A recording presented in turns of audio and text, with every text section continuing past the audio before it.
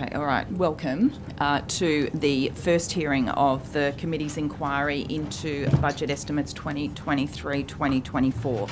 I acknowledge the Gadigal people of the Eora Nation, the traditional custodians on the lands on which we are meeting today. I pay my respects to elders past and present and celebrate the diversity of Aboriginal peoples and their ongoing cultures and connections to the lands and waters of New South Wales. I also acknowledge and pay my respects to any Aboriginal and Torres Strait Islander people joining us today. My name is Kate Fairman and I am chair of the committee. I welcome Minister Aitchison and accompanying officials to this hearing. Today, the committee will examine the proposed expenditure for the portfolios of regional transport and roads. I ask everyone in the room to please turn their mobile phones to silent. Parliamentary privilege applies to witnesses in relation to the evidence they give today. However, it does not apply to what witnesses say outside of the hearing. I urge witnesses to be careful about making comments to the media or to others after completing their evidence.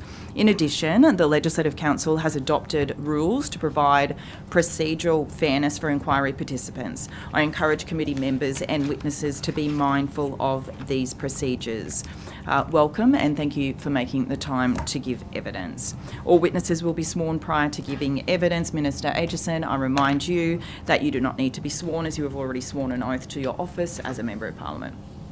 So for all witnesses, I think you know the drill. You state your name and position, title, and swear either an oath or an affirmation. We'll begin with you, Ms. Huang, and go along this way. Thank you. Good morning. My name is Brenda Huang. I'm the Group CFO. You'll need to, sorry to interrupt, but yes. Sorry. We'll all need to make sure we've got the microphones in front of us. Good morning. My name is Brenda Huang. I'm the Group CFO for Transport for New South Wales. I solemnly, sincerely and truly declare and affirm that the evidence now about to be given by me shall be the truth, the whole truth, and nothing but the truth. Thank you very much. Mr. Fuller. Matt Fuller, Deputy Secretary for the Regional and Outer Metropolitan Division of Transport for New South Wales. I swear that the evidence now about to be given by me shall be the truth, the whole truth, and nothing but the truth, so help me God. Thank you very much. Mr. Murray. Good morning, Josh Murray, Secretary of Transport. I solemnly, sincerely and truly declare and affirm that the evidence now about to be given by me shall be the truth, the whole truth, and nothing but the truth. Thank you very much. Ms. Webb. I, Sally Webb, Deputy Secretary, Safety, Environment and Regulation, solemnly, sincerely and truly declare and affirm that the evidence now about to be given by me shall be the truth, the whole truth and nothing but the truth. Thank you very much. Now, people from the back will need to come up to the, just to make sure you've got a microphone in front of you. If you could just, we'll take it in turns at that one. Thank you. Camilla Drover, Deputy Secretary, Infrastructure and Place Transport for New South Wales. I solemnly, sincerely and truly declare and affirm that the evidence about to be given by me shall be the truth, the whole truth and nothing but the truth. Thank you.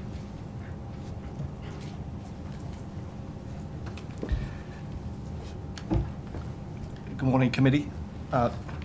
Dale Merrick, Chief Executive for New South Wales Trainlink. I solemnly, sincerely and truly declare and affirm that the evidence now about to be given by me shall be the truth, the whole truth and nothing but the truth.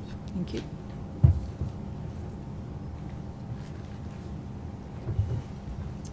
Good morning, Anthony Hayes, Executive Director, Community and Place for the Regional and Outer Metropolitan Team at Transport. I solemnly, sincerely and truly declare and affirm that the evidence now about to be given to me shall be the truth, the whole truth and nothing but the truth.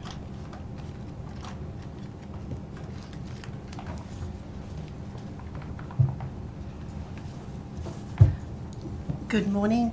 I, Cynthia Hayden, Executive Director for Planning and Programs in Regional and Outer Metro Division, solemnly and sincerely and truly declare and affirm that the evidence now about to be given by me shall be the truth, the whole truth and nothing but the truth.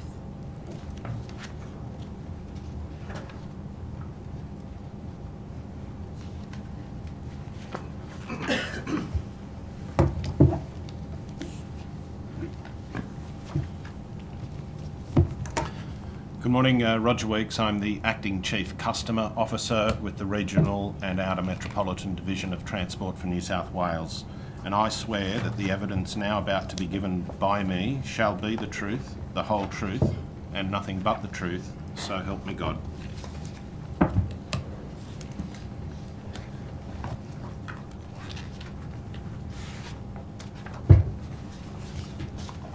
Good morning, Bernard Carlon, the Chief of the Centres for Road Safety and Maritime Safety. I swear that the evidence now about to be given by me shall be the truth, the whole truth, and nothing but the truth, so help me God.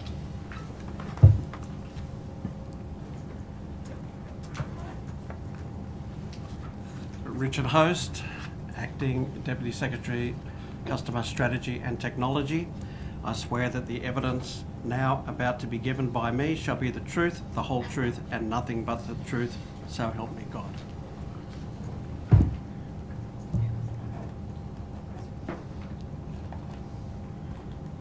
So is that everybody? Yes. The others are the afternoon, are they? Yep. Great. All right. Thank you very much. Everybody sworn in will now proceed to questions, starting with the opposition. Mr. Sam Farraway. Thank you, Chair. And it's good to see so many of you sitting on the other side of the table now, but nevertheless, good to see you all still with Transport. Minister, good morning. First off the bat, as the Minister for Regional Transport and Roads, are you responsible for bus services in regional New South Wales? Thanks for the question, Mr. Farraway, and very pleased to be here, and thanks to all the officials for taking time out to be here. In terms of the responsibilities for all of the ministers across transport and roads, we all have responsibility under the Act. When it comes to contracts, obviously having been in the bus industry for 20 years before I came to Parliament, I was very clear with the department that I would have no role in contracts with operators. But do you accept that you've made public statements that you do have the ability to review services? Their department reviews services, and I have asked them in a lot of conversations that we've had around what is happening out in regional cities that have been really poorly served for 12 years and in many cases for decades beyond that in terms of public transport, that we can do better in terms of looking at the whole of the transport operations that are available to people and options that are available. So, we came to government with a plan for strategic regional integrated transport plans, looking at a blue sky approach. So Minister, just to hone into that direct part of the question, do you accept that you have made public statements in the media that you would like bus services to be reviewed in certain regional cities? I have made statements in the media that we should be getting the best outcomes for communities, and it's not just around bus services, it's around a better utilisation of community transport operators, of taxis, which really struggled under your government, the wheelchair accessible taxis, which we're having to step in because of the failure of your government. I'd like to table a Western Advocate article, which is my local paper in Bathurst, and this is Monday the 30th of October, so very, very recent, and it is titled Eyes on Bus Services Under New Regional Transport Minister, and it goes on to say that the current Regional Transport Minister Jenny Aitchison has raised concerns that the services are not working effectively, and she's calling on a review of these services. So I might pass these copies just so they can be tabled. So to that point... I'd like to continue the questioning. Can we just pause until the Minister's got the document? Yeah, just that's fine. Yeah, so I've printed enough copies, so one is for the Minister, but it's very recent and you're directly quoted. So you would be familiar with this article? So yes, I am, because I'm familiar with the journalist, and I'm also familiar that when you just said what you said for a review. That is not a review by me personally. That is a review by the staff who were doing the 16 cities process, which under your tenure, thank you, Minister. in your community, I'm now going to ask the direct question. Hospital services. Point of order has been taken, and I think I know the general gist of what this point of order will be. Yeah, I think it would be really useful if we started the day allowing the Minister to... But I haven't Thank actually you. asked the question. Yes, look, I will uphold the point of order. We've just started to the point of order, Ms Ward. Thank you. And I think it's important at the beginning of the day that we do establish that.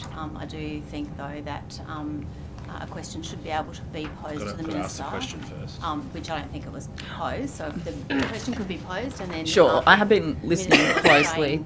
straying from the topic into other topics. Thank you, Ms Ward. I think it cuts both ways. The Minister's response was being cut into as well. So if we could just, it's like the first couple of questions, if we could at least allow the Minister to respond to get the general direction of where her answer was going, and the same with questions from members, if the members are able to ask the question without being interrupted. Let's see how we go with that as a general principle to kick things off. So I'd like to redirect my specific question now, following tabling that article, and I have tabled a CDC off their website also, another press release from you, Minister, so that will circulate, but I'll just ask based on the Western Advocate article to begin with. So, Minister, do you accept that if you wish to review bus services, that would mean that you need to change contracts with that actual bus operator? Not necessarily, and I don't know that because it's not something I involve myself with. If you go back to the article, it says clearly I'd heard of a need for direct services in Bathurst when people were telling me they can't get to the hospital, and I've said, I think, probably 1,000 times at least. The question is, Minister... Sorry, am I not allowed to finish No, but I'm just going to redirect because I just want to focus on specifically the point of my question, and the question was, Minister, do you accept that if you wish to change the amount of bus services, you're going to alter the contract with the operator and whoever that operator is in that region? Isn't that a fair assumption to make, that if you're going to change the services, increase, decrease the services, that will mean a change of contract with that operator? And I go back to my previous question that it's not me that makes those decisions about how the services get changed. My work as someone who is committed to ensuring that transport and roads, the social determinant of health, education, opportunity and jobs in our state, meet the needs of communities. And when communities and councils come to me and say that they are not meeting that need, I've said repeatedly to Transport, we want to make sure that there is a blue sky approach to some of this thinking, that community transport, that bus services, that taxi, that Uber, that all of those other services, even courtesy buses in clubs and pubs, that the Transport Department is working with all of those stakeholders redirecting the question, Minister, how can you come out and say that we want to review, if we want to review services? How can you come out and say, I want to look at reviewing the services? Isn't that really just up to Transport for New South Wales? Should you be actually having any commentary if you don't oversee bus contracts, or if you don't accept that there's no change in contracts? Why would you be reported? Why would you be reported in this paper as wanting to have a review of those bus contracts or those bus services in a regional city? Because I learnt that many of those services aren't well patronised by the community, and that there are gaps in the services that are being there. And I said very clearly that there needs to be a review of that. That's not from me. We know that in the rollout of the services, there's always going to be tweaks that need to happen, because what's been envisaged by Transport working with operators and the community and council may not have envisaged every aspect. So who came to you with the referral or with the advice that those bus services needed to be reviewed? The community members. Who in the community? Sue West, long-time resident of Bathurst. Yeah, former Labor senator. Yeah, but former, a resident of Bathurst. Yeah. Community transport operators told me that they were having to try and fill a gap that existed for apprentices going to Kelso. There was no bus service for them. Did any of the bus contractors that contract to Transport for New South Wales, or any of the bus companies in Bathurst, have they come to you with some direct feedback? Absolutely not. Right, so you met with Bus New South Wales Minister recently in your declarations. Have they ever raised this with you or on behalf of their members? No. So when I talk to Bus New South Wales, it's to get an understanding of the macro issues of the industry. It's never a conversation about individual areas. Most of the feedback I've had is from the stream of MPs coming into my office saying that the services delivered under your government were not meeting the needs of their communities. So, Minister, what data do you have? What data do you have to support a review of bus services in Bathurst? I have it from people in the community who've told me about the concerns they have, that they don't have a direct service from some areas of Bathurst to the hospital. And obviously, I understand it's a great idea, 16 cities, but you didn't. So you're going to talk over me or redirecting now. Point of order's been taken. I think you need to say redirect before you... Order. A point of order's been taken. We'll hear from members. Chair, once again, Mr Farraway is not allowing the Minister to speak, and it is now to the point where we should be cognizant of the resolution about how we treat witnesses, particularly paragraph 19 about treating witnesses with respect. I understand Mr Farraway is very excited about this. He does have to, show some grace to listen to the answer. Yeah, look, I mean... To the point of order. To the point of order. Thank you, Chair. I think the point at which Mr Farraway spoke was the point at which the Minister had diverted to the previous government, was therefore off topic and straying from the directly relevant answer to his question, and I would submit that at that point a member is entitled to draw the Minister back to the question given the limited time. I don't think there was any disrespect meant by that at all. I think that the Honourable Member just wants to get to the point of his question. Further to the point of order. At that point, he's entitled to draw the Minister back. That has been the practice. Mr Namber. Further to the point of order, the Legislative Council practice suggests that these resolutions are a guide, and the House procedures are a guide. Just as there is wide latitude given to the questioning of witnesses, there is also a degree of latitude with respect to the answer. I think the Minister was providing important context to the question that was asked of her by Mr Farraway. To that, point of order. Okay, Ms Ward, I think I'm ready to rule. I don't uphold the... I uphold the point of order in terms of the, yes, there is wide latitude. The Minister is able to, absolutely happens every single estimate's refer to what has happened in previous governments. But if the member could just please allow the Minister a little bit more time before interrupting, because this is going to eat into your time. We know what the government is going to do in terms of calling points of order when that happens. But we also do allow a little bit of a reasonable amount of, shall we say, sparring in terms of treating the witness with respect, but we also know that the lines of questioning and the response can be, reasonably assertive, and we'll continue to allow that as long as it is generally respectful. So I'll redirect the question, Minister. Have you ever met with Redbus, Busline, CDC New South Wales, or any bus operator or lobbyist representing bus operators? Yes, I have. At different times. They've all been as per my disclosures. Okay, so have you met specifically with Redbus, Buslines, CDC New South Wales? So which one are you asking about specifically? Any of them? Have you met with any of those three operators? Yes. Which ones? So it's a bit hard, Sam, Mr Farraway, to answer that, particularly in terms of timelines, because I met with them a lot before I was a minister, but I have met with CDC recently about issues on antisocial behaviour, and what's the other one? Redbus. I think I've looked at their buses on the hydrogen trial, and what was the other one? Bus lines. I went to their management meeting in the Hunter Valley a couple of months ago and just talked about safety in the wake of the Greta bus crash. So, Minister, you have met with obviously stakeholders within the industry. You've obviously just said that. So have you ever received a brief from Transport for New South Wales on bus services and contracts across regional New South Wales? I've never received a brief on contracts as such. Obviously, how the bus industry works, yes I have, because when I was an operator I didn't have any contracted services.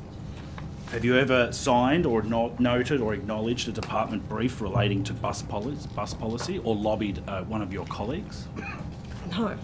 No, so you've never lobbied? I've been very clear with the department that I should not and would not be engaged in any of the contracts. So who is the lead minister around the cabinet table on transport matters in regional New South Wales? Well, Minister Halen is the lead of the Ministry for Transport, and I am there on regional transport and roads. So are you the lead minister on anything to do with regional transport around the cabinet table? Yeah, but not on specific contracts. Right, okay. So have you lobbied Minister Halen on behalf of the bus industry to have reviews or changes or to look at certain contracts? Absolutely not. Because she's got the bus task force going, which she has been running with the parliamentary secretary, and that's appropriate. And it's about 6 or 7 years since I was in the industry, never had contracts, so I've just left that to them to do it. Obviously, I've had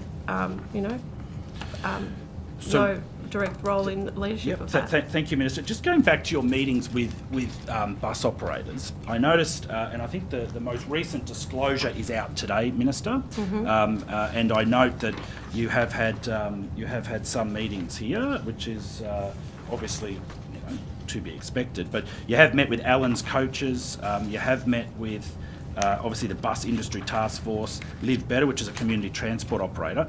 But you said in your previous evidence that you have met with CDC. Obviously, is this after the declaration period, or why is that not disclosed? I think it is. So when was the meeting with CDC? Oh, maybe, sorry, it might have been in this October, sorry, to be honest.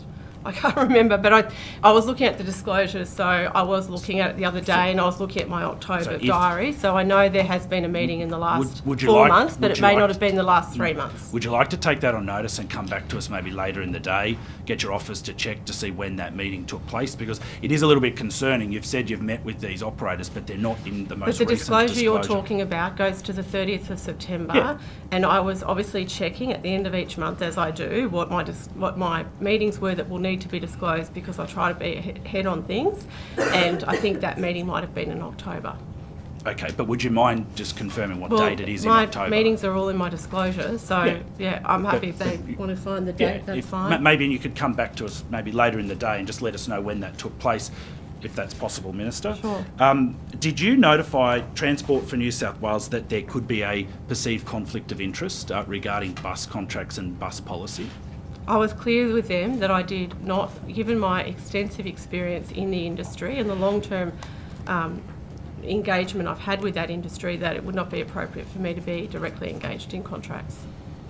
So, with regard to travelling around the state and announcing new bus contracts and new bus services, because that's obviously, you've said that is part of your role, correct? So you do travel around the state as the Regional Transport Minister, and you publicly advertise, promote the fact that on behalf of the government you are announcing new bus services or new bus contracts.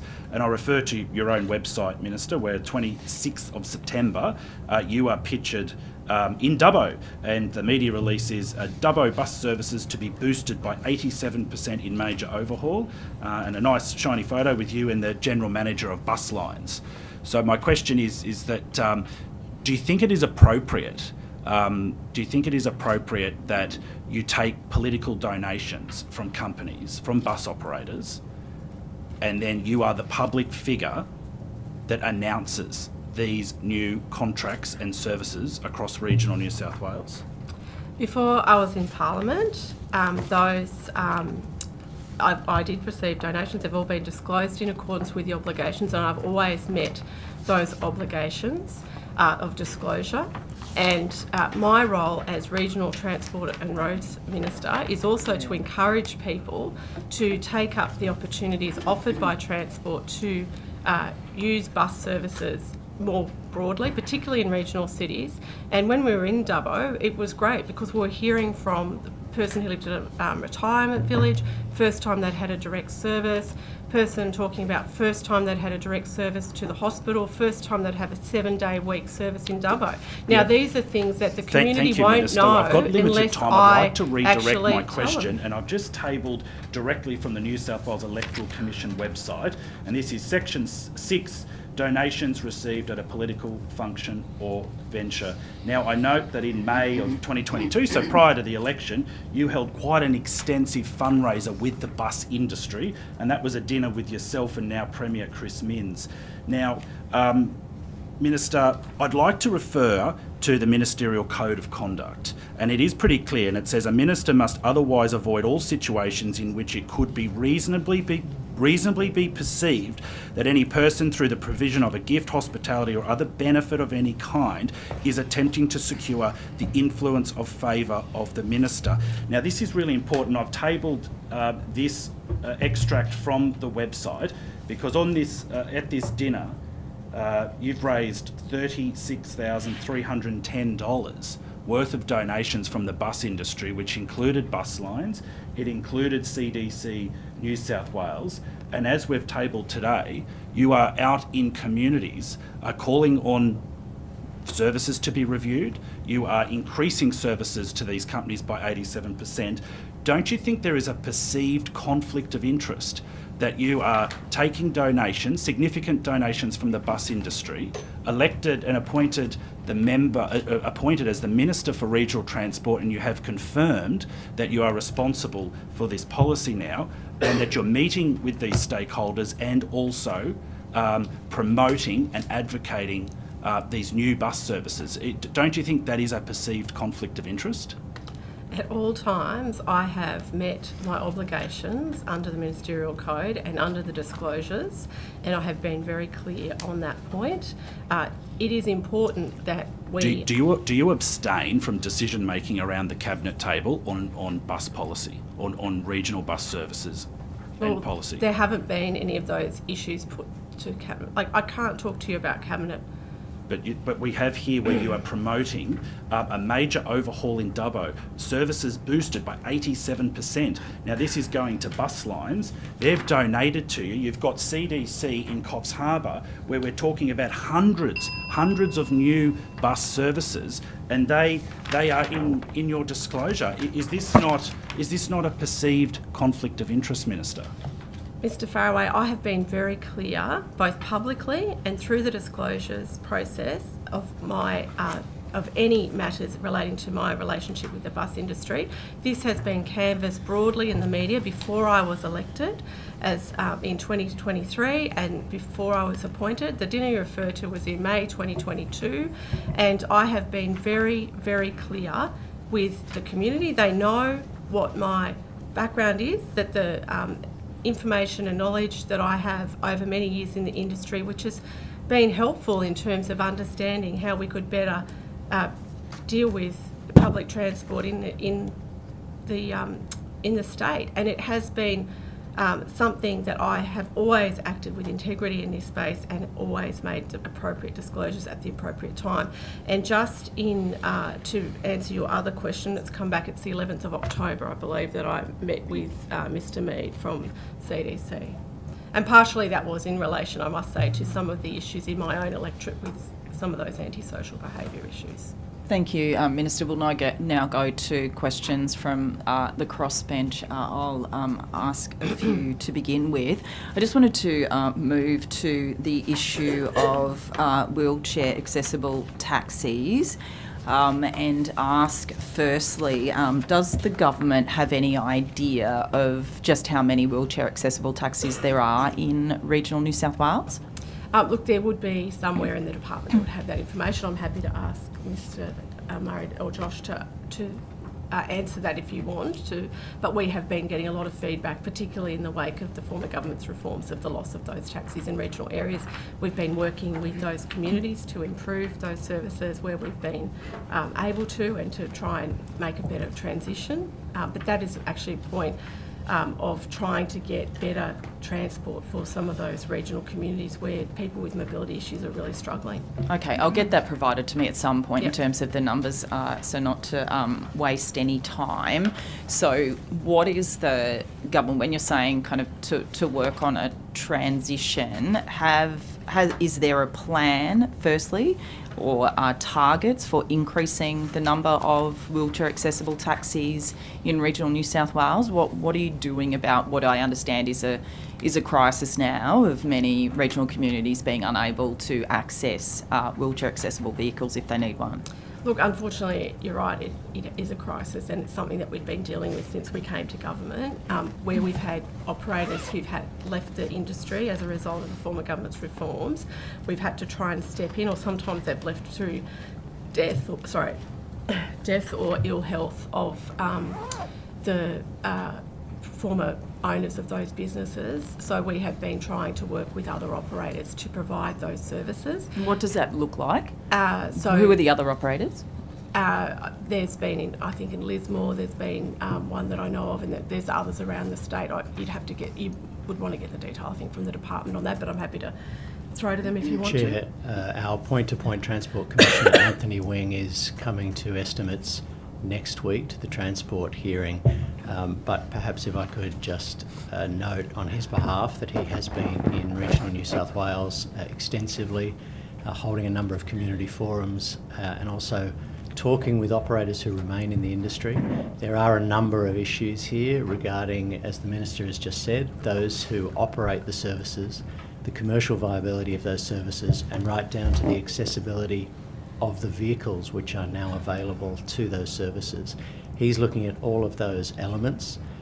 We do feel something different will be required rather than just trying to establish services that look like the services that have always been there in those regional centres. So that is something under development at the moment. I'm sure Mr Wing would be able to talk further to that. So in terms front of that committee. thank you, Mr Murray. In terms of that breakdown of regional versus the whole of Transport for New South Wales, is there, from your perspective, Minister, is there an element of you lobbying to ensure that a particular there is a particular target, though, in terms of that wheelchair accessible services in the region? And I'm aware that, yes, I can ask those questions next week, but specifically in relation to regional New South Wales in terms of your role as Minister, just to make sure that there is enough of that piece of the pie, if you like, for regional services. How does that work? Yeah, so as Josh said, we are really working on getting that plan together of where we proceed to with this. It is of great concern to me because I raised this a number of times in the second reading speech on the legislation when I was in opposition. The former minister said that he'd have a plan which really was just around getting loans. We know I've had meetings with people from the taxi industry and met with them, their industry associations, and just the lack of wheelchair accessible vehicles. Like there's a pipeline, I think, or a wait list of about 12 months for those vehicles to come online, so getting new ones is difficult.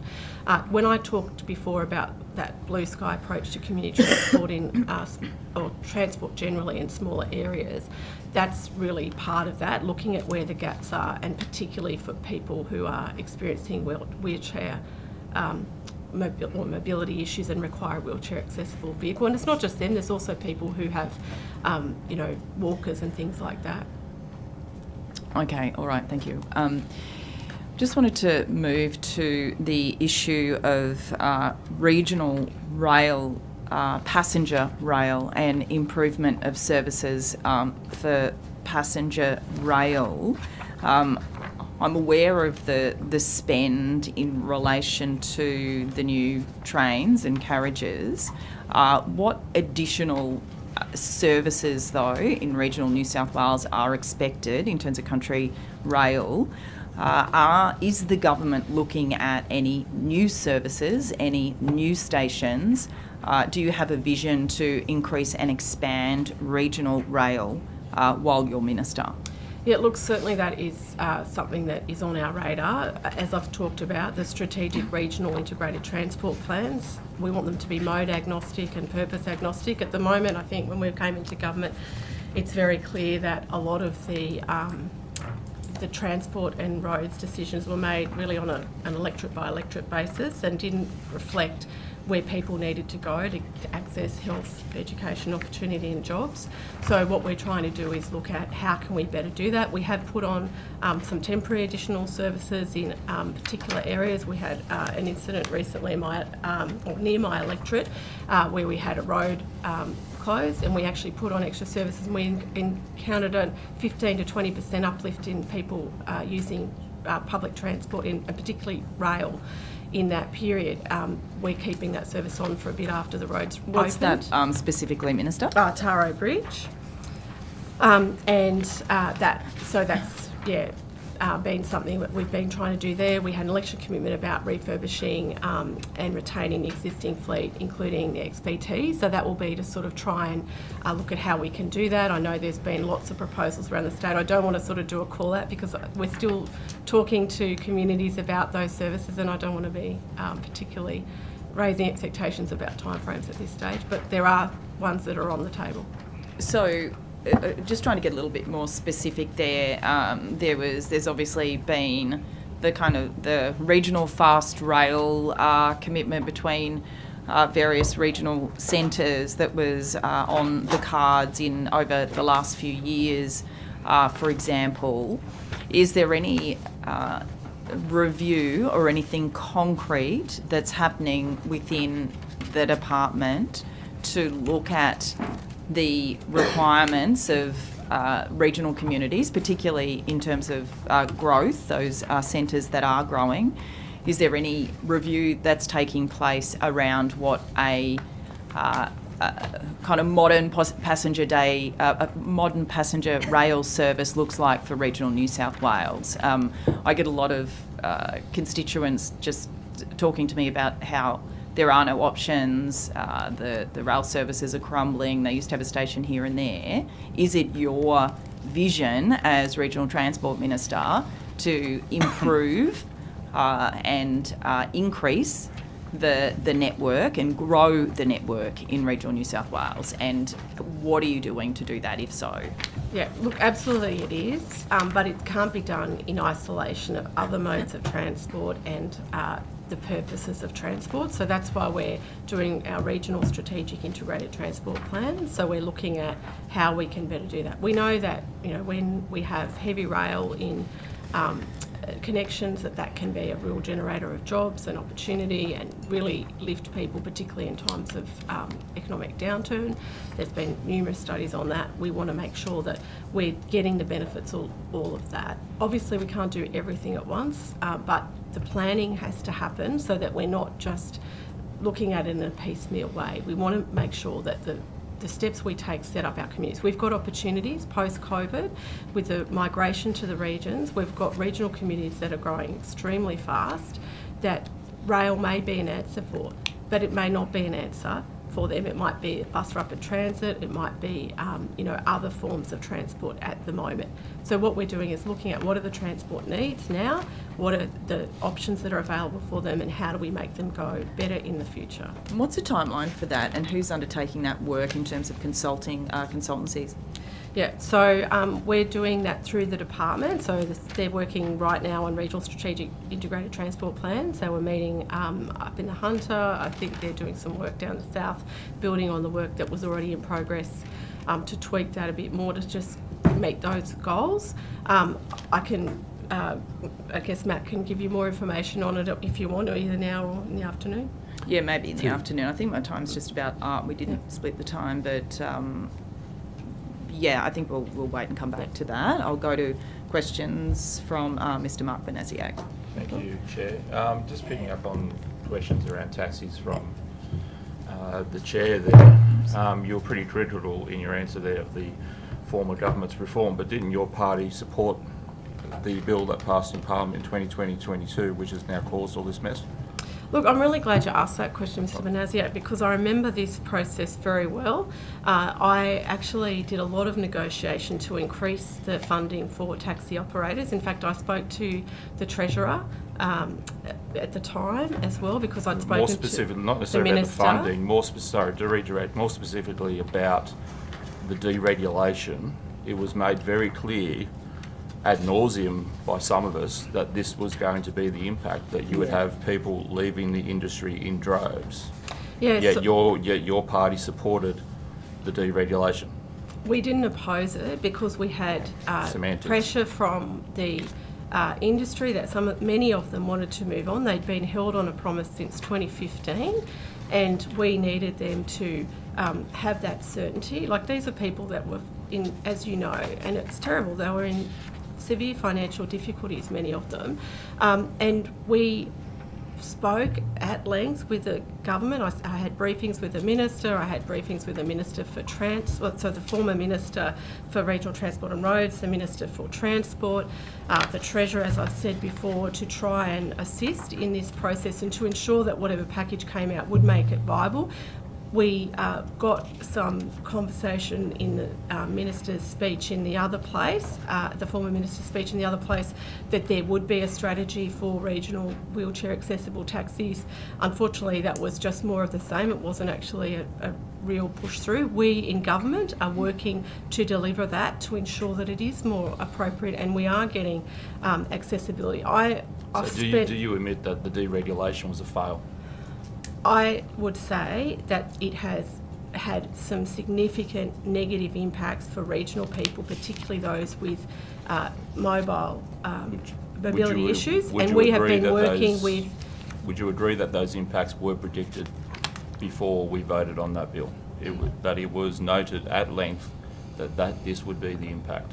Well, I would have hoped that the work on ameliorating those impacts would have started well before we came to government, and I know that it's something I've definitely pushed in government when I've had the power to do that once we've got into government.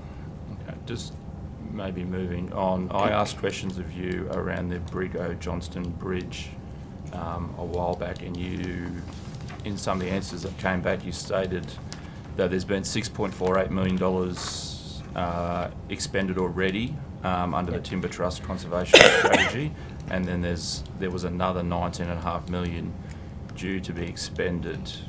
Since I asked those questions, how much of that $19.5 million has been expended on rehabilitating that bridge? On the detail, I think I would have to actually ask Matt if he would have that information in terms of the dollars.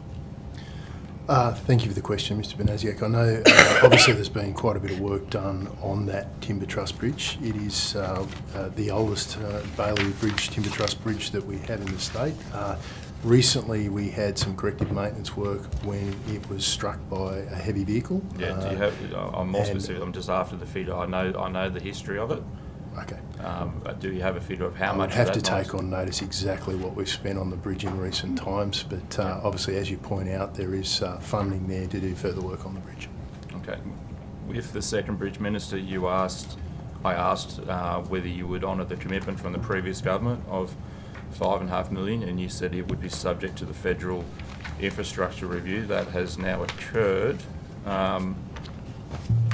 Will the people of Clarencetown be getting that $5.5 million to rebuild that bridge from your government? I know it wasn't in the budget, so I'm just wondering where we're at. I was just a bit confused there. Sorry, I thought you might have had advance notice on the federal infrastructure review. My understanding it's been. I don't believe so. Sorry. It was due in July. It's now November. Wheels turn slowly. Okay. So you've got no commitment to funding that bridge at all? Look, I have conversations with councils all the time. We will work through whatever we can work through. Obviously, we have to wait until the infrastructure review by the federal government comes down. But, we are trying to build a much more collaborative relationship with council, who, are the ones who are engaged with this. And I don't really want to be anticipating those conversations through budget estimates. I'd rather have those conversations directly with the council. So do you have a contingency? Well, they're having conversations with me at the same time. Do you have a contingency plan if the federal infrastructure review doesn't come down in favour of this bridge being funded? Look, the number of projects that are in that review and the impact on state government would be impossible to have a hypothetical case for every single outcome of the review. So what we're doing is getting on with the business of enhancing the roads that are there. So we've, got our regional emergency road repair fund. Dungog Council got a lot of money out of that, and they also got. There's no accounting for this bridge being built if. So you're going to answer?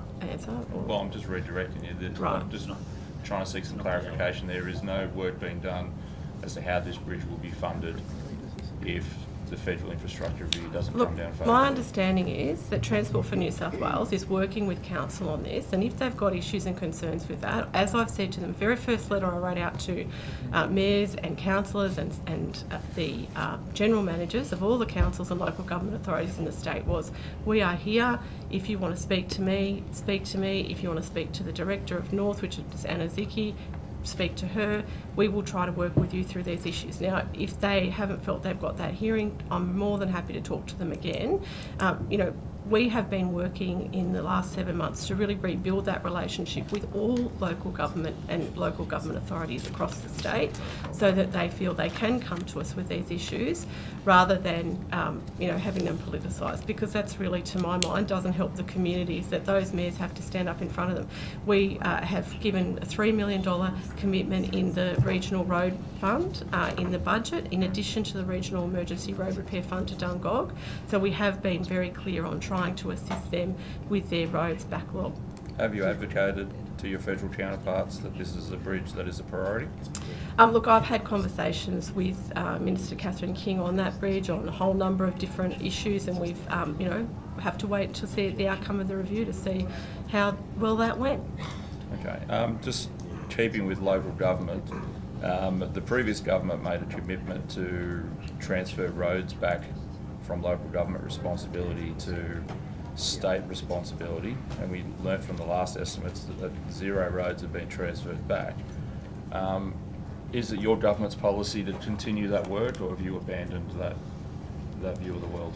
So I'm really grateful for that question. We've been obviously on that promise from the former government since 2019. It was an unfunded election commitment.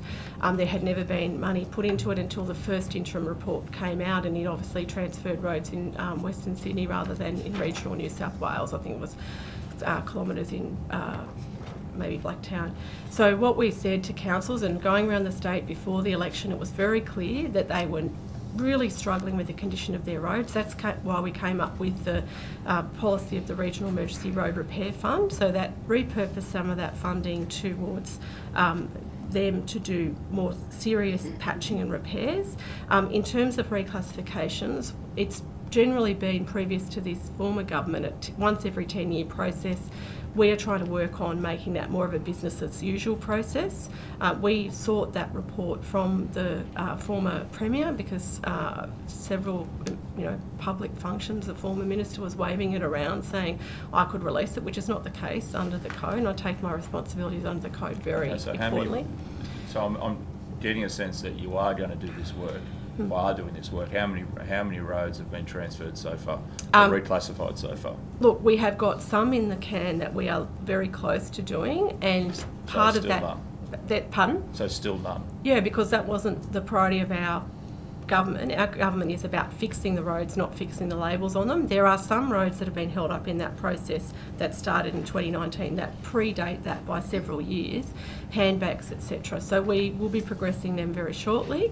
And then we are working with councils, and the feedback we've had from councils is that some of them have said with the post-COVID migration into the regions, their roads are operating differently. With the reses, there's different roads they would allocate now. Some have been subject to disasters, so have gotten disaster DRFA. Some of them have been poorly constructed in the first place. Yeah, so there's been a whole lot of things that would change, and they've said this to me, change the options that they would have put up. If we were just to implement the former government's report, then, which by the way we haven't got permission to release, then we would be in a situation where some councils would not be saying that's the road they want done.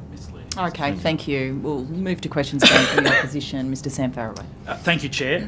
Minister, just referring back to some of the table documents, obviously we've got you in Dubbo, 87% increase, major overhaul of bus services and the contract in Dubbo. We've got the CDC, the 200 extra services that you've announced with a contract with CDC for Coffs Harbour. We've got your the declaration from the Electoral Commission.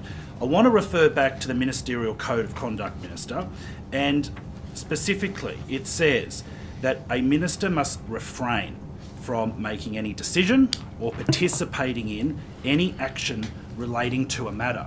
How can you possibly sit here and say that there is no perceived conflict of interest around bus services and contracts when you are publicly on the record announcing new contracts and services across regional New South Wales, and you've accepted over $36,000 in the last campaign from bus operators? Because I have made my disclosures in accordance with the code and with my obligations as a parliamentarian, and I have been very clear that I have had no decision making at all in relation to bus contracts. But it's a perceived interest, Minister. People assume, or can assume, that you are the decision maker in this space. You are publicly announcing new contracts and new bus services across regional New South Wales. You are taking significant donations from the industry. You have met with those stakeholders, as you in your previous evidence, one-on-one. Are you saying that you believe there is no perceived conflict of interest around bus policy in your portfolio? Absolutely. It is very clear to the department, it's very clear to those communities that I'm about ensuring that they get serviced by any form of public transport or roads that they are needed for their community. Minister, do you complete your own disclosures? Yes? All right, so no one else completes them? No? Do you realise there's significant errors? Oh, sorry, which disclosures are you talking about? This disclosure in front of you. Yeah. Sorry. So, that one, I think, is done by the party office. Right, so, Minister, do you realise that there are a significant amount of errors? No, sorry. That is done by the party. So, all these circles are errors, Minister. These are, we have nine ABNs that don't match, or ACNs that don't match the donor. Right. So surely the part of your disclosure Point process... of order. Point of order's been taken. The Minister has already answered the question. It's not within her purview. Those questions are best directed to the Stop I mean, running I cover. won't- Stop running cover. I It's a legitimate I question. won't uphold the You're point of wasting order. time. I don't think, in terms of the Minister answering the question, this is a a slightly different line of questioning on the same topic, but continue. Have you advised the Premier of these errors in your disclosures? I wasn't aware of them till you've raised them. Will you be advising the Premier following today's hearing that there are significant errors in your disclosures as a Member of Parliament and Minister of the Crown to the New South Wales Electoral Commission? Obviously, I'll be raising them with his office, but that's it's not the work. Those disclosures are done by the party. Those donations were made to the party at an event. That's the party's responsible for those disclosures. But you are the Member of Parliament, Minister. Were they made during the time that the Honourable Bob Namber was Secretary of the Labor Party? Would they have been disclosed under the Honourable Bob Namber's watch? I'm going to take a point of order because the question has a supposition that's materially incorrect, and that is that the disclosure responsibility lies with the member. The donations were to the Labor Party. The disclosure obligation rests with the registered officer of the Labor Party, not with a member, and so the question is inappropriate. I won't uphold the point of order. Again, I don't think it's up to members to rule whether a question is correct or not. I'll allow... To redirect the question, Minister, don't you have an obligation to check, even if the New South Wales Labor Party are the ones submitting this, don't you have an obligation as a Member of Parliament to check it? I give the party office the list of the names of people who attend the function, and if they have donated in that entity or that personal entity or whatever, that is really the paperwork that the party does. And you would know, having been in business yourself, having been in road construction and other things related to your portfolio, which you had invested yourself of before you did it, that before you were the Minister, that these are, sometimes people have complicated financial arrangements, and they may have given you a ABN for one of their entities that they're a director of, and that's that. So have you checked 9 errors? Have you checked all of those? I don't accept. I have. So, but anyway, I'm going to redirect the question, Minister. Minister, I can only give the information that those donors gave to us and to the party office. That is all that can be given. I'm going to redirect the question, Minister. You have publicly put on the record you came out of the bus industry prior to entering Parliament. Small business person, and I accept that, and I too was a small business person before entering Parliament. But I'd like to just find out around my concerns around your perceived conflict of interest, around your family dealings, and specifically with your husband, who in his local government declarations has declared that there's income, he earns income from Palmer's coaches. This. Do you see a perceived conflict of interest with direct family dealings in an industry where you are the Minister for Regional Transport and the regulator in some cases of that industry? Do you feel it's appropriate that you are the regulator and minister of the Crown responsible for policy in which your partner or your husband is earning an income? I've declared all of my obligations and potential other conflict of interest in accordance with the code, in accordance with everything. Did you seek a My ruling from husband- the Premier? Did you seek a ruling from the Premier in disclosing your husband's work and where he derives that income? Yes.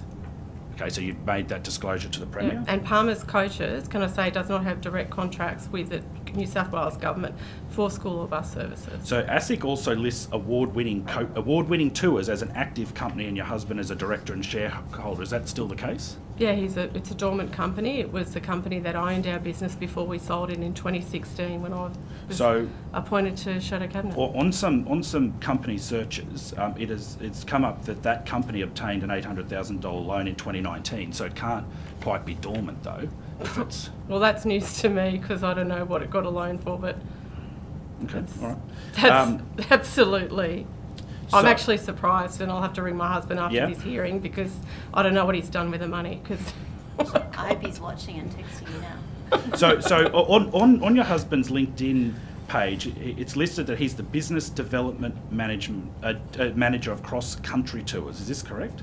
Oh no, that was what he was when he lost his job during COVID, as so many people did in the bus transport, and he's not really, into updating his LinkedIn, so he probably hasn't updated that. But he hasn't been anything associated with cross-country tours as an employee since 2020 when he lost his job in March 2020. So Minister, I suppose a perceived conflict of interest. If again, in referring back to the Ministerial Code of Conduct, it is clear, and again, that you need to refrain from making any decisions or participating in any action relating to the matter.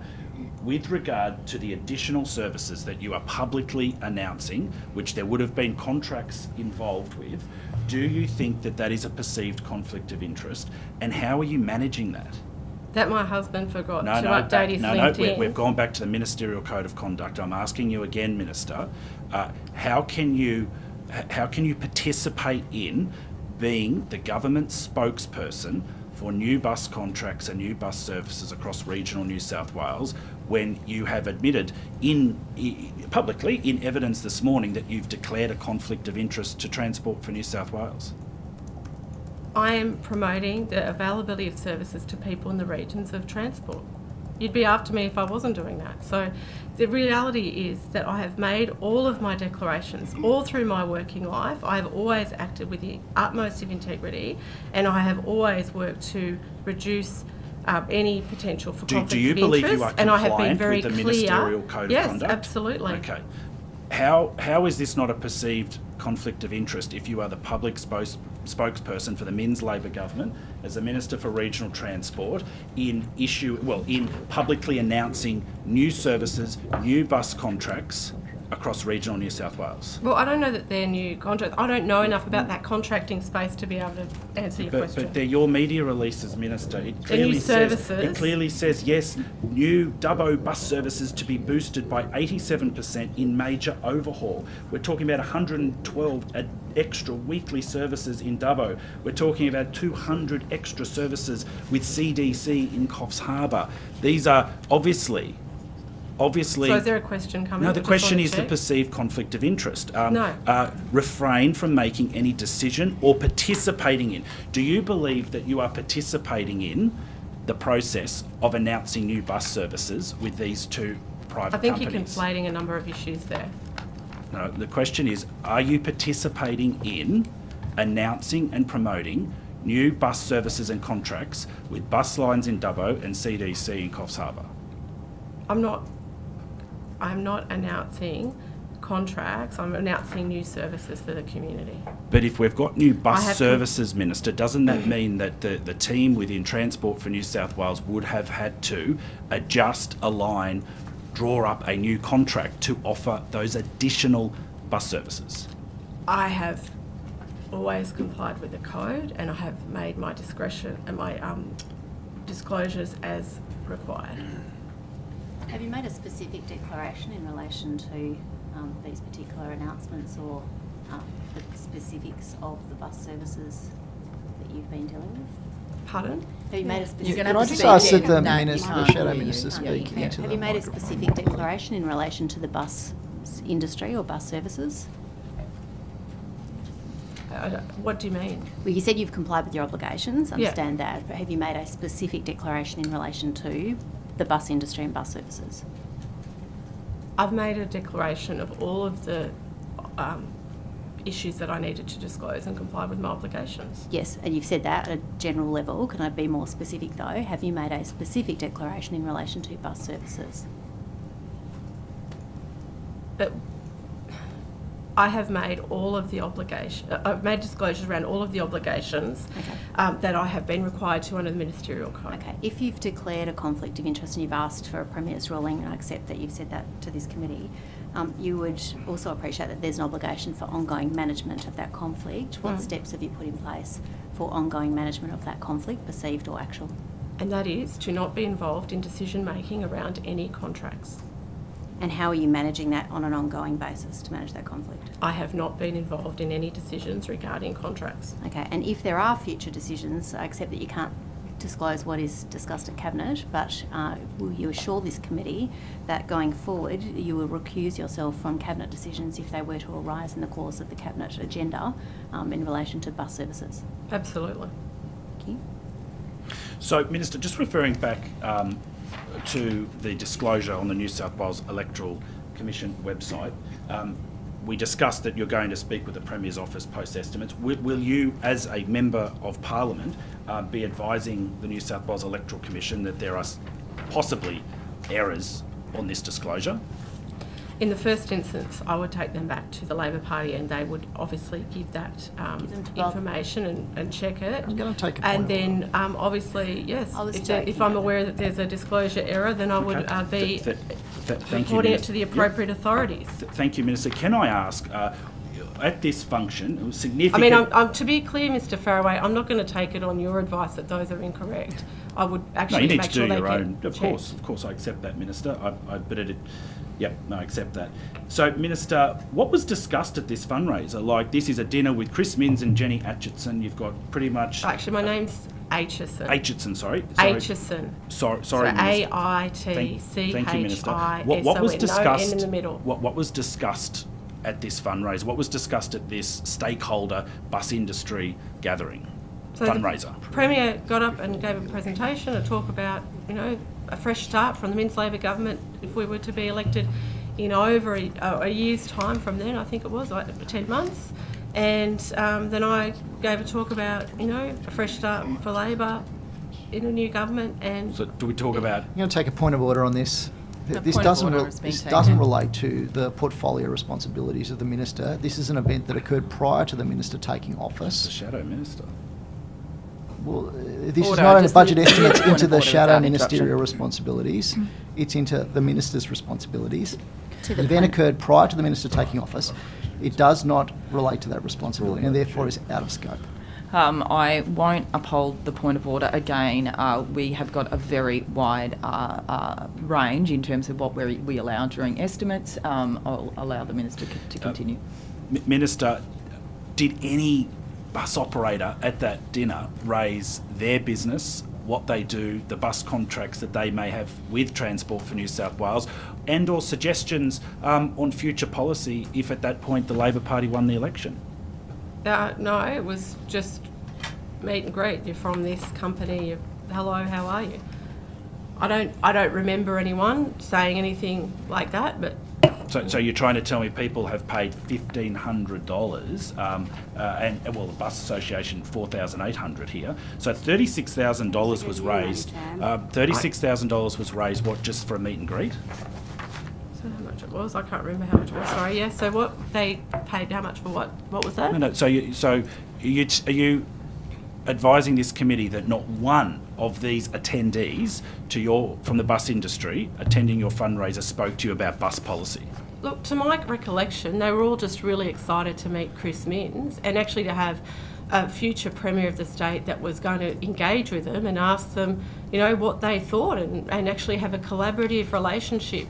Rather, I mean, there was a lot of donations, I think, that were flowing thick and fast in the former government, probably a lot more than came to the Labor Party in that time. But, you know... Well, you were Minister, Sam. So Minister, perceived conflict of interest. We have, prior to the election, we have a 10 months, yeah. we have a significant fundraiser, $36,000 received. We have multiple bus operators, including companies that have won 200 new additional services in Coffs Harbour, an 87% boost and overhaul to services in Dubbo. So we've got the election, we've got a fundraiser, we've got yourself appointed as the new Minister for Regional Transport and Roads, and suddenly you are the public spokesperson for the Minns Labor government announcing changes to bus services, which we've already maintained would have meant a change in contract.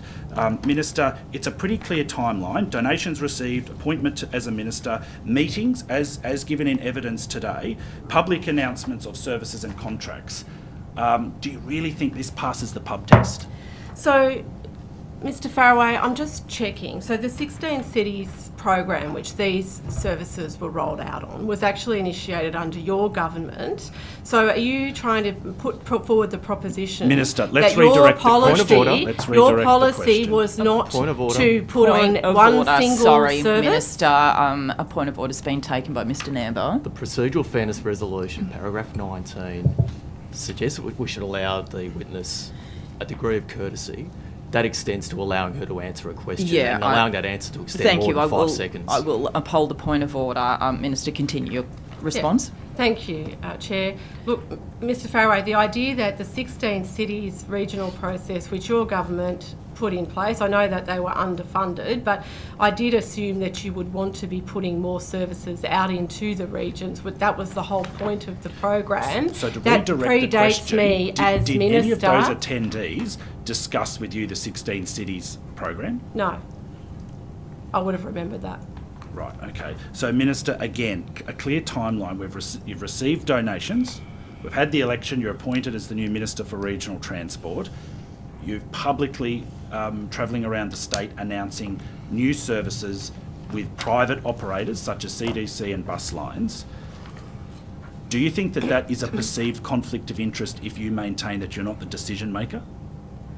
Mr Faraway, it is a policy that was initiated under your government. If the idea is that it was never supposed to provide new bus services, I don't understand what the point of it was. I think those communities would be very interested to find out that you hadn't intended to put in new services.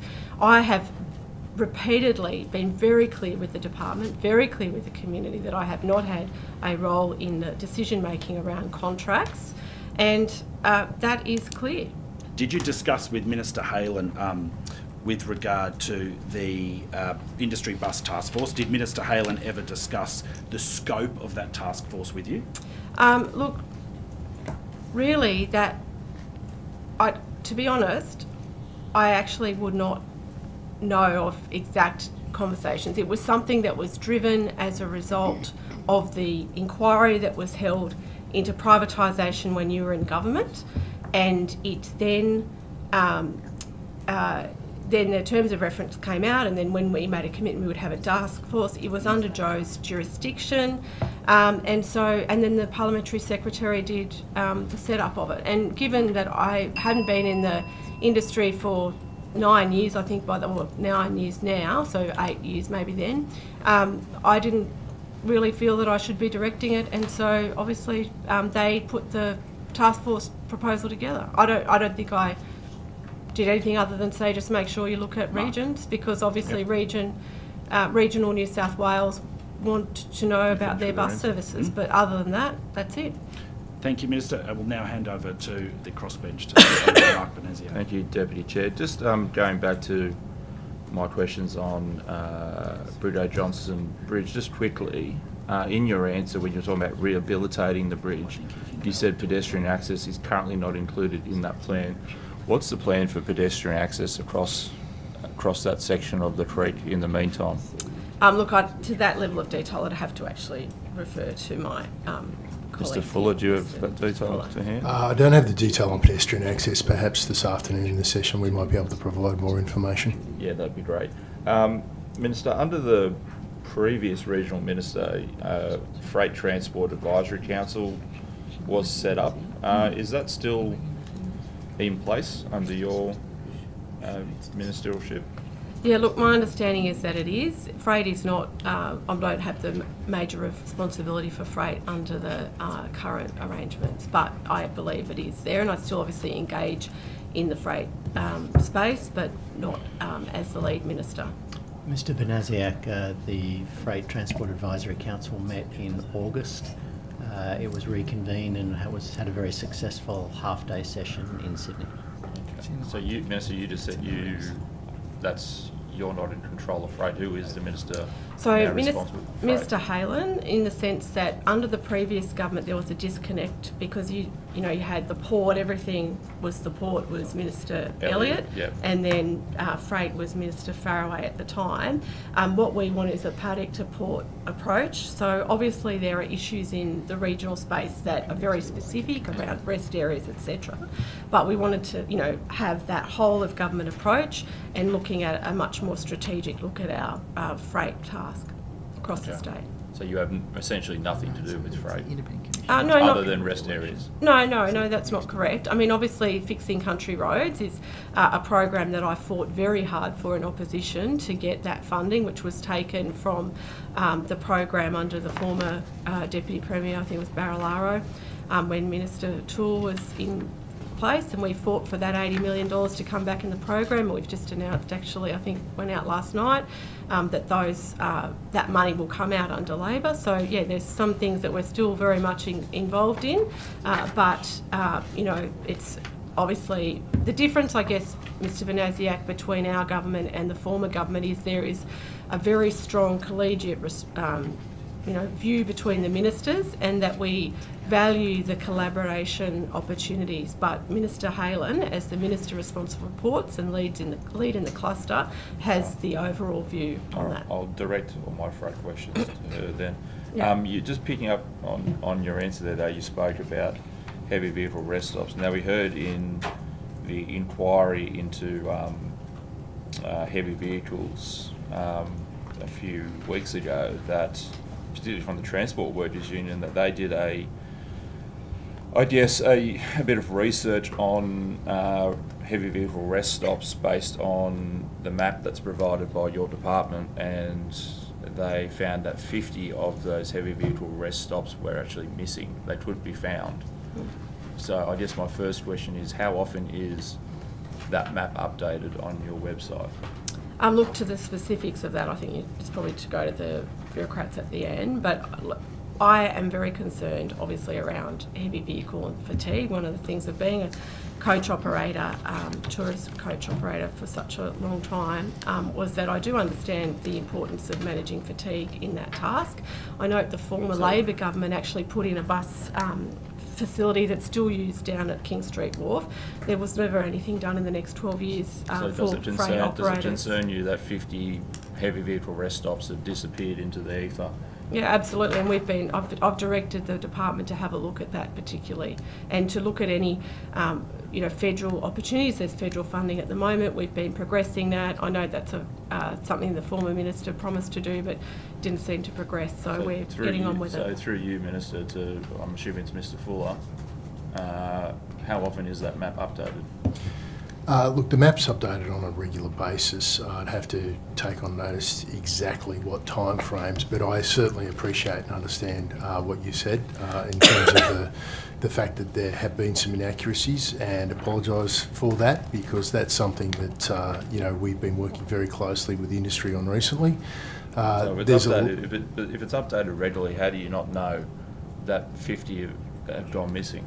I think, Mr. Banasiak, what's fair to say is we've had some challenges keeping that, live and updated. And as the Minister said, we've been given a very clear instruction to look at opportunities to do a better job and to make sure that all of the rest stops are clearly articulated. So you've just contradicted yourself there. It's either updated regularly or you're having challenges. Well, update it regularly? There have been updates, but what I'm saying is that the accuracy of those updates is obviously something that we're reviewing. Okay. It was further noted in that inquiry that none of the rest stops comply with the Ausroad guidelines for heavy vehicle rest stops. So I think the figure was around 356 that were audited by your department, and none of them actually met the standard. Does that concern you, Minister, that your department's been building rest stops that don't actually meet the standards that every state government has signed up to? Look, obviously some of them would have been built before those standards, but I'll defer to Mr Fuller, I think. But before I do, I will say, obviously, you're as deferring to Mr Fuller to see whether you're concerned. Well, I was just going to say that bit, okay. But I was just giving you the heads up where I was going. But yes, I am very concerned. As I said in my previous answer, I take seriously the, management of fatigue in the heavy vehicle industry. When the NHVR came into being, I was in the bus industry, and I know that it has been important to get that safety for heavy vehicle operators right, and that rest stops in the right places are really important. And one of my directions to the department has been we need to have much stronger engagement with freight operators on what their needs are, because having run a transport operation, I understand that operators know what they need best. So it is about going back to them on that. So I am concerned. Very happy to hear that the department's looking at these. And I'll say on whether there was something there and it's not there, that was happening in the former government. We had accessible stations which had 3 levels of stairs to get to them and no ramps. These things happen in bureaucracy. I accept that it's a really important safety issue, and we will be doing all we can to address it. I'd be happy to help the Minister, Mr Manaziak. I'd be interested just to get those exact figures and what you're specifically relating to, because there is, under the Ausroad guidelines, 5 different classifications of rest stops. And so they pick up a range of varying facilities and, delineations, other things that relate to those standards. As the Minister said, a lot of the rest stops that exist across New South Wales and the country have been in place for many, many years. So reviews against standards is sometimes something that doesn't directly correlate.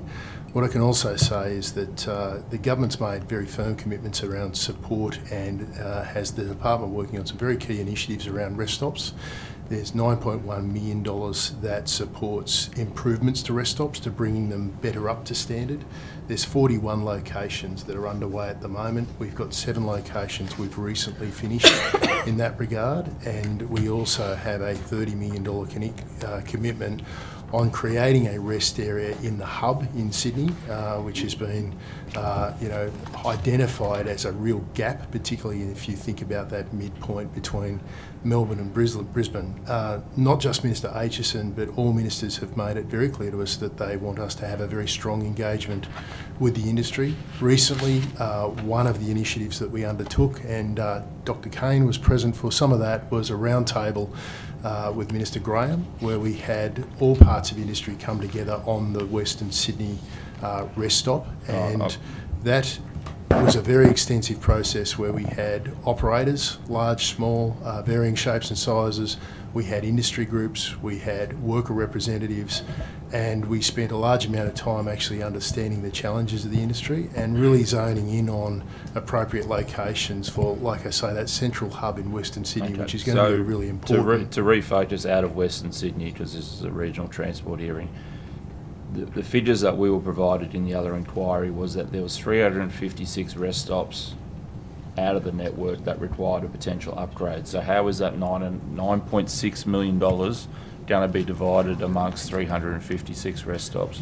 Well, like I said, there's 41 locations underway at the moment. We're preparing a broader strategic business case at the moment to present. So are the 41 receiving the $9.5 million? The 41 is included as part of the $9.5 million funding, correct?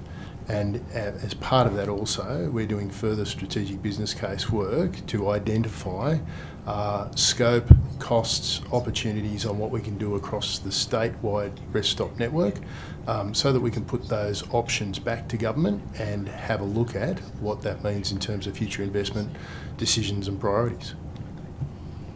So I guess I'll put it to you, how do you respond to the fact that none of the rest stops meet the Ausroad guidelines? I know that there's different types of rest stops, but the assertion or the evidence we received during that inquiry was that none of those rest stops, no matter what category they are, actually meet the standards. So how are we building things that don't meet I would have to take that on notice and seek some further information of what you refer to, because my understanding is we are building to Ausroad standards, particularly in new builds. If I think about some recent examples underway, whether they be on the Pacific Highway, we've got an example between Narrabri and Moree at the moment on the Newell Highway that I know is being built to a classification 5 rest area under the Ausroad guidelines. So I'd appreciate more information just to say that there's none that meet Ausroad's guidelines. I'm not sure that would be the case. So when you say that you're building to Ausroad guidelines, are you just talking specifically heavy rest areas, or are you talking about other road and traffic devices as well? Well, Ausroad guidelines obviously inform our work broadly in terms of safety standards, road corridors, but in this case I was referring to the heavy vehicle rest stop classifications. Minister, how often are road construction contractors audited by your department for compliance? Look, I'd have to take that question on notice. I don't know the exact operational details, or I'll give it to Mr Fuller to answer. He might know. I don't have that number off the top of my head. I'd have to take it on notice, or perhaps ask Ms Drover in terms of other contractor assurance activities. What I could say more broadly though is we do have a range of assurance activities that are undertaken with our contractors, whether they be long-term contractors, construction contractors. We have in a number of cases independent verifiers. We have our own quality assurance project inspection teams that go out and undertake work, whether that be for safety, environmental considerations, and also other commercial responsibilities. But Ms Drover, perhaps you've got other items you could add to that. Yeah, thank you. I can add to that. There's also pre-qualification schemes that contractors have to be part of before they even get the right to put expressions of interests and tenders in. We have the contractor performance scheme, so which we review contractor performance in delivery. And as Mr Fuller said, there's a whole lot of other checks and balances that occur right from pre-procurement through to procurement and then into delivery. And that includes councils that have set themselves up as contractors to do this work, I assume, or are they exempt? In my portfolio, I don't have any councils delivering work. Mr Benasiak, I can say under the Regional Maintenance Council contracts, that is the case, yes. We have a pre-qualification scheme that we've entered into local government to, with the intent of supporting an increase and uplift in safety outcomes. It's a very important element of the work that is undertaken on the state road network. We have a lot of local government participants that support our work across the state, and we really value that and thank them for that, particularly given the flexibility that they availed us during natural disasters last year. That, those safety qualifications and the uplift in terms of capability across local government is something that we've been really actively encouraging. In the last couple of weeks, we've actually held an executive safety summit with local government where we brought in a range of CEOs, general managers, mayors from across the state, and had 2 days where we jointly worked together on a commitment in terms of ongoing continuous improvement of how we would undertake that regional maintenance contract work and really ensure that safety is the #1 paramount consideration in that work that we do in partnership. So Mr Drover spoke about there's the pre-qualification assessment, and then you mentioned one that's done on delivery. Is that the case? Yes, so we have a contract performance process. Okay, so Mr Fuller, does a council's subject to that contract performance process as well? Yes, that's right. So we have local teams that work in partnership with local government that go out and undertake assurance activities on the work they provide on the state road network for us. So similarly, it's a different scheme to what we run with independent private contractors, but it is one, as I said, targeted at making sure that it's a long-held arrangement between local government and the state that they support the work on the state road network. In fact, they take up almost 50% of the work on that network, and that's been a really important consideration to maintain work in the regions and to continue to grow the capability in local government and to support that activity. So it is something that we work with them very closely on. We do undertake a range of assurance activities, as well as I said, that qualification scheme that we've entered into in the last few years to really zone in and to make sure that we're doing everything we can to foster the best possible safety outcomes in that space. So who is ultimately responsible for the quality of that work that's being done? Because with the previous government, we had this argument going back and forward, oh, well, that's it. Council built that road, so it's not my responsibility. But ultimately, if you can receive an infringement notice on that road, it's ultimately the state's responsibility, especially if you're providing state funding for it to be built. So who is ultimately responsible, even if it's a council contractor that does the job? Is it the state government that's responsible when that road is not built to a standard, or not built to, say, the Ausroad guidelines, for example?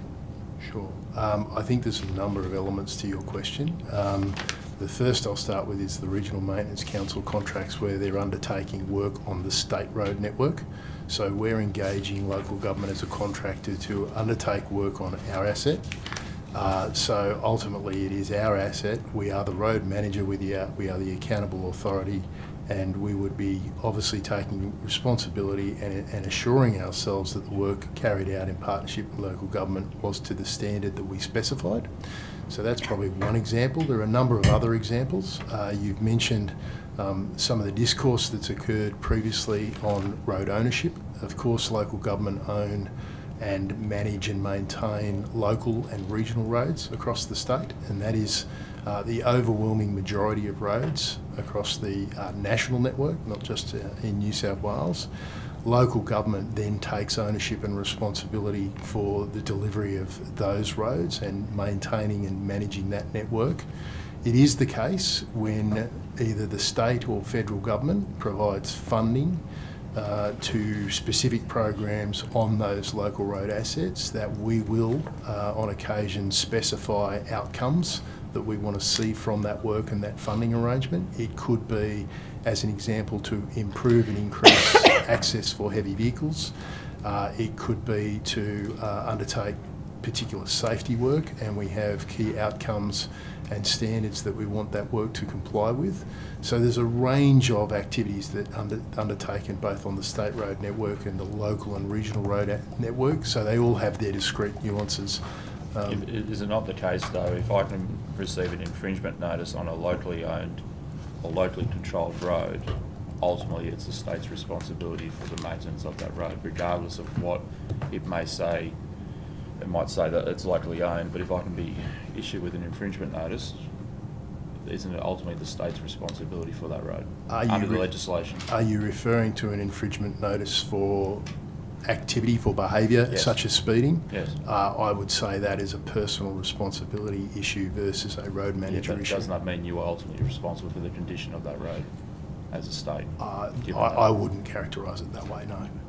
Can you on notice provide how many times Tamworth Regional Council has been assessed as part of its delivery of roads in the last 5 years, and how many times they have failed to meet the standards expected by your department? Happy to take that on notice. Just to clarify, could I ask, is that in relation to work they undertake on the state road network? Both the state road network and whatever they're doing as local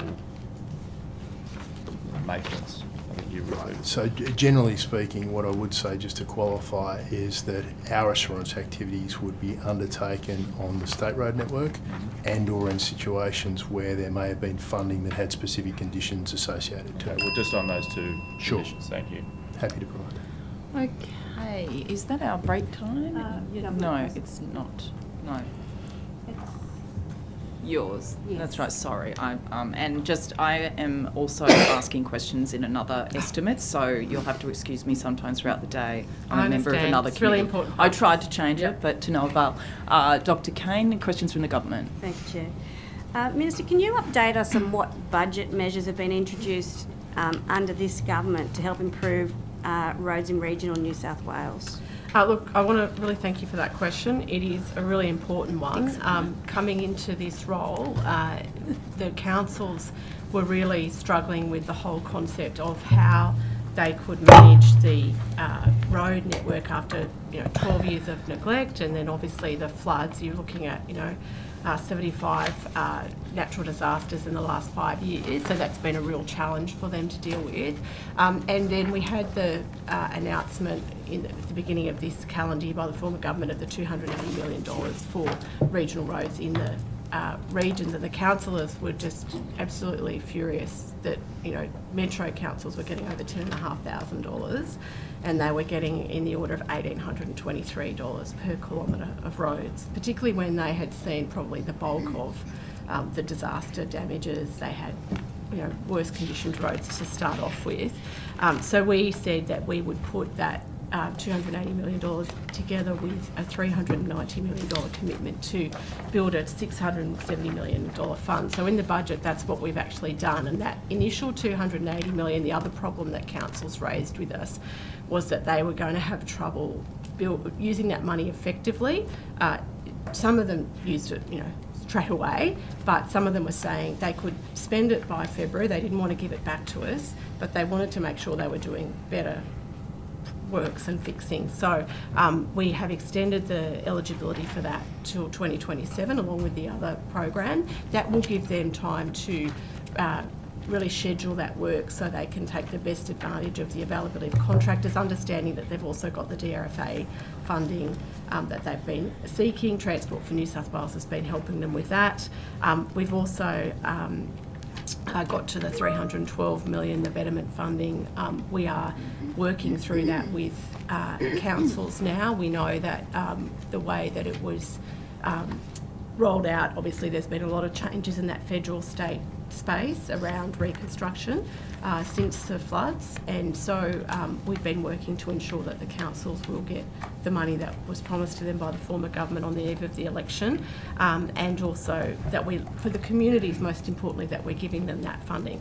So then in addition, we've got the $334 million, which is the Regional Roads Fund.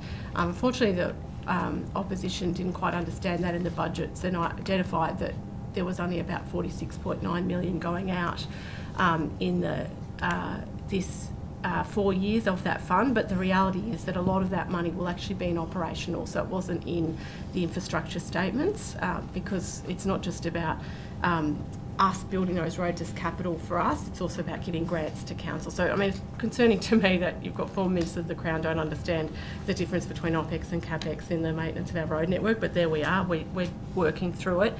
And I guess, for me, I'm really proud of that funding that we're giving out. It will be really in the order of $1 billion going out this year, including the money I acknowledge from the former government, but also other money that's come in through our commitments.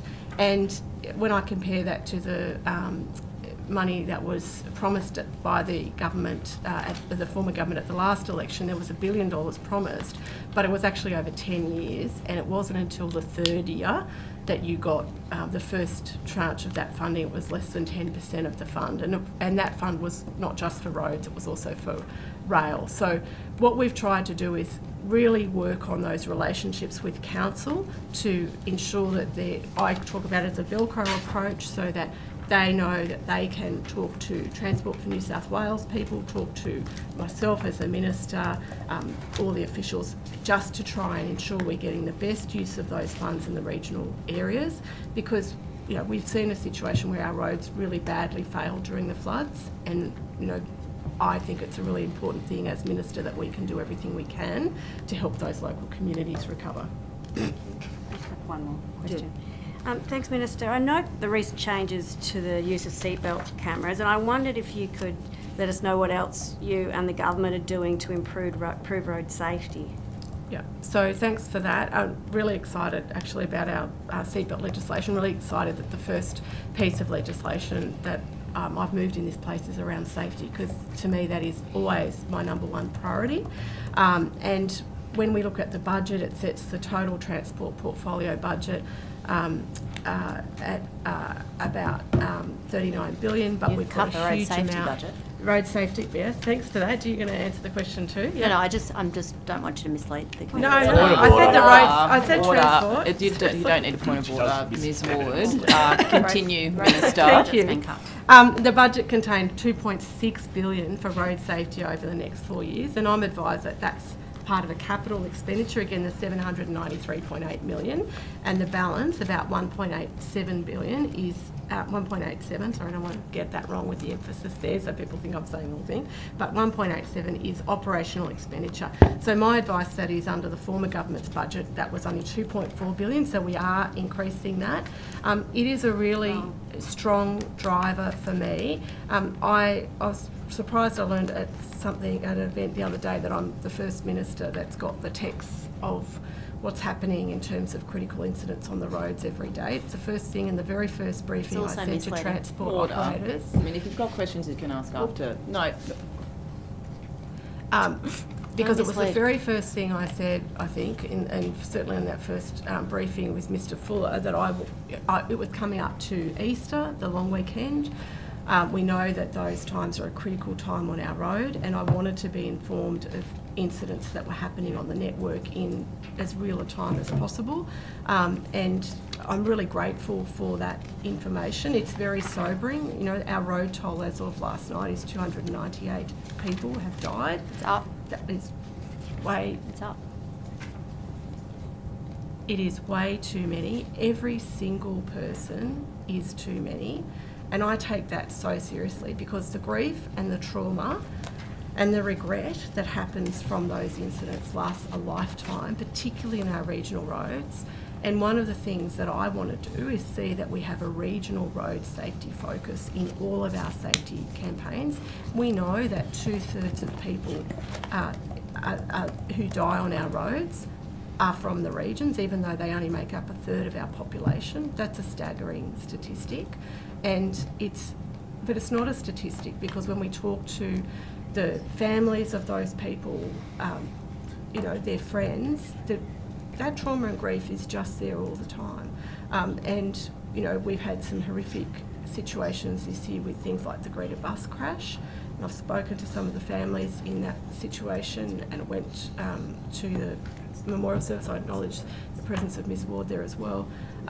These are very terrible times for our communities to work through. So every opportunity we can take, and obviously there's those behavioural things about not speeding, not using drug or alcohol, not using your mobile phone, looking at fatigue management, and obviously seat belts, which people are staggered when we say that lack of seatbelt wearing is increasing. They're behavioural things we can do. But I think to Mr Benaziak's point earlier around the condition of the road, I mean, it is a problem, and we have seen that has been an issue that's been called out, and that's why we've seen the investment in the road network, because it is a problem. So as I say, I take it very seriously. It's the thing that drives me in this portfolio is safety. Thank you, Minister. Thank you. Thank you. That's no more government questions. We will break. We've got an early minute, so we'll be back at 11:15. Thank you.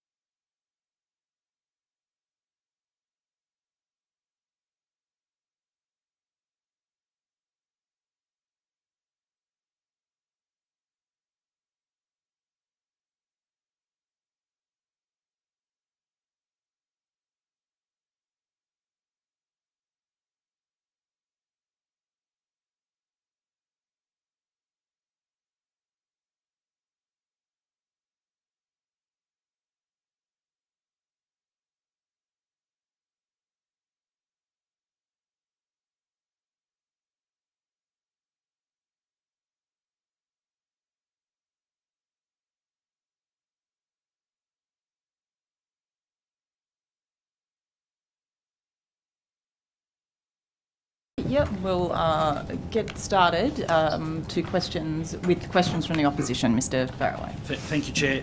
Minister, just going back to our earlier questioning and session, just around award-winning tours, you said that that it was dormant. In what year was it made dormant?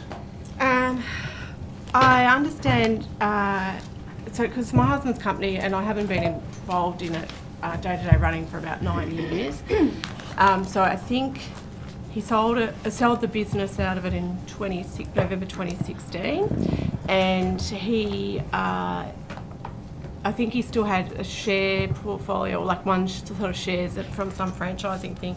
So anyway, I think he sold those earlier this year. So, but it's other than one small, I think it was Hello World Travel shares that he had in that, and he sold them in June, I think. When did you remove yourself as a director and shareholding in award-winning tours? I can't remember the exact date, to be honest, but it was 2015 or 2016, shortly after I was in Parliament, and maybe after I was appointed to Shadow Cabinet, or maybe before, I can't remember.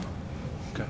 Thank you, Minister. I'd like to move on now, and I've tabled a media release from Sunday the 25th of June this year, and Jenny Aitchison and Tim Crackenthorpe, the then former Minister for the Hunter, and this is 506 extra weekly bus services for the Hunter. Are you familiar with this, your media release, Minister? Yes.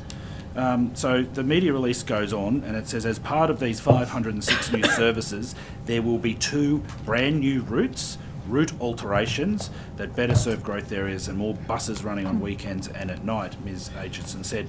What discussions did you have with the former Minister Tim Crackenthorpe on these services? Look, I remember this really well. The department had worked on all these new services. We got a call, I think, on the Friday night that they were going to go live on the Sunday or Monday, like within the next couple of days. And obviously, as there were services in Mr Crackenthorpe's electorate and then across the broader Hunter, my team... So did the former Minister, Tim Crackenthorpe, have discussions with you prior to the election as the Shadow Minister, or in fact as the Minister for Regional Transport around these bus routes? So I've just been answering that. So this was totally initiated by Transport for New South Wales through their planning processes, and then we got the notification on, I think it was Friday night. But I'm asking about former Minister Crackenthorpe. Did he, I accept transport... No, he didn't, because normally transport services in Newcastle would be the purview of Minister Halo. So no discussions with former Minister Tim Crackenthorpe? Not that I remember. Do these 506 extra weekly bus services, do they also, are they in your electorate, of the electorate of Maitland as well? I can't remember. I think that there was some in Port Stephens, from my memory. There was some, and sorry, it's going back, there's been a lot of services. So yeah, I don't know that there was any in mine, to be honest, looking at them. Yeah, no, they're operated by Hunter Valley buses, but more into Port Stephens, Charlestown, Lake Macquarie, Newcastle, Cessnock, Wallsend. Just quickly, you mentioned some shares in an earlier... do you have any questions to follow on with this? You're absolutely sure there were none in your electorate? No, I can't say I'm absolutely sure. Could you take it on notice? Yeah, absolutely. I can take it on notice. But yep. And sorry, did you have any discussions with former Minister Crackenthorpe? I think his name's Crackenthorpe. I'm sorry, Crackenthorpe. Thank you, Crackenthorpe, about the media release, about the announcement. Briefly, when we were given the notification that on Friday night these services would go live on the Sunday, I told him about it. It's one of those situations, you're a new government, we'd only been in there for a month or a couple of months or so, so departments chugging along doing their work, and then they say, hey, we're going to do this, so I made sure that the local members knew about it. And what was the nature of your discussion with former Minister Crackenthorpe? Well, if I had the exact discussion, it might have been, because there were a number of them to talk to, it might have been my team. It would have been, there's these services, here's the media release. Probably the media team was doing it, to be honest. What do you think? And the same with advising that they were across the Hunter. So did former Minister Tim Crackenthorpe, did he ever lobby you for additional bus services in No, the because Hunter? that would not have been So he the never had a appropriate- discussion with you about bus services? I don't know. Like, I think there's Newcastle bus services are the purview of the Minister for Transport, Minister Halen, so it would have been more appropriate for him to do it in that sense. But I can't say that he's never said we should have more buses in Newcastle, so I won't rule that out on that basis. But I don't have a memory of a conversation. Thank you, Minister. Just redirecting back to an earlier answer, you mentioned, and if I've misquoted, apologies, because it's from memory, that your shareholding with your partner, with your husband, Mr. Aitchison, you sold some shares. Did you say in was it Hello World? Did you say? Or? So I'll be very clear on the record, so you've got this, because I understand there's been a lot of your own concerns, and you seem to have this issue. So I left that business some 9 years ago when I was elected to Parliament. When I became, either shortly before or shortly after I became the Shadow Minister, even though it was not a requirement, I decided it was time for me to divest myself of any shares in the business. And then my husband sold the business in November 2016. Now, there were some shares that it had been a Hello World franchise as well. It was a very mixed tourism business. So they had some number, and I can't remember now because it was about 2009 or 2010, but there was some shares that came when we took on the franchise, and they couldn't be sold with the business because of a caveat that had been put on there by Hello World. And so they remained in that company, which my husband was the sole director of. And I think... This award-winning tours, that's, yeah. Yeah, so, and... yeah, they just sat there, and obviously, I don't know if you look at the stock market, but apparently travel shares haven't been doing too good. And when I was... So, Minister, when were those shares sold? I think they were sold after the... I did my disclosures, and the Premier said that they should be sold, so they were sold. I think at a loss, to be honest. But I don't know. I can't remember. Can you take that on notice and maybe come back to us? Could you maybe check and come back to the committee? So, what do you want me to take on notice? That when were those shares in award-winning tours sold? Oh no, not the shares in award-winning tours. The shares in Hello World. In Hello World that were held by the proprietary limited company. If you can find out when they were sold, please, Minister. Can you take that on I can notice? do that. Thank you. It would be helpful if you can do that, as you rightly recognise there is some interest in this, and that would probably clear that up.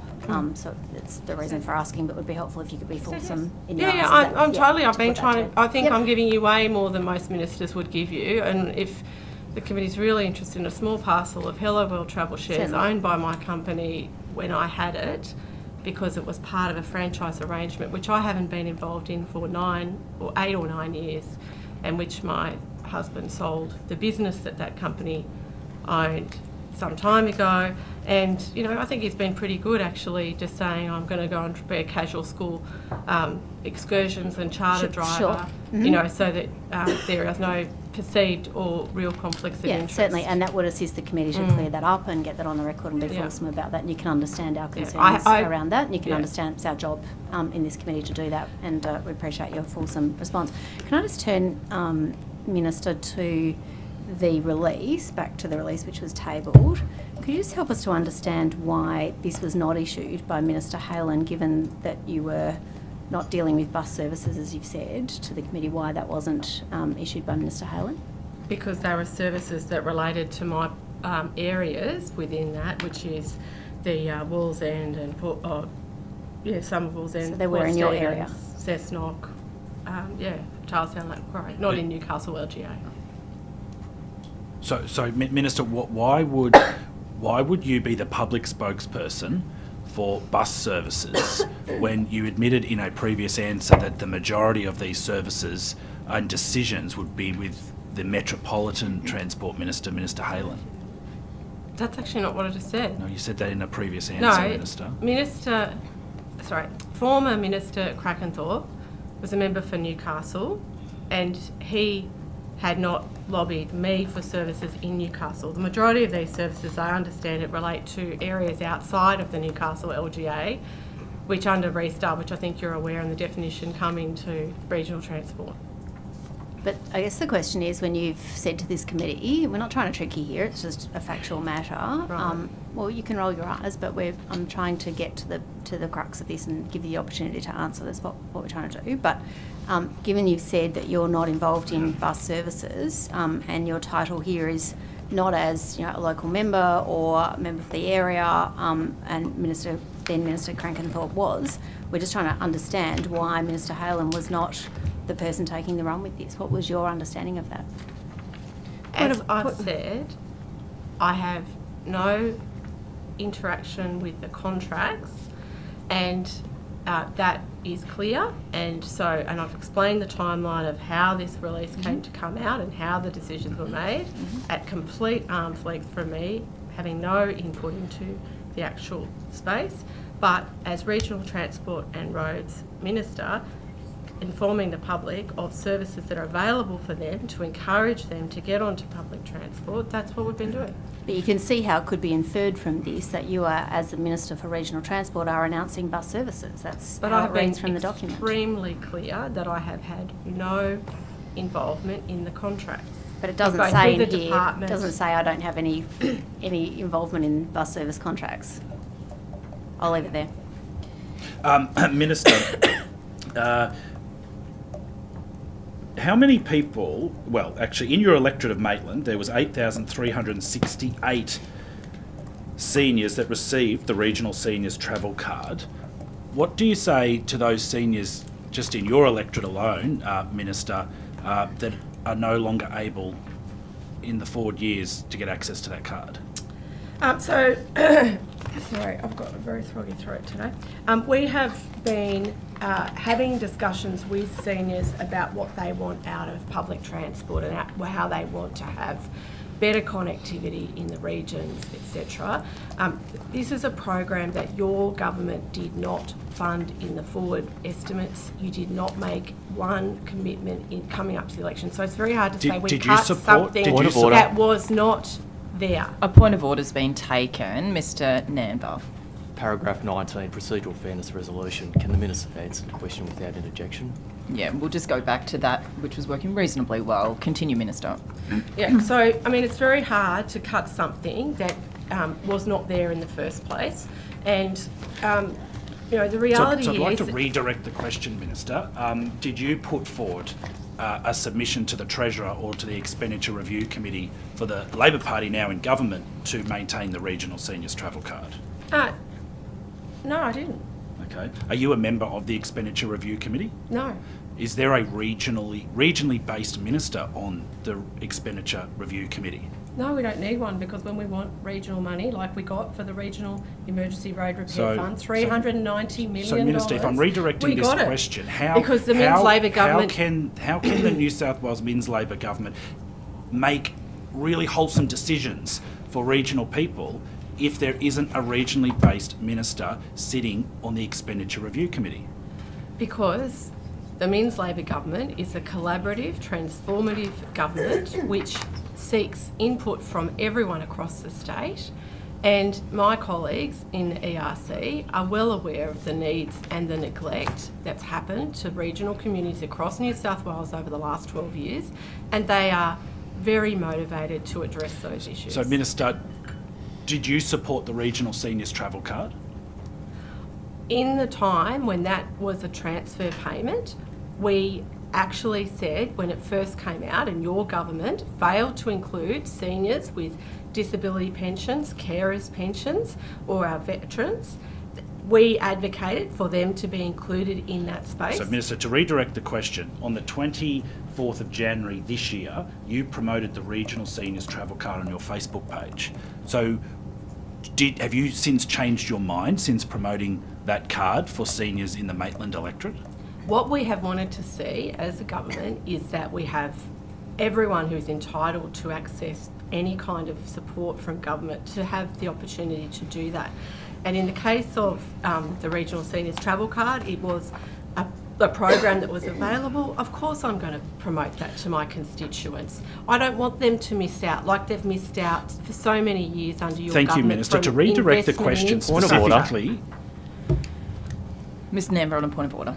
I've been reticent to move this point of order. But procedural fairness, resolution 19, the courtesy requirements. I don't think you can get around the courtesy requirements by just constantly saying you'll redirect the question when the minister is answering a question. Thank you, Mr. Neva. I've heard the point. I won't uphold it. I think we've got I have upheld several, but there also has to be a recognition that sometimes when the minister answers the question, the member will want to redirect the question, or they're not getting the answer that they wish, or the minister might be just trying to talk out the time. That happens a lot, so I'm not going to not allow some interruptions in what is usually just a healthy, spirited debate in budget estimates. So, Mr. Faraway, Thank you, Chair. Minister, you have publicly in the House and in media raised concerns about the regional seniors travel card and possible misuse.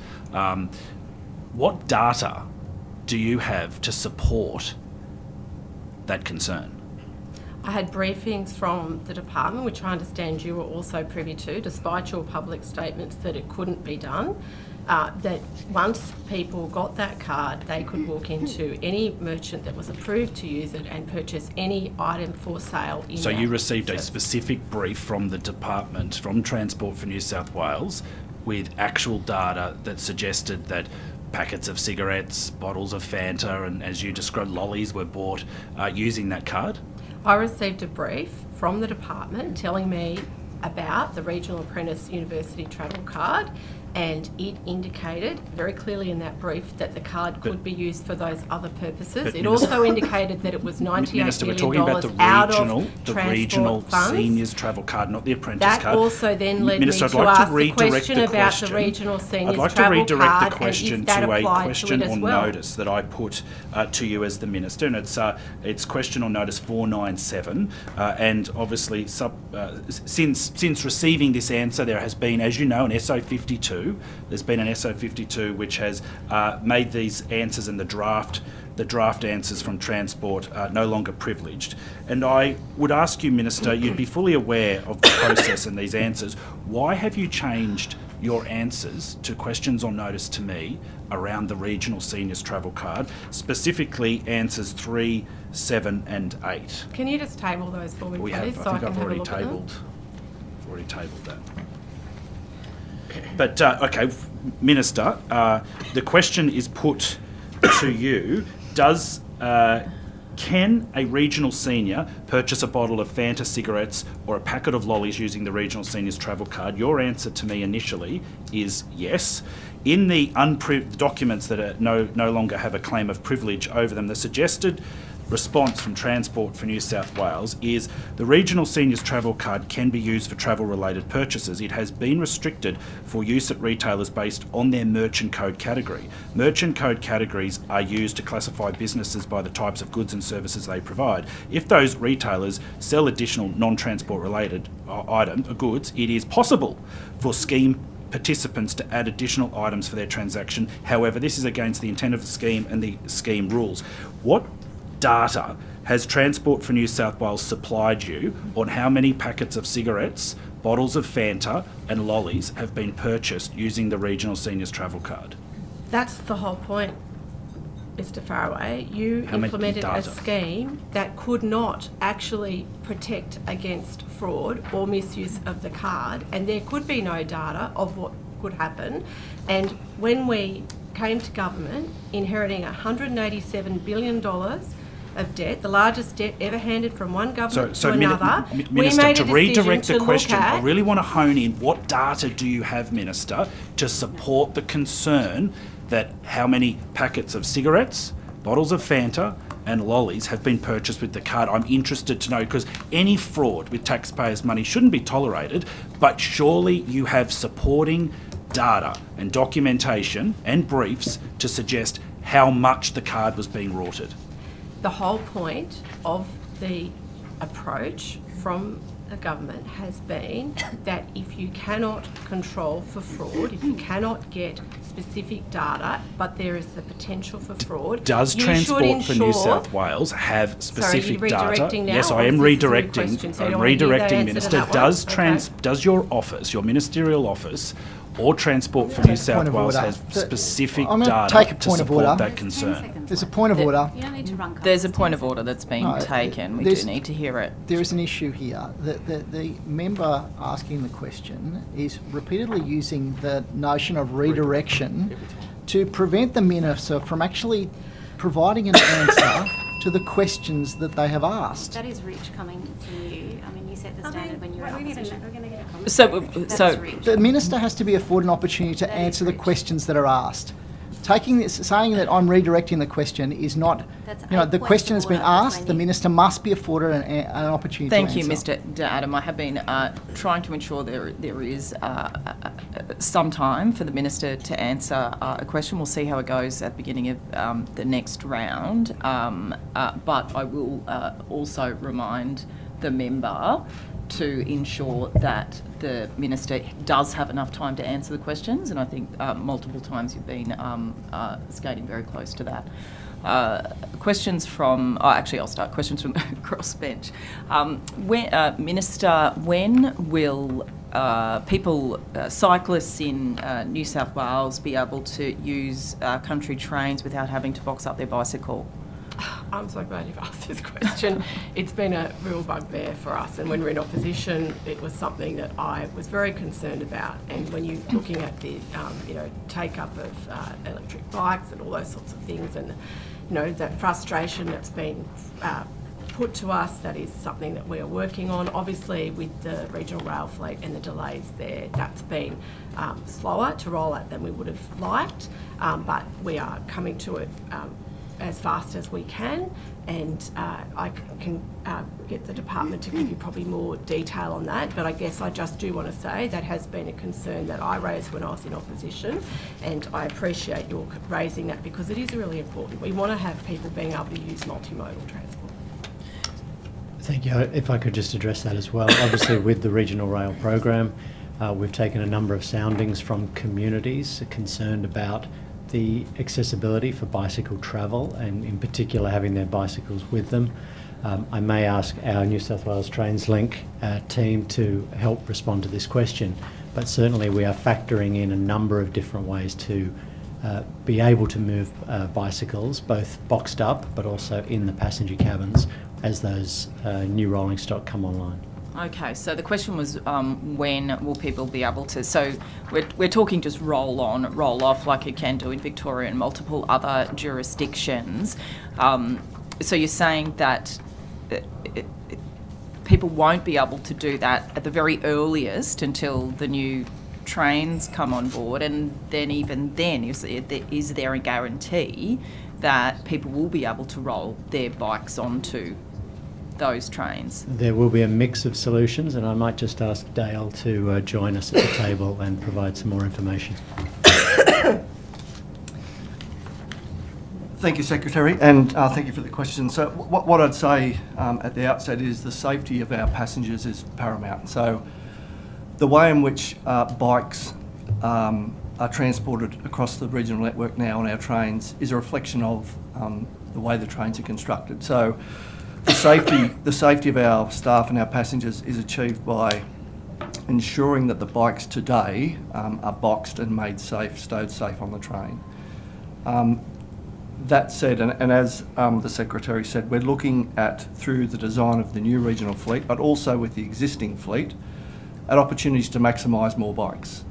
So we are, and we have consulted with a number of the bike user groups in the state, with our unions and with our employees, around how we can provide potential opportunities with the current fleet to have either a roll-on or additional storage function. So we're looking to start those trials early next year on the current fleet. But as I said, the safety of our staff and our passengers is paramount, and having a bike not stowed safely is something we obviously can't entertain. But what I can say absolutely is that we're looking for every opportunity with the current fleet and in the design of the new regional fleet to have additional bike options. Is there research that suggests that roll-on bikes are particularly dangerous and harming passengers? Is that the delay? Has that happened in our other jurisdictions, or? Yeah, thanks it again. Sounds like that's the main concern. Yeah, so thanks again for the follow-up question. What I'd say is, and I'm not referring to any research per se, but what I would say is the way in which we transport bikes today is similar to many of our peer operators across the state. Some have different procedures that support the transportation of bikes. Ours is similar to most aviation at the moment, and like I said, today is a reflection of the current rolling stock, and obviously the age of the rolling stock currently and the way it's configured means that bikes today need to be boxed for the safety of everyone. But again, I'm not pointing to any research in that sense. Minister, I'll just thank you. Yeah. Taking a bike on a train is very different to taking a bike on a plane, isn't it? We just heard that the current approach in New South Wales is similar to the approach in aviation, and that was in response to my question as to whether roll-on bikes are particularly dangerous or have hurt passengers. I'm not sure that's particularly satisfactory. What your view in terms of roll-on bikes? Surely it's a reasonably simple premise, isn't it? You said you supported it in opposition. All we're hearing now is a couple of trials next year for roll-on bikes. It sounds like the momentum within government to make it happen so that regional trains can accept roll-on bikes has slowed or isn't quite there. Have we got a deadline, some kind of a deadline for this to happen? Look, I think given that we're still waiting for the trains to come, the regional trains, and we have to do that work around safety, and we have to be evidence informed. So the momentum is there, the passion's there to do it. I talk to the cycling groups all the time. If there's suggestions that you've got, multiple other jurisdictions doing it, Victoria, for example, other jurisdictions across the world, and again that safety issue. Just not sure where that's come from. It sounds like a delaying tactic. Where is the delay within the department on this? Why the hesitation? Well, I think if you're looking for that, it probably has to go back to the department, but certainly from my perspective, it is something that I have raised a number of times in the department. So something you've raised that you wish to see happen on existing trains as well. I understand there are options of, say removing a seat, for example, to have a bike storage area. There's multiple ways to do this. The will has to be there, and you provide that will, don't you? Yeah, that's right. And we are looking at the safety implications for passengers, for the bicycle or the cyclists themselves, and just to make sure that we have got everything in alignment. There's different things that can happen. And when's the expectation that those new trains are going to be rolled out again in the regions? Look, we're working hard on that. Minister Halen is involved, the minister responsible for the procurement of them, so I think it would be best for her to give that specific answer to your question, but I can give it to get the department to give a bit more clarity if you'd like. In terms of timeframes, we're looking at a solution that will enable us to put the bikes in the carriage and also be secured for those longer trips. That's really the question. There's not a delaying tactic. This is about making sure we have the right practical solution for longer trips. So those trials, next year? That would be next year, early next year, an engineered solution that would enable us to stow the bikes carefully. In an extensive trial across the network? It'll be in the existing rolling stock. We're looking to have that solution. Okay. Can I ask as well about the patronage figures in the time I have remaining for the intercity rail travel? I note that there has been a decline since pre-COVID levels that haven't rebounded, even like the city travel has. What is the government doing about trying to increase patronage on regional rail services, and do you have targets to increase that patronage over the next however many years? What's your targets and how are you increasing patronage? Yeah, so can I just clarify, you're asking about the inner city fleet particularly, or the Sydney, regional fleet? Wollongong, Blue Mountains. So the inner city fleet, yes. Right. So just to be clear, because I know it is important to be clear that the Minister Halen has responsibility for that. fleet, and I think that's appropriate given what we saw last year with the closure of and the shutdown of the rail under the former government. That was one that was impacted by that. She, as Minister, has undertaken a really quite strong initiative and well-funded rail repair plan on the city services, and obviously that is relevant. I can give you, the department can probably give you far more detail on this because that's their, within their purview rather than And mine. what about beyond that then, in terms of regional rail then? What about patronage figures and setting targets to increase patronage? Yeah, so this comes back to the Regional Strategic Integrated Transport Plan. Which is integrated. I'm asking specifically about rail. Yes, so that is like getting to the nub of why are people choosing to or not to go onto rail, and then to, I think your previous question before about new services, etc. Are they meeting the needs? Are they fit for the future in terms of the task that's required for people who are now living in the region? So part of that planning has to be about looking at where we are now.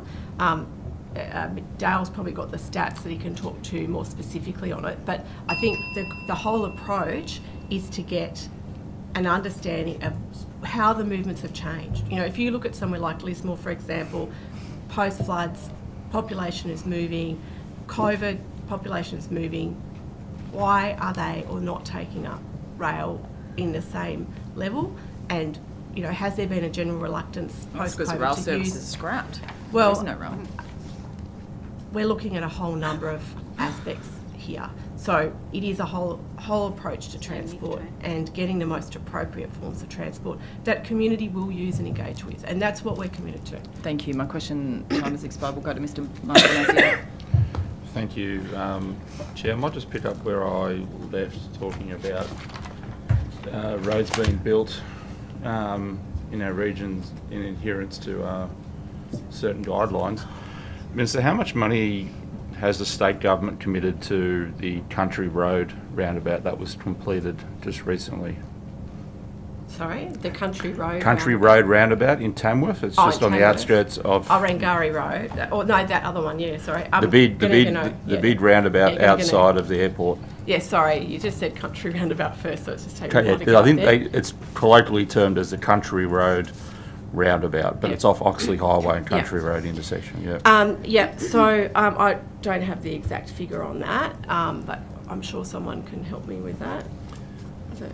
We'd have to take that on notice. It was originally. I can just check on the grant that was provided. It was originally stated $4,056,700, but the council at the start of this year in March said that they had incurred an additional cost of $2.4 million. I'm wondering whether they've sought to recoup some of that additional funds through the state government at all. Sure, I'd have to take that on notice. I don't have that detail at hand. Okay. Do you have on to hand as to who designed this roundabout? I note the council built it, but was it Transport for New South Wales that designed it, or was it the council that designed it? I'd be happy to take some further information on that and come back in the afternoon session if that's available. If it is a council-owned asset and a council project. Well, it's on a state-owned road, but they were the ones that built it. Right. So I'm just wondering who actually did the design of the work. We can take that on notice and see if we've got that detail at hand. Okay. While you're taking, I guess, that on notice, can you take on notice as to why, when it was designed, no consideration was given to the guidelines, Ausroad guidelines, Part 4B, where it states don't do dual lane 5-leg roundabouts because they increase the risk of confusion and accidents. We can take that on notice. I think it's probably fair to also say in relation to standards, they're generally guides. So, we use those to guide design and elements more broadly. There are logically nuanced decisions taken in different environments at different stages. But on that particular roundabout, we'd be happy to take it on notice. I want to try and understand why we go outside those guides, or why we make nuanced decisions when those guides are pretty clear when they say don't do it, like it increases the risk. Why would you do something that increases the risk And I know this is not the only 5-leg dual lane roundabout that we're having problems with at the moment. Like Oak Flats Interchange has been a festering sore ever since it was built. That is also a dual lane 5-leg roundabout. We're grappling with how we fix that mess.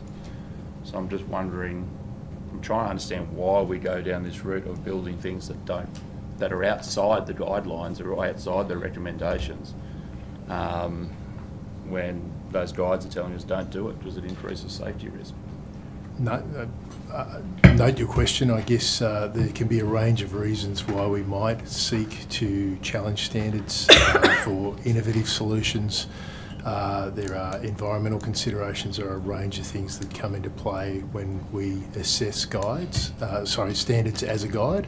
But on those two roundabouts, 5-leg, dual lane, we'll take that on notice and look to see if we've got some information for you. With this specific roundabout, can you take it on notice as to whose suggestion was it to place it in the location that it was put in? Because I think that has a lot to do with the cost blowout. It was put in, essentially placed in a creek, and then you wondered why you kept having to dig it up and rebuild it because it kept getting washed away. I think that might be a contributing factor to the cost blowout. I'm just wondering who was making that decision to place it in a creek. Like, Sure. It seems pretty silly. Happy to take Like, it on if we're notice. looking at not only safety but also value for money in terms of taxpayers' dollars. And that's a big concern of mine, that we're building roads that are getting washed away or not being built to a standard. How is that value for taxpayers' money? And can I just say that that is really part of our approach to having these regional strategic integration transport plans. It's also been the federal state reviews into these projects, which are really about, are they meeting the need of the whole state, or are they just, this was a passion project for a member of parliament that gets supported by a minister and then gets delivered. My concern is we're throwing all this money out, and all it does is send the council spray patcher around, and the road is buggered again in 6 months' time. Yeah. And that's why I want to do things better. Yeah. With your permission, Minister, I might call up Anthony Hayes. He asked some questions he answered some questions last estimates just on Wee Waa High School. I just wanted to see if I could get an update on that. On which one, I'm sorry? It was the Wee Waa High School, the new school that was being built out there. There was some concerns over, more specifically, the transport element of it in terms of the road and the crossing and a kiss and drop section being put. I know your department objected to the original proposal of a crossing across the Kamilaroi Highway, understandably, and you put forward some other suggestions where you'd have a drop-off zone installed on a more local road, George Street. I'm just wondering whether you had any progress as to progressing. I'm very sorry to say I'd have to take that on notice. I don't have anything top of mind immediately, but I can come back to you quickly with an update. Yeah, that would be My good. apologies. And while you're chasing that update, maybe whether you have an update on a timeline for work, because I believe the school build as it stands is delayed in its building. So I'm just wondering how far that's pushed back your side of things. Because I imagine the kiss and drop and the road stuff would come after the physical build of the school. Happy to take that on notice and come back. Thank you. I think that is me for the moment. I might throw back to the opposition. Thank you, Mr Banasiak. Minister, with regard to the New South Wales electoral disclosure that I tabled earlier, can you confirm if you've held any discussions at all, or you or your office, with any of those bus companies that have benefited from the new bus services announced by Transport for New South Wales and the New South Wales Government? Ever, yes. Okay. As the Minister for Regional Transport and Roads? Can you just repeat the question again, because I just want to get it very clear? Have you ever held any discussions with any of those bus operators that attended your fundraising dinner that I've tabled that earlier with you today. Have you, as the Minister, a Minister of the Crown, ever held any discussions regarding bus routes, alterations, with regard to the contracts and change of services that we've spoken about today? Look, I would not be able to give you the detail of anything like that. Like, we have not talked about contracts. That has not been anything that we have discussed. Have you discussed? They have raised with me in opposition, and it's something that I was very clear in discussing from a perspective of the community about the slowness of the bus service alteration requests that had gone from 3 weeks to 2 Thank you, Minister. years. I'd like to under your reign. redirect, because you've made it very clear you haven't spoken about the contracts. Have you had any discussions with any bus operators as the Minister for Regional Transport and Roads about proposed changes to services? About bus services in any regional city or any regional area within your portfolio? Not in relation to them asking me, are you going to change this or can you change this? No, absolutely not. Minister, I think you said earlier in a previous answer, you do not look after freight as part of your portfolio responsibilities? I'm not the the lead minister on that, correct? Are you the lead minister on heavy vehicle policy? No. You've made it clear that there is a conflict of interest due to your previous working career in the bus industry, and so no decisions on bus policy is actually signed off by you. That's clear from your evidence today. Point of order, Chair. Point of order's been taken. I don't think it's been established that there is a conflict of interest. I think what's been established is that the Minister has declared where there potentially might be and has recused herself from any decision making. So if you Perceived. Yeah, you didn't say that. In respect. Okay, so there's no... And I just want to talk to this point perception. Of order, continue. The perception here thing. So, I was pretty excited before the break when, my husband had apparently taken out a loan through his company for $800,000 because I was kind of wondering, was Christmas going to be pretty good this year? But my understanding is, and I've gone back to him and he said, well, Mr. Faraway did not spoil any surprises because he's checked with his accountant and they could not have taken out, or he could not have taken out a loan in that company because it was not trading at that time. Okay, thank you for that follow-up so, answer. there's Minister, lots of thank questions you. that you're Thank you asking that I don't know where Minister. your basis of fact is. So we've maintained that you do not look after freight, maintained that you do not look after heavy vehicle policy. There could be, to ensure there's no perceived conflict of interest, you don't look after bus policy. Bus contracts. Contracts. You're not looking after the purchasing and arrangements for any new train fleets. That was, I think, in a previous answer. Was that correct? So I think where you're going with this, No, I just want to be very it's an clear answer. on it, is that I am not the lead minister for those particular items. That does not mean... What about regional rail? With the exception of my my disclosures, I have a very strong input into the freight industry, and I met with the NHVR just last week. Yeah, not the lead minister. Well, thank you for that clarification, Minister. So with regional rail, who is the lead minister for regional rail policy? Whether it's freight, whether it's our new passenger services or new fleet, is that Minister Halen? Minister Halen is responsible for procurement of the fleet, and that is within her purview. Obviously, we and myself and John Graham, we have a very collaborative relationship, and we talk about those sorts of issues as they impact on various parts of our portfolios. So, yes. Well, is that correct though? Sorry, can I just clarify that just to be clear for the committee? Is Minister Halen responsible for procurement, or is that Minister Hughes? She's responsible for the procurement of the regional rail fleet. Just regional rail? And the NIF. That's what I said. You're clear about that? Minister, are you aware of a project to build a film studio in Coffs Harbour? Yes. Do you support that project and would love to see it go ahead?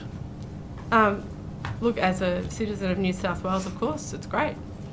With regards to the Coffs Harbour bypass project, is your agency preparing a new noise assessment on the variation to the project since the EIS was signed off?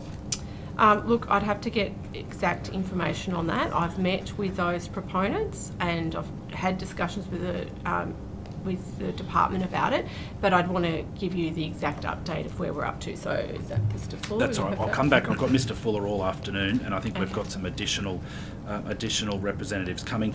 Do you support the noise wall, Minister, being included as part of the Coffs Harbour bypass project? Across all of the portfolio, I support an evidence-based approach to the spending of taxpayer funds on any kind of mitigation that is required as a result of projects.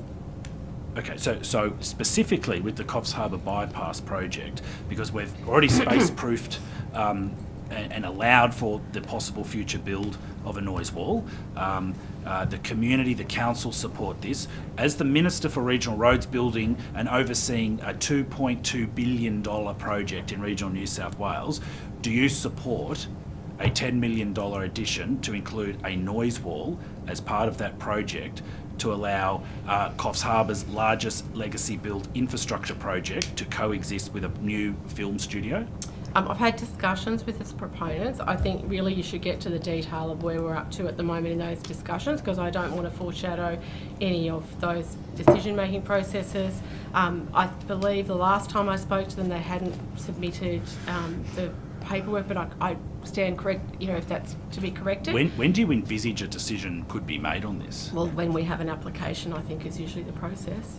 Right, but again, on principle, would you like to see this noise wall included as part of the Coffs Harbour bypass project? As I said to you, Mr. Faraway, I really think that it is important when we are dealing with vast sums of money, and $10 million may not be a lot to you, but it is to the New South Wales taxpayers. We need to make sure that we are doing our due diligence and looking at the evidence base.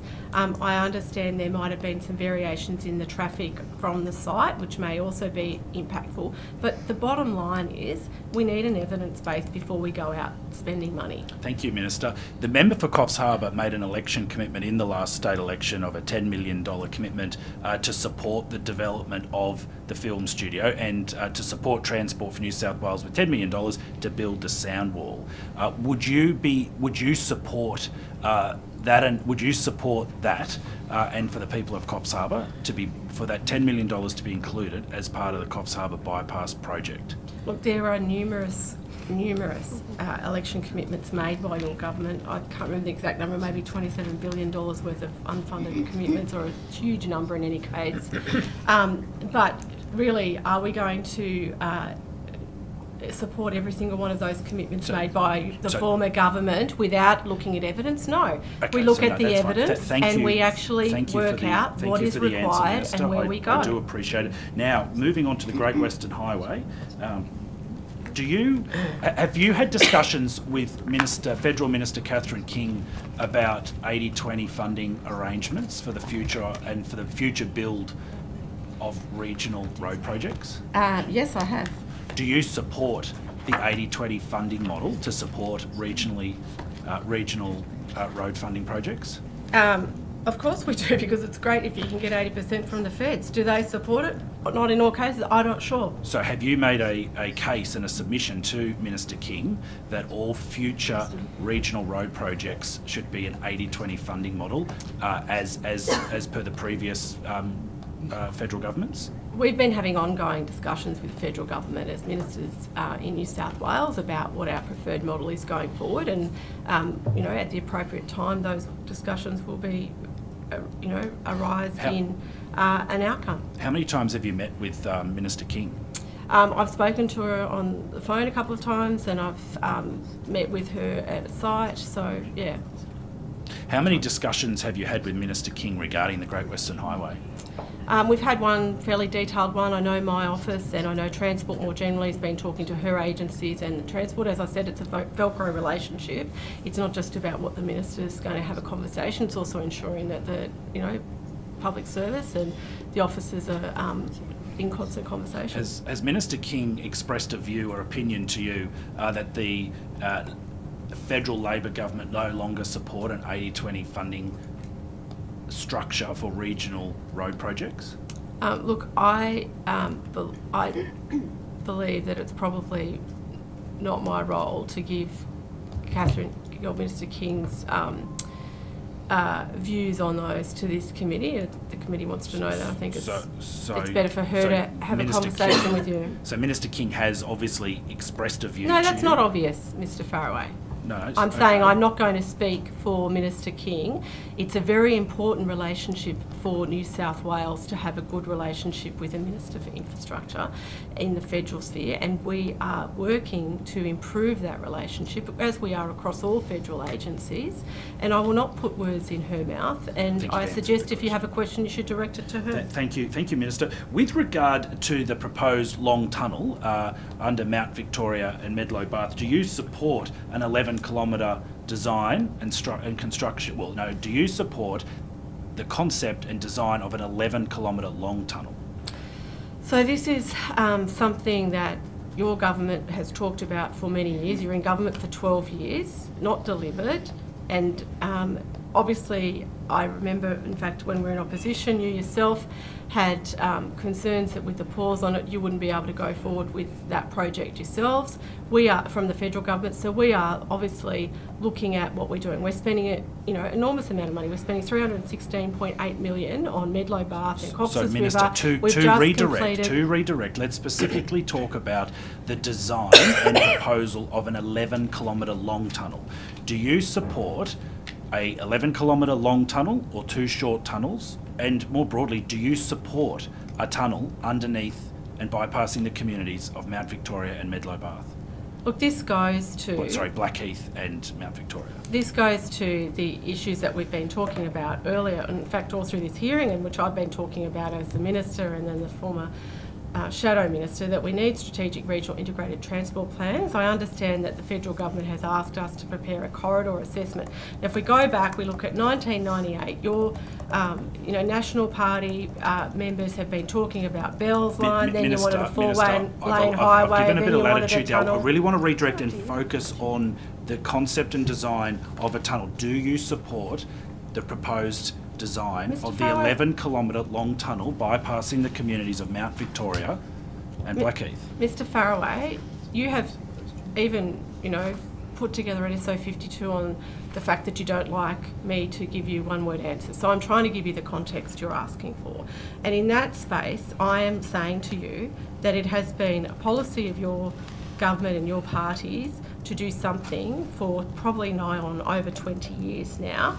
And it's been a variety of options there, and so I'm looking at the evidence that is before us and making sure that we have a proper corridor assessment and that we have a project which is achievable. I mean, your own Infrastructure New South Wales, to take that part of your answer Australia, about the corridor, to take that part about, are you, I think, may have recently said to media in Bathurst that you would like to review the corridor. Is that something your office and that you've instructed Transport for New South Wales to do, to review the Great Western Highway corridor? Did you hear my last comment? Like, are you listening to the answers here? Because I just said that the federal government had asked us to do a corridor assessment, and that is an appropriate way to look at it. We are doing strategic regional integrated transport plans across the state. We are trying to connect communities, not just sit there and advocate for our election prospects in Orange. With regard to that corridor, have you received the results of the submissions from the EIS on the proposed tunnel, where those submissions closed prior to the state election? I understand they've been received by Transport for New South Wales. Have you reviewed them? No, not personally at this stage, no. Do you know what the overall view or opinion of those submissions were? Look, I am working on going forward with a project which you had no funding for, you had no firm budget for, which you failed to deliver in 12 years in government, and we are looking at how we're going to clean the mess. So Minister, is it correct to say, as per the budget papers, that $1.1 billion that was quarantined and put aside for the future build and development of the tunnel under the mountains was redirected to Western Sydney roads? That's not correct. That's not what the budget papers say, Minister. That is not correct, because we're very clear that the $334 million for the regional road funds went to the regions, and then we did have money on the 319. I'm not sure where that one. Misleading estimate. Sorry, no. Minister, can I jump in here? I've just got 4 minutes, if I may. Yeah. Can I just go back to road safety and just give you the opportunity to be clear about your evidence to the committee? Yeah. Sorry, sorry, Ms. Wood, I can't hear you. Yeah, and before you start, sorry, I just would like to clear that, because the former Sorry, minister, Mr. Faraway, has made a very serious allegation about Sorry, me I've got 4 misleading. minutes.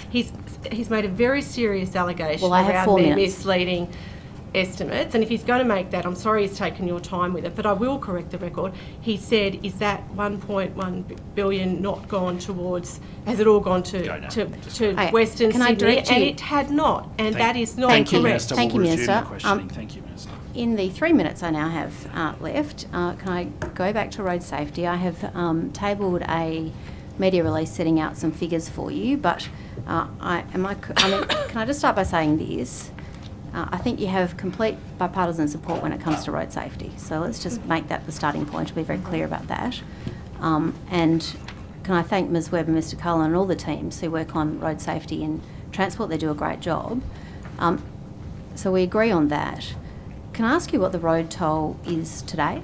298. Thank you. And the road safety budget is down year on year in the allocation of your government's budget. That's correct, isn't it?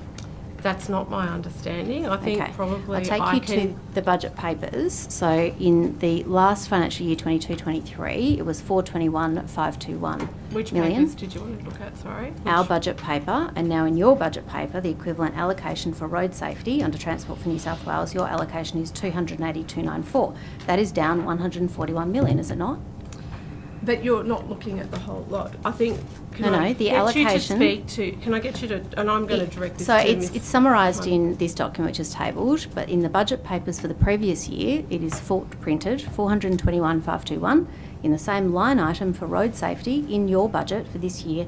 280,294. Now I'm a lawyer. I'm not great with numbers, but on my numbers, that's down over $141 million. I just want to give you the chance to correct that evidence to the committee. That line Ward, item is reduced. Point of order, Chair. Ms I'll Ward, be the point of order. I would just Be the give point of you order. the heads up that your colleagues in the lower house in the National Party have already made this fatal mistake in reading the budget papers. I think fatal's not a Of great choice of only words. looking at the capital expenditure on these funds. Sure. And so can I redirect? there is also operational expenditure, because some of that funds is for grants and other items. So Yeah. I'm happy to get Bernard to have a talk to this more briefly as Centre for Road I'll Safety. do that in the afternoon, but Yeah. my question to you is about your earlier comment that funding is up. It is not, because the line items for road safety are 421 in our year and road safety 280 in your year. That is a line item that has clearly been reduced by 141 million. That's correct, isn't it? Ms Ward, you're talking about one aspect of the funding, which Yeah, is the road capital, safety. capital expenditure. You're not talking about the operational Well, you expenditure can fudge as well. it with other words, but there are two No, very it's not clear line fudging it. items, and the numbers are very clearly It's down. concerning that a former Minister of the Crown can't read the budget papers, but there are Well, there's no capital need to be expenditure rude. items and there are operational There's no need to be expenditure rude. items. This is road safety, and it's very important. Point of You're order, calling me, Chair. saying that I'll hear the point of order. misled. Point of order, Chair. I draw the committee's attention, as has my colleague several times this morning, to resolution in paragraph 19 about how we treat witnesses. The Minister was and just currently extremely there has rude been to me. badgering, and intervening and interjecting even with points of order are unhelpful, and I ask that the Minister be allowed to answer questions before being further badgered. Thank you, Ms Kane. I'm not going to uphold the point of order. I'm going to That's say Dr. to both, Kane to you, Mr. Faraway. To both Ms Ward and the Minister, let's get a couple more questions in. There's no need to be rude. I'm Well, just Ms. asking Ward, I to was compare trying to the give two. you- If I Ms. can ask Ward, the I was question. trying to give you the answer earlier. I clearly articulated numbers are down. that there was a difference between the total figure, Yeah, the operational 141 and million. the capital expenditure, and I gave you that opportunity to get the answer, and you keep making the same incorrect claim. Well, you said it was a repeatedly. fatal mistake, I think. I think that's Well, a very it's a poor correct- choice of words, but it's down nonetheless when the road toll is up. So we've got a 30% increase in the road toll and a 34% decrease when you compare year on year, Time for the same line item, opposition questions and is has down. been exceeded. Well, my time was taken up with a number of points No, of it order. I'm doesn't just matter. trying to finish the sentence. It's a very important thing. This is No, road safety The and bell had already fatalities. gone. You hadn't asked your question. We move Do on you to... do you Benasiak has do you to have any Benasiak. concerns? Do you have any Can concerns? just to expedite, can I indicate that I don't have any further questions until things come back to me on notice. So I'm happy for the opposition to continue. Thank you, Well, Mr. no, Thank the, you. the Thank you, Mr. procedure is Benasiak. that if the crossbench do not take Do you their have time... do you have a point of order, Mr. Diatta? Yes, I do. Okay, I'll hear the point of order. The point of order is this. The procedure is if the crossbench do not take their time, then we just wait. No, that's No, not that- the case that at all. is not It's the not practice at all. procedure. That Stop is not running the cover. process. So for clarity, I'm going to defer to Mr. Benasiak, and can you confirm, as the only crossbench member in attendance at the moment, whilst the chair is attending other estimates, do you have any questions? No, I don't until the public servants come back with their answers on notice. Thank you, Mr. Benasiak. There being no further crossbench questions, it will revert back to the opposition. Thank you, Chair. This is a very important matter, Minister. I think that we agree on that. There are two very clear line items in the budget for road safety. Do you agree that capital expenditure is down when in the previous budget it was 421,521 million, and this year the same line item is 280,294? That is, when you compare the two line items on capital expenditure, down $141 million when the road toll is up. Do you have concerns?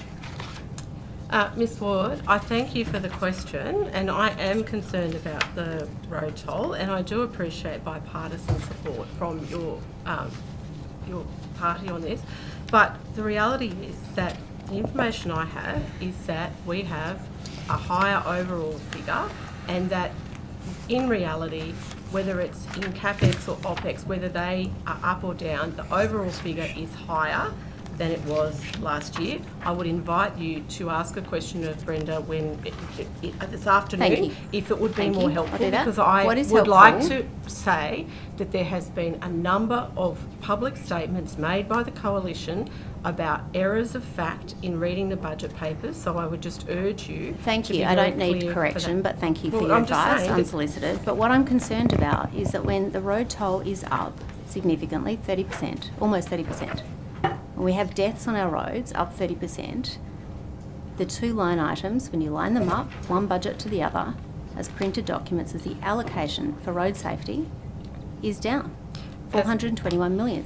Does that concern you? As I've said, I reject the premise of your question, because my understanding is that road safety funding is up. I have expressed to this committee very clearly my personal commitment to improving road safety, particularly in regional areas where we know that 2/3 of deaths occur on regional roads when only 1/3 of the state lives in the regions. So, of course, I'm concerned about that issue, but So I will reject you the lobby premise the- that the funding is down. So is 420 higher or lower than 280? Look, I would really like to get It's a simple Bernard question. Carlin to... I'll ask Mr. Cullen this afternoon. I've already acknowledged his great work, but is $420 million higher or lower than $280 million? As a part of the overall package for road safety, we are spending more money than was spent by your government. Well, that's just fudging it, isn't it, Minister? No, it's not fudging it. It's the same. It's It really dollars. is. There is an overall There's two bigger line bucket items. of funding. It's two line items. When you compare them, your allocation under your government, when the road toll is up, you've allocated less money to road safety. How? That is incorrect. How are you comfortable with that? That is incorrect. Will you lobby the Treasurer That is to incorrect. reinstate the Will you lobby the Treasurer to reinstate the allocation of funding for road safety? Once again, your assumption is incorrect. No, my because question it's is, will based- you lobby? But you're saying I would do that on the assumption that there has been a decrease in funding, and there hasn't. I've been very clear with you on that. So you disagree with your own budget figures then? No, I They're don't. wrong. I agree with my budget figures, and I agree with the departments, and I would really encourage budget you papers to get, are wrong. I would encourage you. Well, your colleagues in the lower house tried that angle, Ms. Ward, and they were actually shown very clearly to be incorrect. So You seem a bit miffed, Minister, that we're asking. Do you No, think I'm it's not improper miffed. that we're asking? no, I'm just perplexed that people who are former ministers of the Crown can't read the budget papers. So now you're insulting members of the Parliament, your colleagues, and you seem frustrated Well, that it's we're either asking they these can't questions or about they road won't safety. I'll hear the read point it. of order. So I don't know what it is. Point of Is order, it Chair. willful We have a ignorance job or to is ask it- these I'll questions. hear the point of order. I'll hear the point of order. There has been a bit of crisscrossing of personal reflections Right now. Yeah. during Can I jump during this line of questioning. I'll just ask that you pull that into order, Chair. So I would say to both the Minister and Ms Ward, we only need one person speaking at a time. Now, I am going to ask a question, Minister, and I've just tabled a Daily Telegraph article, and this is on the 27th of June 2023, and it's regarding the Regional Apprentice and University Student Travel Card.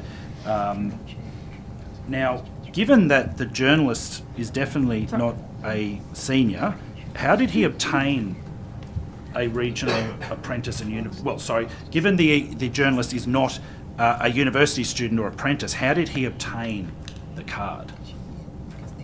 My understanding was that he was given it by Transport for New South Wales to test, because you had made public statements that were incorrect on the record in Hansard, that it was not possible to undertake fraudulent behaviour with the card. So, and Minister, so we asked to redirect, because you've just answered the question, you've just said Transport for New South Wales issued this card to James O'Doherty from the Daily Telegraph. No, not issued to. I think that was where it came from. I'd have to, someone in my office, I think, but I can't remember. So did exactly your who. office provide a briefing note to the journalist? I'm not sure. We spoke to the journalist. I can't remember, to be honest. Can you take that on notice for us, please? Happy to take it on notice. And just sorry, before you just go on, I think Mr. Fuller's got an answer for That's right, I'll do that Mr. now. Benaziac. So we'll come back. For Mr. Benaziac, and I think it's his time, isn't it? Well, no, it's back to opposition, but opposition we're happy time. Oh, sorry. happy to come Sorry, back. I just didn't want him to No, miss no, out. that's right. If we've got Very some time at the important. end of this session, we'll come back. We'll come back for that. Okay, great. So, did anyone in your office authorise Transport for New South Wales to issue the card to a journalist? Well, I think it's not something that I was directly involved in, so I couldn't tell you how that was working. But we had a claim being made by yourself as the former minister that it was not possible, and the media wanted to test this for themselves. But Minister, just to bring you into the question, did you, as the minister, or anyone from your ministerial office, authorise the card to a journalist for use? So are you talking about that in a legal view? I'm just not quite sure. How did a question is. journalist who is ineligible for the card get a card to use? It was given to him. By who? I'll have to take that on notice. Was it by yourself or Transport I've never for New South actually Wales? seen one of the cards, Mr. Faraway, so it wasn't me, definitely.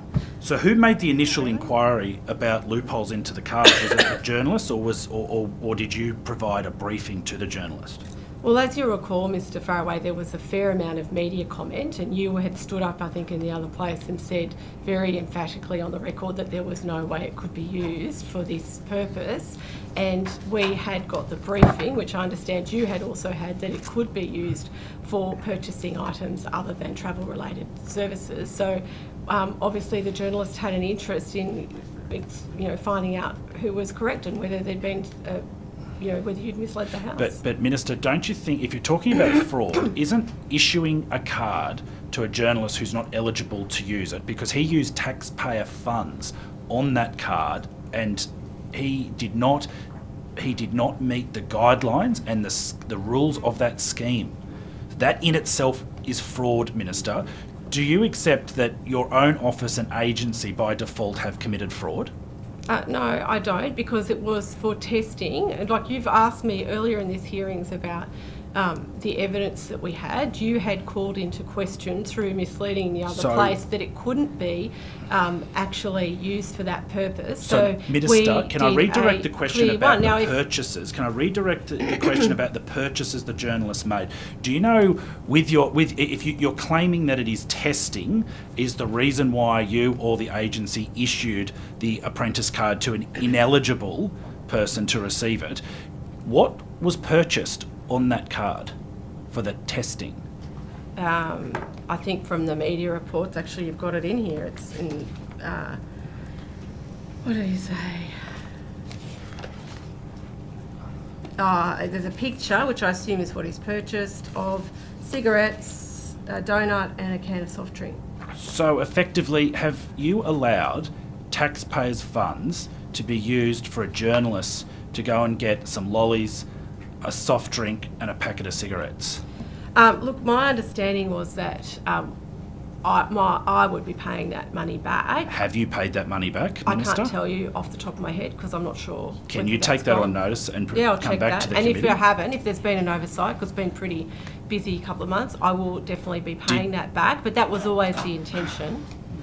Did your office or Transport for New South Wales instruct the journalists that any products purchased on that card needed to be returned or couldn't be consumed? Well, the funds were going to be repaid, so... Yeah, but if they haven't been repaid, Minister, isn't that technically fraud? The testing came around because you misled the upper house by saying that you believed it had not... You can't make that allegation. I don't know that you should be seeking a legal opinion from a minister in this line of questioning. No, it's not upheld. This is directly relating to the point of order. This is directly relating to newspaper articles. It is directly relating to budgetary items and decisions made by this minister in the current government. So I'm going to take a further point of order. I'll hear the point of order. The procedural question of the chair being in a position to rule on a point of order taken against his own question. The deputy chair can hear it. And the just chair should wasting be seated. time In that and circumstance, you're running the chair cover should on a be very seated. important question. I'm still speaking to the point of order. The chair should be seated to the deputy chair, so the deputy chair can make an appropriate ruling. For clarity, because I don't believe I have to, but I will refer it to the deputy chair for a ruling. In terms of the point of order given by Mr Namva, I don't uphold it. I believe the minister can navigate not giving legal opinion if she feels like she's been pressured to do so, but I don't believe she is. I think now the question is more of a case of will she pay the money back or has it been paid back? And the point of whether it's been consumed or returned or whether the journalist enjoyed the donut, I think is probably the question at hand at the moment. And the sort of adverse questions around fraud and what is fraud or not a fraud. There's also been reflections made by the minister against a member. I don't think the commentary by Ms Ward is at all helpful. Sorry. The line of questioning has moved beyond the thing of fraud now. It's been now looking at whether the money's been paid back and the product's been consumed. So. Okay, thank you. Minister, do you believe the journalist or your office or agency have actually, by accident, possibly, broken the law? Again, it's a legal opinion. Do you believe allowing a journalist using taxpayers' funds to buy a bottle of soft drinks, some lollies and a packet of cigarettes, who is not eligible to use the card or be entitled to the card, is in fact fraud?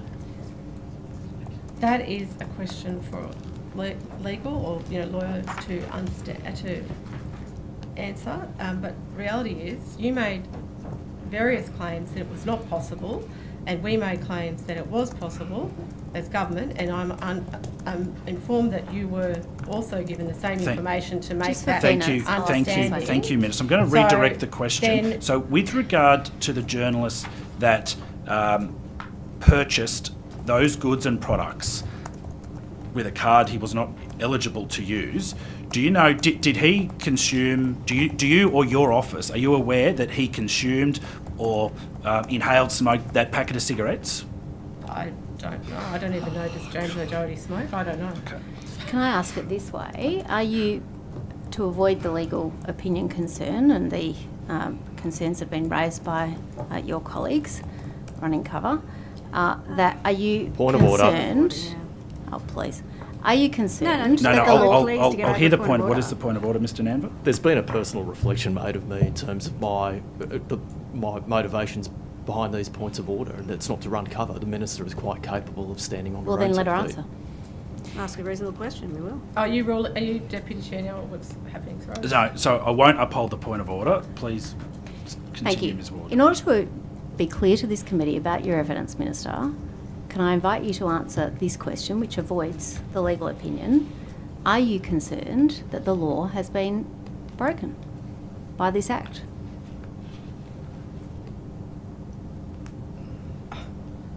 I always act with the utmost of integrity. We had a process in place to check that this card, the claims, were real. Because obviously when Minister Farrow was saying very publicly we've heard that that. it was I'll not redirect it possible this way. for Thank this you. to happen. You've said that 3 times. I so was we've heard concerned. I was concerned. And so you put in place a I wanted to make process. sure that for myself, let's test it, right? Okay, so in doing that, thank you. It That's was media helpful. interest Point of in order. it. I didn't want to buy cigarettes. Thank you. That's I'll helpful. hear the point of order. Thank you, Acting Chair. At this stage, we've gone beyond asking reasonable questions to the badgering of the witness, which is just does not accord with the resolution about how we treat witnesses. And I know there's lots that people want to get through, but I think if we can at least, uphold some decorum in the process, that would be appreciated. To the point of order, quite the contrary, I've invited the witness to be clear about her evidence to the committee. Okay, the point of order is not upheld, Minister. Thank you. Minister, in being clear about your evidence to this committee, you've said that as a result of media attention, you put this process in place. Am I correct in understanding that is your evidence? I was also concerned about the fact that the former minister was very clearly saying that it could not be possible, so I wanted to have it checked. I think it's a very serious issue when 390 million odd had been allocated for this program, and if there was not robust controls over fraud, that was very concerning to me. So you put this process in place, in doing so knowing in advance that it wasn't within the guidelines, as in it wasn't a senior or an apprentice. Was there, and knowing that that was not within the guidelines, was there probity around this arrangement or a written agreement around the repayment of the funds? I'm not aware of that. Is that a no? There was none. I'm not aware. No probity, no written agreement. Was there a briefing note? We will put in place this process and we will ensure the money's repaid. Ms. Ward, I can't remember exactly. Will you take that on notice? Time. Well, I just say I can't remember exactly where that process was. I do know that it was so will you take it on notice? Department with the former acting secretary of what was happening. There was clarity around what was happening. So yeah. So will you take it on notice to produce any advice given about this very serious matter that you had concerns about and the process you put in place to address your concerns? You won't? If you want it, I can, but I don't, like it's... Are you not concerned about probity? I'm absolutely concerned about probity. You're not concerned about fraud? Concerned about what? I didn't hear you. Fraud, I think. Repeat that. I didn't hear I the said, are you not concerned about probity? Are you not concerned about fraud? I think I have answered that question very clearly, Ms. Ward. take that as a I'm no. very concerned about fraud. I'm very concerned about it. That's why we made the decision to pause new applications on that card, because the former government had put out a $390 million allocation of funds towards a card without putting in a robust anti-fraud. We've heard that 4 aspect of times, it. thank you. We've been So clear I about think that. What we want to answers know the about is the question very process. clear. Yeah. Minister, just to follow on from that theme, why didn't your office instruct Transport for New South Wales to test the card? Why didn't you speak with the DepSec of ROM or the then whoever was the Secretary of Transport at the time to test the card? Why did you pick a journalist to test the card? As I said before, Mr. Farraway, you had repeatedly said on the record that you did not believe, despite the fact that you'd been briefed, that there was a potential for this fraud, and there was media interest in it, and having a secret look at it from the department again and test that was not in public Minister, domain to would not have redirect answered those specifically- questions. Okay, I understand because that I've given you the I information on understand the that you wanted briefings. testing done. So I'll just redirect the question. Minister, I understand, it's clear from your answer, you wanted testing done. I accept that. But Minister, my question is, why did you pick a journalist and not Transport for New South Wales to test the card? Because you, as the former minister, did not believe Transport when they told you there was potential for fraud, and you went out in the public and said that that was not the case. So there was no, what would get them to go and show again what you had been told as minister and failed to take into consideration? Why did you pick the Daily Telegraph to test the card? No one in Transport? and no one in Transport for New South Wales. Transport for New South Wales is 20-odd plus thousand employees. I'm sure you could have found someone to test the card, to have the probity. Why was Transport for New South Wales not tasked with the testing? Why did you allow a journalist to do it? Look, I think there might have been, I can't remember exactly why the Daily Telegraph was chosen or did it. Maybe they were the only outlet that came to us, or we came to them. I can't remember. We were being asked questions by a number of outlets at that time. And just to be clear, was there a written agreement prior to that being undertaken, that task being undertaken? As I said, I can't tell you that off the top of my head, to be honest, because it was, not done directly by myself. Well, either it was written down or it wasn't. Well, yes, but I don't write every single piece of correspondence or letters or emails or whatever agreements that go out of my office. So no, You've undertaken a sure. process, but there's no written agreement. Minister, after today's estimates session, will you be advising the Premier that you and your office have possibly committed fraud and broken the law? No, I won't, because I don't have a legal opinion that says that I have, or that my office has done anything wrong. So it's not the case. So I'm not going to make a legal. I'm not going to make a legal judgment about that. Will you be advising the Premier? Will you be advising the Premier that taxpayers' funds were used to purchase cigarettes, lollies, and a bottle of Fanta without a probity agreement? At the instruction of your office. Without a probity agreement. Look, I think that this has been well canvassed in the media.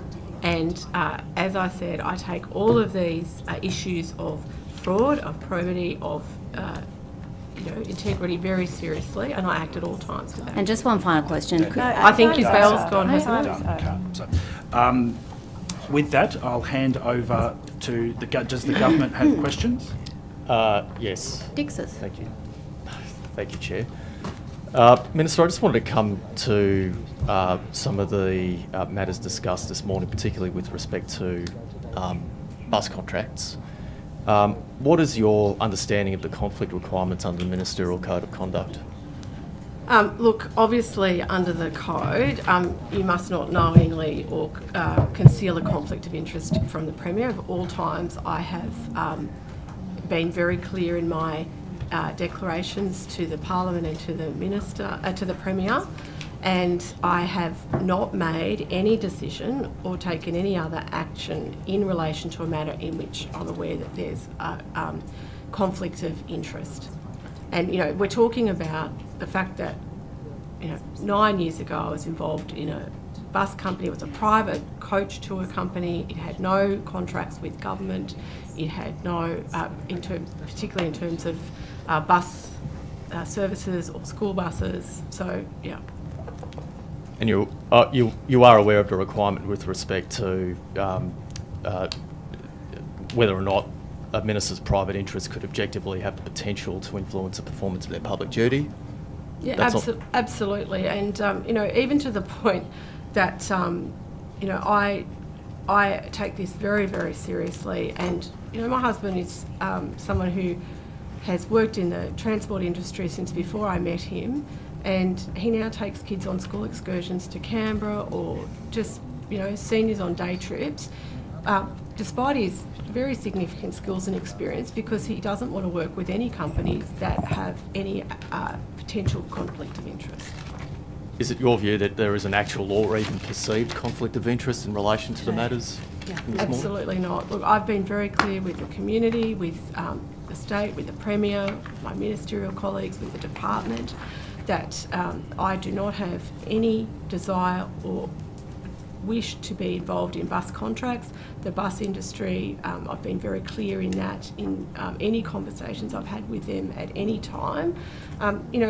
I saw, before I was elected to Parliament, some 11 people from the coalition sent to the ICAC for corruption. I take that very, very seriously, and I will not ever resolve from ensuring that I make all declarations in accordance with the Ministerial Code. So regardless of there even being a perceived or actual conflict, you're not even the decision maker in relation to those matters? Correct. Can you just advise the committee of what other probity measures Transport for New South Wales has in relation to the assessment of tenders and the awarding of contracts? Look, I might refer that to the department because, I mean, I've been very clear that I don't, have any engagement, but I think it's better if you hear it from them. And obviously they do have a probity aspect. So, Mr. Thank you, Minister. Excuse me. The examination of bus contracts is done in a separated manner. We have obviously dealings with the industry body as a whole in terms of policy matters, and then negotiation with individual bus companies is done on a one-on-one basis with our bus contracts team. And that's either the metropolitan team or with the regional operators.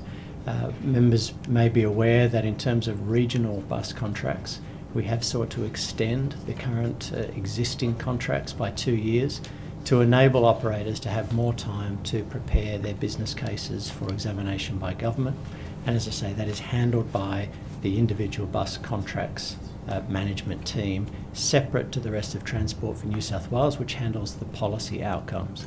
Now, obviously, over the top of all of this, we have the Bus Reform Task Force that has been running since around April, May this year, and that is looking at more dramatic reforms to the industry that will enable long-term sustainability, and it is turning its attention to regional bus contracts as part of the next wave of reform. So they are a summary of the matters that we look at. Thank you, Mr. Murray. Thank you, Minister. Minister, can I ask you, can you provide an update on the pipeline of major infrastructure projects underway in regional New South Wales?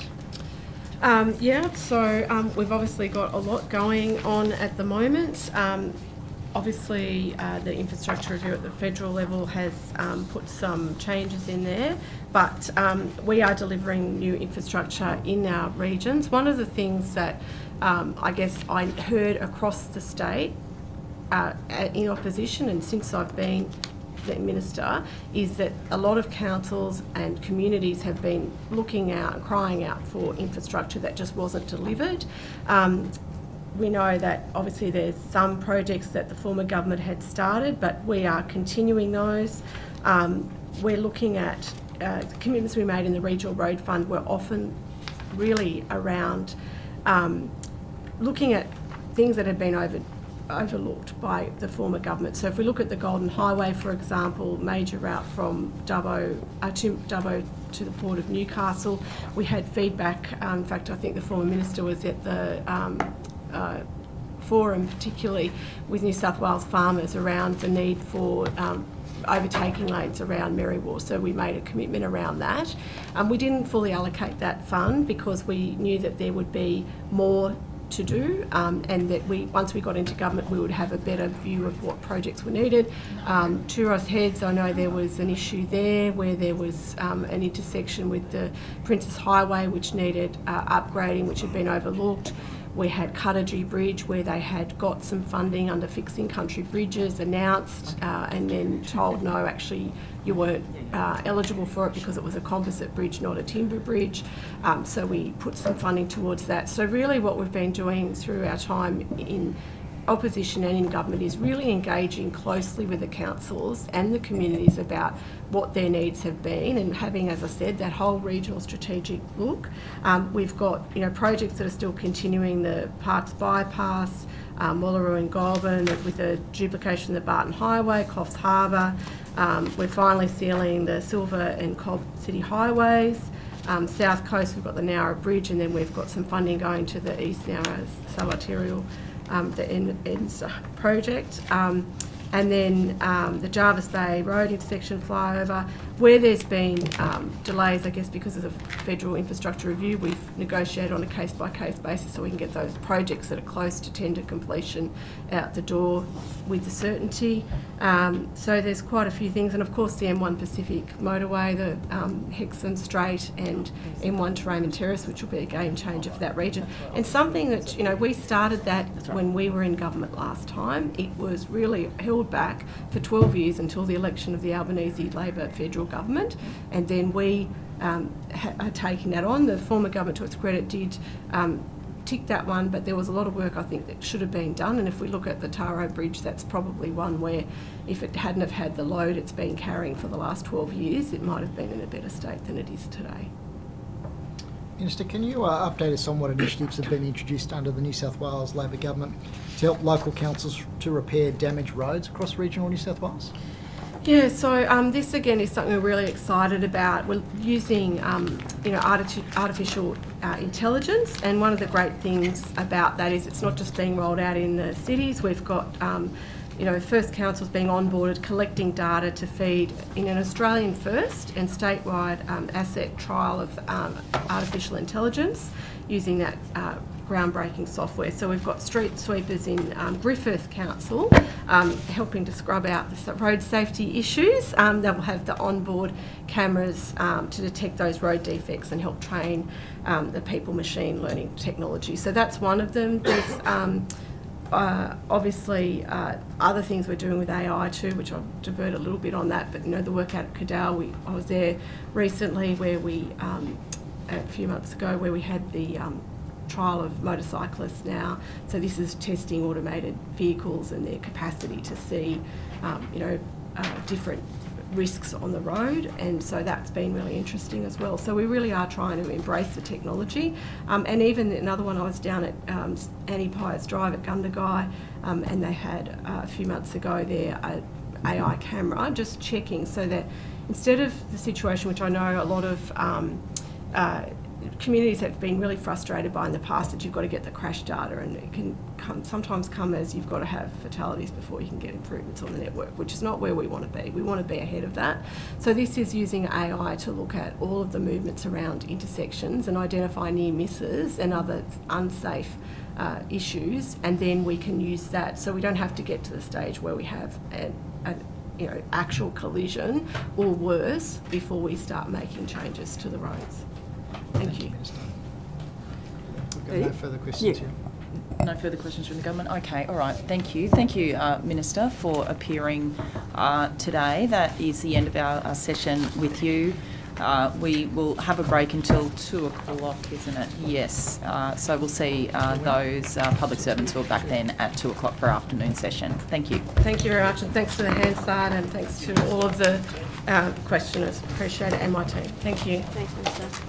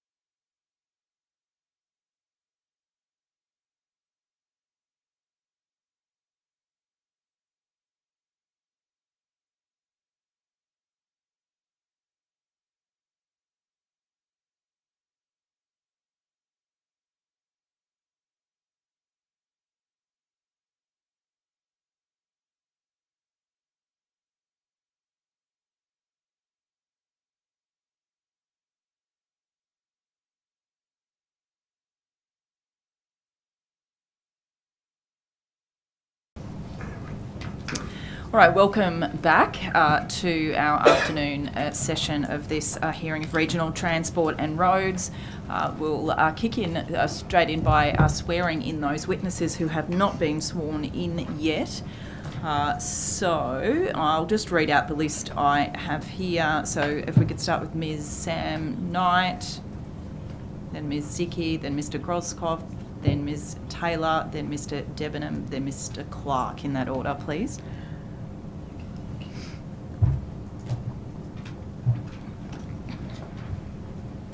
Thank you.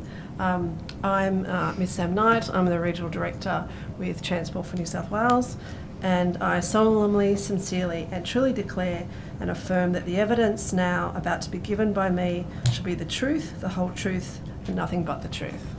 Thank you.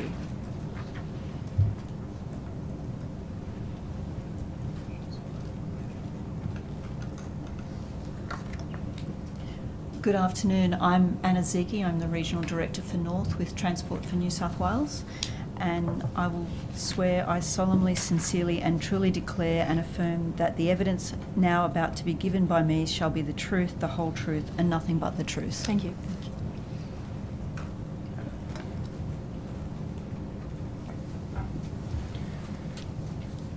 Good afternoon, Tom Groskopf, the Executive Director, Network and Assets for Regional and Outer Metropolitan in Transport for New South Wales. I solemnly, sincerely and truly declare and affirm that the evidence now about to be given shall be the truth, the whole truth and nothing but the truth. Thank you.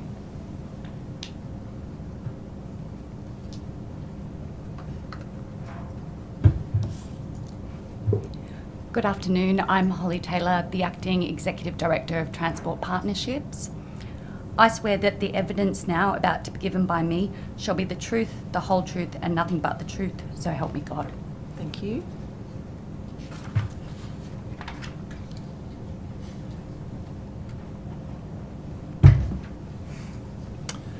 Good afternoon. My name is Ed Debenham, Executive Director of Customer Strategy and Experience at Transport for New South Wales.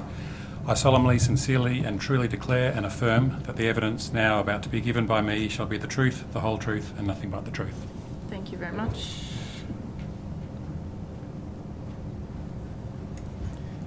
Hi, good afternoon. I'm Lewis Clark, Executive Director, Customer Systems and Operations at Transport for New South Wales. I swear the evidence now about to be given by me shall be the truth, the whole truth and nothing but the truth, so help me God. Thank you very much, Mr. Clark, and I think that's everybody that needs to be sworn in has been. Mr. Murray, you had some comments to make, some information to provide the committee, I should say. Thank you, Chair, and thanks for the opportunity just to come back on a couple of issues from the morning session. Firstly, the matter that was raised by members of the travel card testing. It was not a matter that I was aware of prior to this, but we have sought some information during the break. And I'm advised that Transport for New South Wales has a number of test cards that we use for practical and probity testing at retailers. Using these cards, officers have conducted tests at retailers buying products that are both inside and outside the scheme's parameters. As they are test cards, they do not have the same guidelines as user cards. One of the test cards was provided to the Minister's office for the purposes of a test earlier this year. I'm advised that Minister Aitchison indicated that she would reimburse Transport for any goods purchased in a test using a third party. We are now checking on the status of that payment and the administration of it, and I'm happy to advise the hearing of further detail in regards to that once we have it. If I could also turn to the questions that you asked around wheelchair accessible taxis in the region. As we said at the time, we do acknowledge that we have a serious issue regarding the ongoing numbers of wheelchair accessible taxis in regional New South Wales. The number currently registered outside of metropolitan Sydney as at the 1st of September this year is 264 vehicles. Before COVID, many of those wheelchair accessible taxis had multiple drivers and therefore they were available multiple shifts per day. But many now have come down to one shift a day or perhaps less, depending on the availability of that driver and the location in which they are operating. We have a number of approaches looking into that scenario, including low interest loans to enable people to set up new vehicles for wheelchair accessible taxis, which has just begun in September. And we will be tracking that very carefully in terms of the policy outcomes to try and get more vehicles and operators into the regions. Finally, if I could just turn to the issue of road safety from just before the lunch break, I'm advised that year on year the budget for road safety initiatives has increased by $36 million in the current budget papers. There are some different accounting and layout measures that have been that have occurred from year to year, which means it is not a like-for-like analysis, but those budget numbers have increased year on year, as well as in the 4-year forward estimates. And Mr. Bernard Carlon is available to detail that expenditure if the hearing would like further detail. Thank you very much, Mr. Murray. Okay, we'll now move to questions from the opposition. Mr. Farraway. Thank you, Chair, and thank you, Mr. Murray, for the update. I would like to pose a question to Mr. Clark.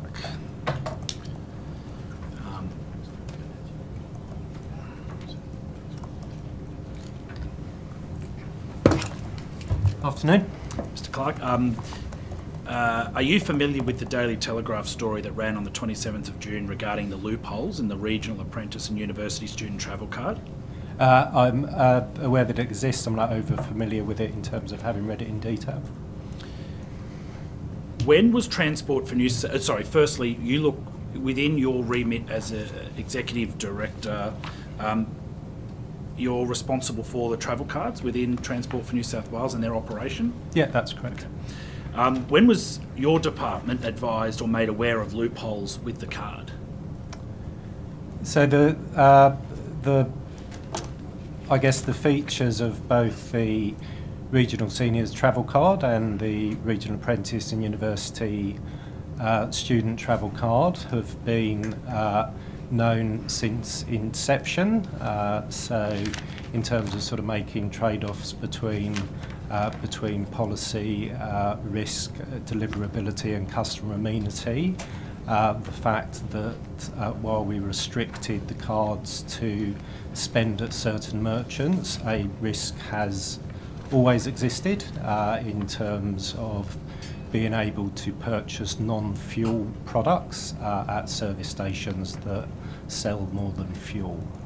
So when were specific concern, when was Transport for New South Wales made aware that there were fraudulent claims or purchases with the Regional Apprentice and University Student Travel Card? I'd have to take the details of that on notice. What we do know is over time, especially at the early days of the Regional Seniors Travel Card, there were changes made by certain retailers to their merchant category to allow purchases to be made when they would not otherwise have been.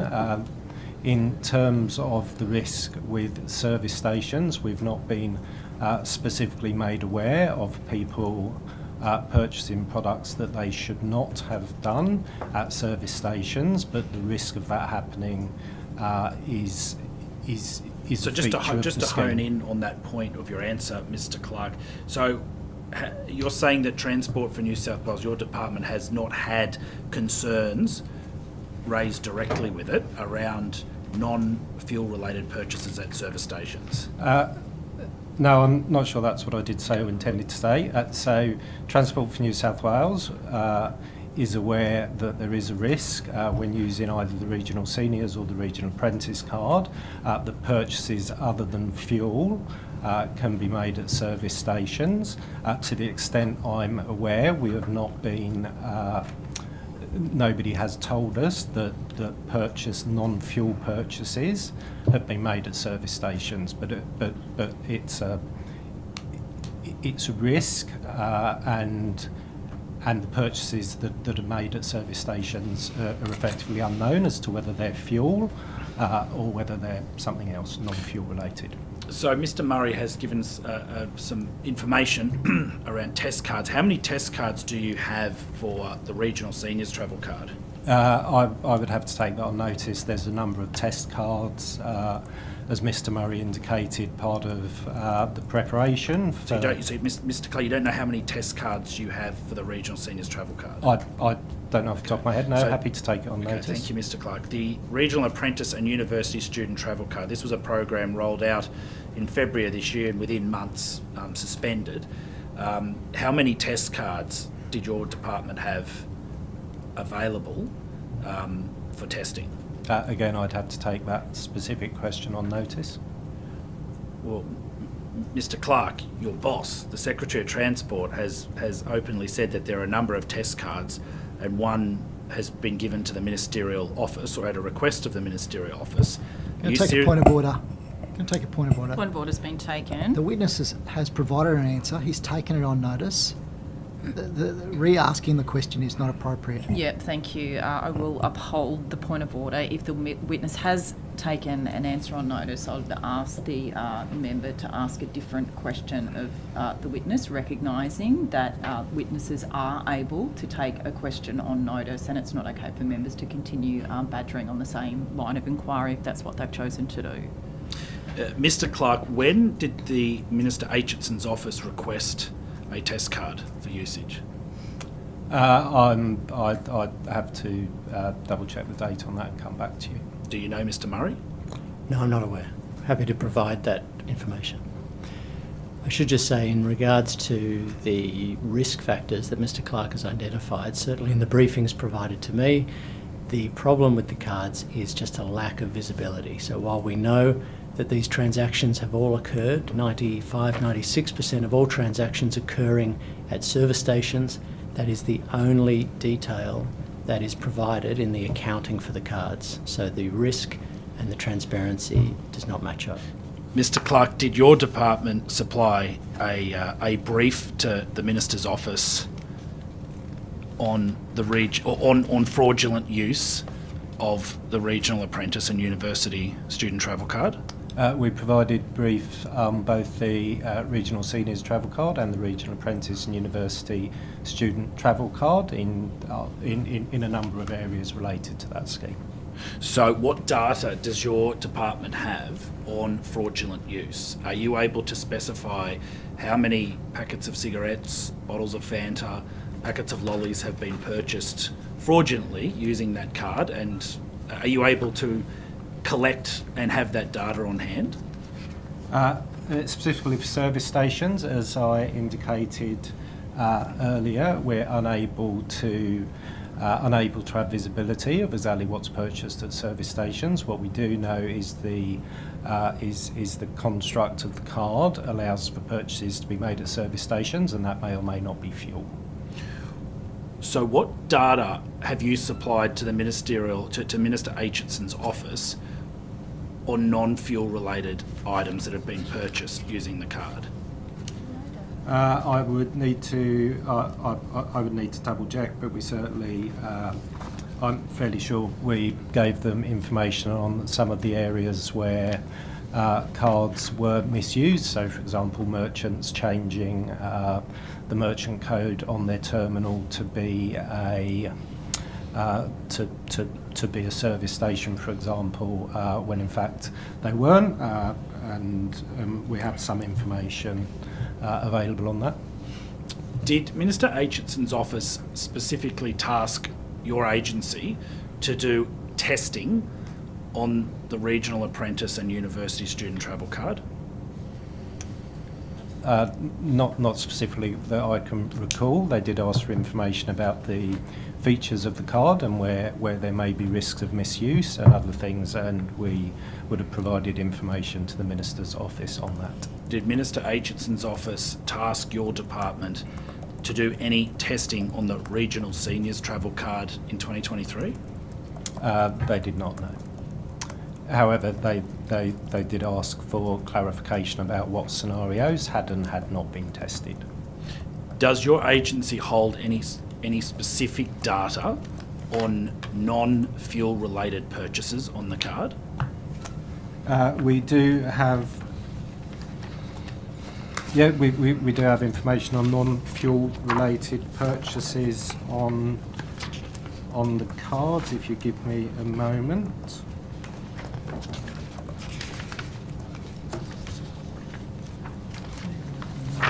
So for the regional seniors travel card, we can tell you that 2.29% of spend has been on taxi cabs. We can tell you that 0.44% has been spent on Trainlink and Opal services. We can tell you that 0.07% has been spent on other government services, and 0.11% has been spent on coach services. For the regional apprentice and university student travel card, we can tell you that $3.40 has been spent on coaches, $60.11 on EV charging, $484.78 on government services, $4,958.60 on taxi cabs, and $4,362.15 on Trainlink and Opal services. Thank you, Mr. Clark. It's very, very specific, and I appreciate that extra information. The information you've just provided, Mr. Clark, is that the only specific non-fuel related data that your agency holds on those two programs? To be clear, that the set of information we have is spend on specific non-fuel merchants, which I've just read out. We also have information on spend at service stations, but as we've previously indicated, we're unable to determine to what extent that was spent on fuel, or what that may have been spent on non-fuel related purchases. So is it fair to say from your evidence and answers, Mr. Clark, that you don't hold data within your department that can point to how many non-fuel related items are purchased at a service station? That is correct. Right, so to confirm, Mr. Clark, you would not have any data to draw upon from the collection of that data through Westpac or through the service providers that Transport for New South Wales uses for that program that would indicate how many bottles of soft drink, packets of chips or cigarettes would be purchased using the card? That's correct. So as I previously indicated, purchases at service stations, we know how much is spent at that merchant category. We do not know whether that's spent on fuel or other products. Did anyone within your department issue a test card to a journalist? No. Was Transport made aware of a journalist testing the card? Not that I'm aware. We were asked to provide a card to the Minister's office for them to be able to undertake testing themselves, which we did. What was your understanding about the cost that would be incurred in the Minister requesting that card and being able to use it? What was your understanding of who would pay for that cost? Yeah, I think just in terms of context, the test cards are issued and there's a number of them, acknowledging I don't know the specific amount, that are used for testing both positive and negative scenarios, and the cost of that testing is part of the administration and the rollout of the scheme. As Mr. Murray indicated earlier, the Minister had offered to reimburse that amount, and we need to validate where that is in the process. Did Minister Aitchison's office make you or your department aware that the test card was going to be given to a journalist? No, not that I recall. Was any brief supplied by your department, Mr. Clark, to Minister Aitchison's office when the test card was issued? Not clear what what you mean by brief. Was a briefing note sent with the testing card when it was sent? There was not, no. Okay. With regard to the understanding that you had around the Minister's office or the Minister herself possibly covering or reimbursing for those costs, is there an email? Is there anything in writing to confirm that? I would need to double check. Would you be able to take that on notice, Mr. Clark, and see if we've got an answer before the end of estimates today? I can certainly take it on notice. Whether we can provide it today, I can't commit to. We don't have the definitive date, correct? I think from your previous answer of when that card was sent to Minister Aitchison's office, correct? Correct. Okay, that's fine. I'll take that. You'll take that on notice. Was the Secretary of Transport for New South Wales, or maybe at that point an acting secretary, made aware that a testing card had been sent to Minister Aitchison's office at their request? Not that I'm aware, or certainly not. No. So the request was made directly to you, Mr. Clark? Correct. Okay, and you did not advise the secretary or acting secretary at that point that you had issued Minister Aitchison's office with a test card? No, and sort of context, that's not necessarily an uncommon thing to do. So when I think of some of my other areas of responsibility and project rollouts I've been involved in, so for example Opal Card and other things, it's not an abnormal request. As I've forgotten your title, Mr. As an executive director, who do you, or for customer systems and operations, who do you directly report to, Mr. Clark? At the moment, I report to the Acting Deputy Secretary, Customer Strategy and Technology, Mr. Host. Okay, was Mr. Host, was he made aware of issuing a test card to Minister Aitchison's office? Not that I recall. You'd have to ask. Should double check with Mr. Host. Okay, I'll do that later in the day. How was it issued to the minister's office? Was it mailed? Was it taken over there in person, or how was it sent to the office? Again, I'd have to double check, but I can do that. Do you carry a test card yourself as the executive director for that program? Not routinely, but on some occasions I have, yes. Do you believe, Mr. Clark, that a individual using that card who was not eligible for that card and who did not work for Transport for New South Wales was actually committing fraud themselves? I think, as Mr. Murray indicated earlier, the test cards are issued outside of the scheme and the terms of use for the purpose of testing and testing to the extent that test card is provided would be valid, but certainly the test cards aren't subject to the terms of use and other such things. If that's the question. Mr. Clark, are you the only person within Transport for New South Wales that has the ability to issue a test card? No. So for clarity, the test cards are issued by the provider to the project team that are involved in delivering the card. There are is that Westpac? Westpac, as you might imagine, there are a number of people involved in delivering projects such as this, including business analysis, including project managers, including testers.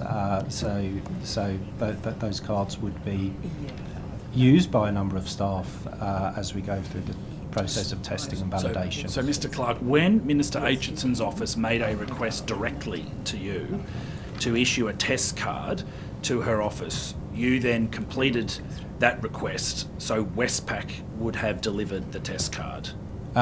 No, we would have had a pool of test cards that we use for testing within the project team, and one of those I provided to the Minister's office. Was the request from Minister Aitchison's office for the test card made verbally, or was it put in writing? To the best of my recollection, verbally. Verbally, right, okay. Do you remember who in the Minister's office requested the test card? I do. Yep. I'm not entirely clear on the protocol of sharing other people's names. Well, you are under oath, and I'm asking you a question regarding a program that is being axed and was part of the budget papers and the money redirected. So I think it's important to note who requested that, Mr. Clark. So I'll ask again, who in the Ministerial office requested the test card on behalf of Minister Point of order, Aitchison? Chair. Point of order has been taken by Dr. Kane. I'm a little concerned that we might get into naming individuals, not because, that's out of the bounds of this forum, but there have been very heavy suggestions by Mr Faraway earlier that there is somehow something fraudulent in this behaviour, and I think it would cast aspersions on that individual at this time if we were to disclose that in this open forum. I'm sure there's other ways to have that information presented to the committee that is not aired publicly. Sorry.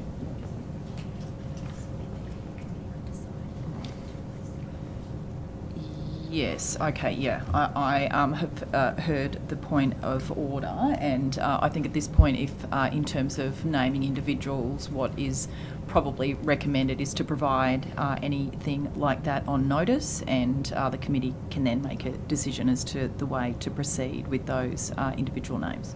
Thank you, Chair. Was the test card that you arranged to be issued to Minister Aitchison's office returned? It was, yes. When was it returned? Again, I would need to go away and double check that.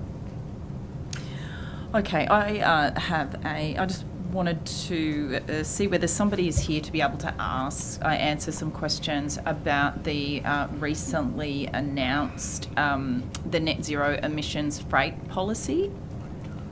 Chair, Mr Fuller will be able to take questions on that. All right, great. Thank you, Mr Fuller. I wanted to just ask a question about the trial. I understand that this really, the crux of this, as far as I can tell from the media release, is that there is a trial, which is a 2-year trial, enabling heavier vehicles to be able to go through the weigh station. Is there more than that over the next 2 years for this zero emissions strategy for heavy vehicles and freight, or is that the extent of it for 2 years? Thank you for the question, Chair. Look, I can say there's comprehensively quite a lot more.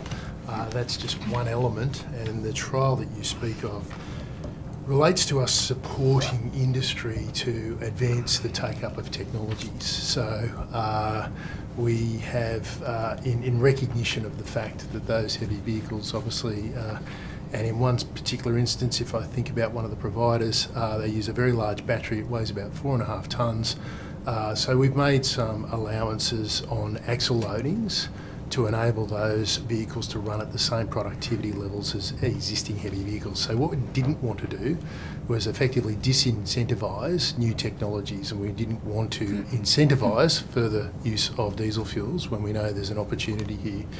It's beyond that, it extends to a host of other activities and policy procedures and decisions. Some of those are works in progress, some of those have been undertaken by the state in our own right, some in conjunction with the federal government and other jurisdictions. So one of the initiatives that was outlined in the net zero commitment policy was continuing to work with the federal government on the addition of Euro 6 vehicles. So it's not just zero emission, but low emission vehicles as well. So, and in September, the federal government, with the agreement of the states, announced the Safer Freight Vehicles package, which now allows vehicles that are up to 2.55 metres in width to actually participate in the road network. So, and one of the good things about that is not only are they vehicles that are bringing sustainability elements and advantages to our freight ecosystem, all of those vehicles have the latest safety technology. So they all generally have telematics, they have a range of other assist measures that really advance the safety technologies that are available. Thank you, Mr. Fuller. So I'm asking about the net zero emissions strategy, though, as safety is very important, but this is about net zero emissions.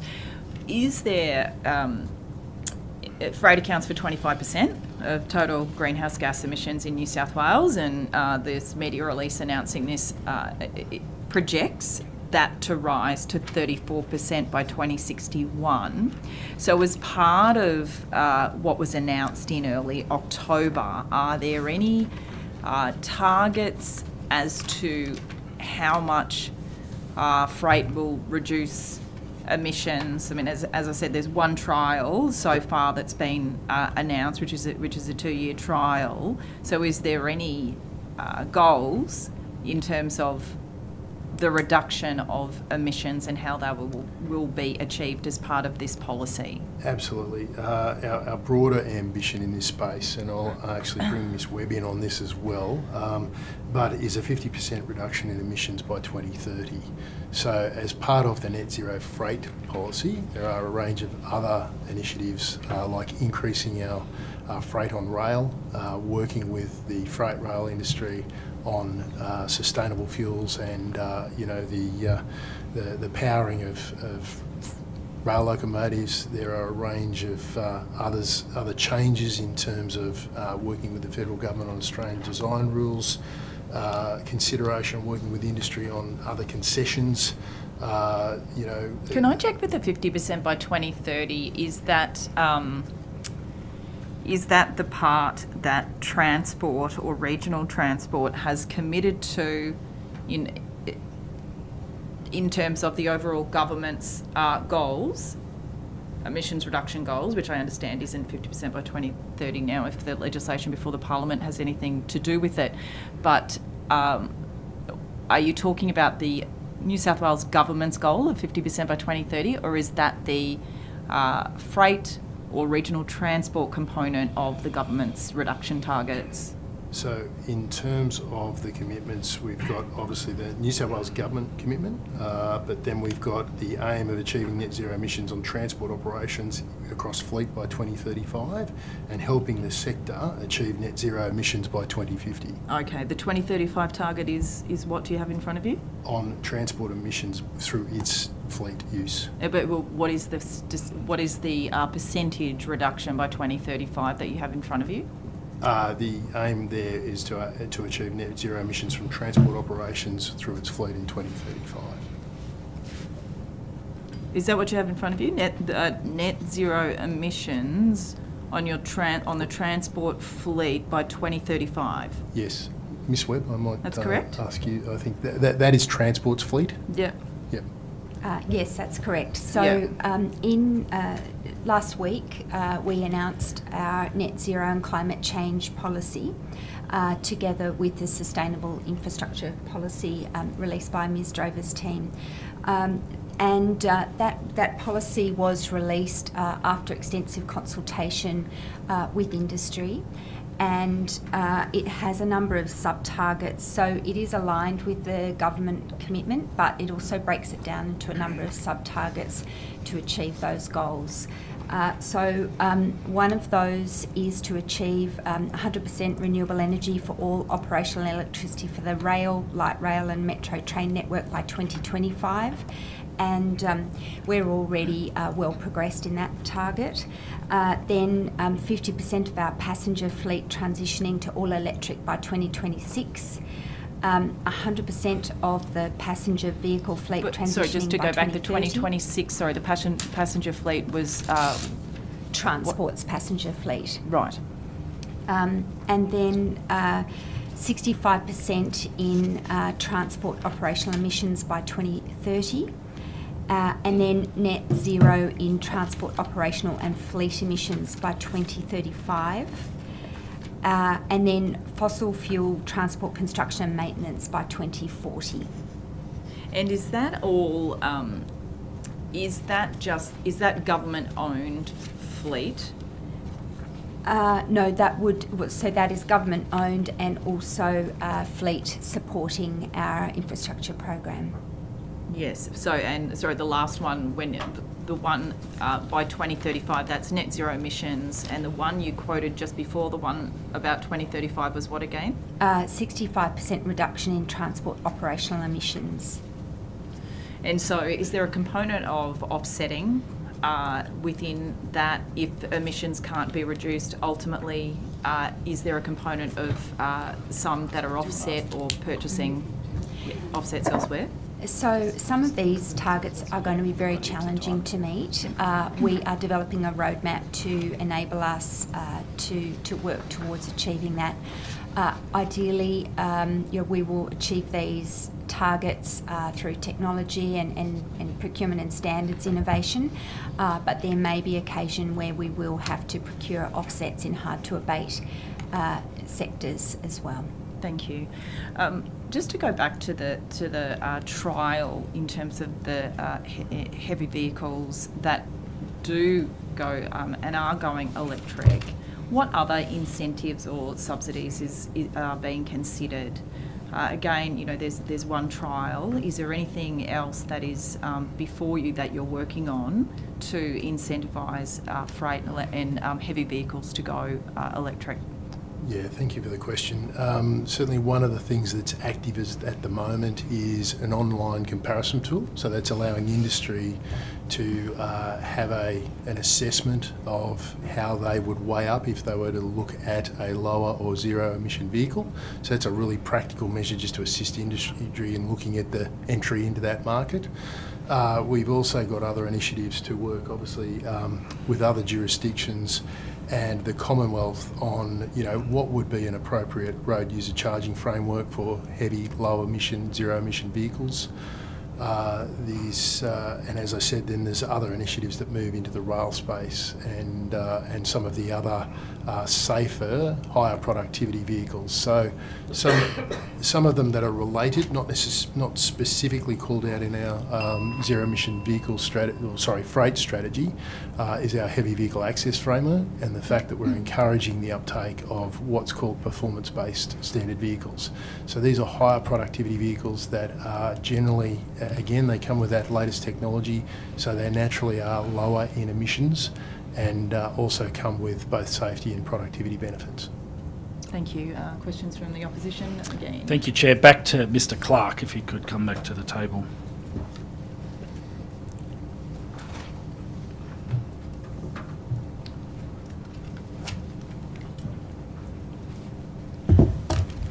Thank you, Mr. Clark. Do you keep a record of all the test cards that are issued? I personally don't. I would imagine my team does. Could you take that on notice if that's the case? So I suppose, do you have like a log system around who is issued the test card and when it's issued and when it's returned? I would have to double check. I would think it unlikely in that level of detail. As I mentioned earlier, we generally have a pool of test cards which are able to be used for a group of individuals. There's certainly a level of control over those. Specifics of that I don't know. But when you say level of control, can you elucidate what that level of control is? I'd have to take the detail on notice. Okay. Do you keep and track what the balance of the test cards are? I would imagine we do, but would have to take that on notice. So even with test cards, Mr. Clark, that perhaps your own team used to test the program, how do you know what the balance is? I think my answer was probably I imagine we do, but I'd have to double check. Okay. But obviously, for the purpose of reconciling, the test transaction have worked, and that we undertook a transaction here, and it was assigned to the right merchant code, and being able to do that, we would have those records. Yes. Are there rules, internal rules, around how the test cards are to be used within your department? There'll be general guidance within transport policies, and certainly preventing the use of them for personal benefit, I would think, yes. So have your team actually tested the card to see if you could buy non-fuel related products with it? Almost definitely, yes. So when was the first time that this occurred in your own internal testing? I would have to go away and validate that. Very interesting. When does the test card look the same as a real card, as someone who could be eligible as a senior university student or apprentice? Does it look the same? It does, yes. Yep. So the way it works is, from your previous answer, those cards, whether it's a test card or a card that... Sorry, now let's keep the test card. So if you want a test card, you need to request that by transport to Westpac, correct? That's my understanding. Yeah, so then yes. Westpac then obviously issue the card. There must be product disclosure, or there must be regulations and guidelines around the usage of the card from the banking institution, isn't there? Even for test cards? I would be surprised if that was the case. So the purpose of testing is to be able to validate, as I said earlier, both positive and negative scenarios. It's to be able to validate things like interfaces between Service New South Wales and the provider to be able to issue cards. But the nature of testing is very much to undertake positive and negative testing, so we know that the product does what we expect it to do, doesn't do what we expect it to do, and that in my experience needs you to be able to test a number of things that would be outside the bounds of the normal terms of use. But surely, Mr. Clark, even as test cards, and there must be program guidelines, and surely they must be governed by some public service protocols. In what manner? In the way that you are issuing test cards to be used, because taxpayers' funds are being used with these test cards. So test cards are issued for the purpose of being able to test and validate that the system does or does not do what it is meant to do. Testing very, very commonly, in my experience, includes positive and negative testing, and the nature of that means that you need to be able to test the card is doing things that it perhaps so Mr. Clark, I'll redirect the question. Mr. Point Clark. of order. No, I'm redirecting the question. I've given latitude. Hang on, a point of order has been taken. Dr. Kane. I would ask that Mr. Faraway let Mr. Clark answer the question that he has asked various versions of repeatedly. Yeah, I will say, and I will uphold the point of order that if allegations are being made, that there should be enough time to enable the witness to answer the question as fully as they can. So if the witness wasn't finished, I'd ask the witness to continue and just remind the member to allow the witness to have the time they need to explain the situation. Yeah. Mr. Thank you, Chair. So I might just reiterate what I was getting to. The last point is that the purpose of testing is to test that things do the things they're supposed to, as well as the things that they're not supposed to, and in many instances that needs you to needs people to be able to validate that the card does things that it is not supposed to, or any other product. Okay, so what responsibility is on the individual that has the test card?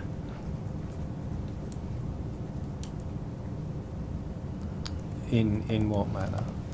Well, what responsibility does your team that use the test card, or an individual that you issue a test card to, what responsibility do they have around the testing guidelines?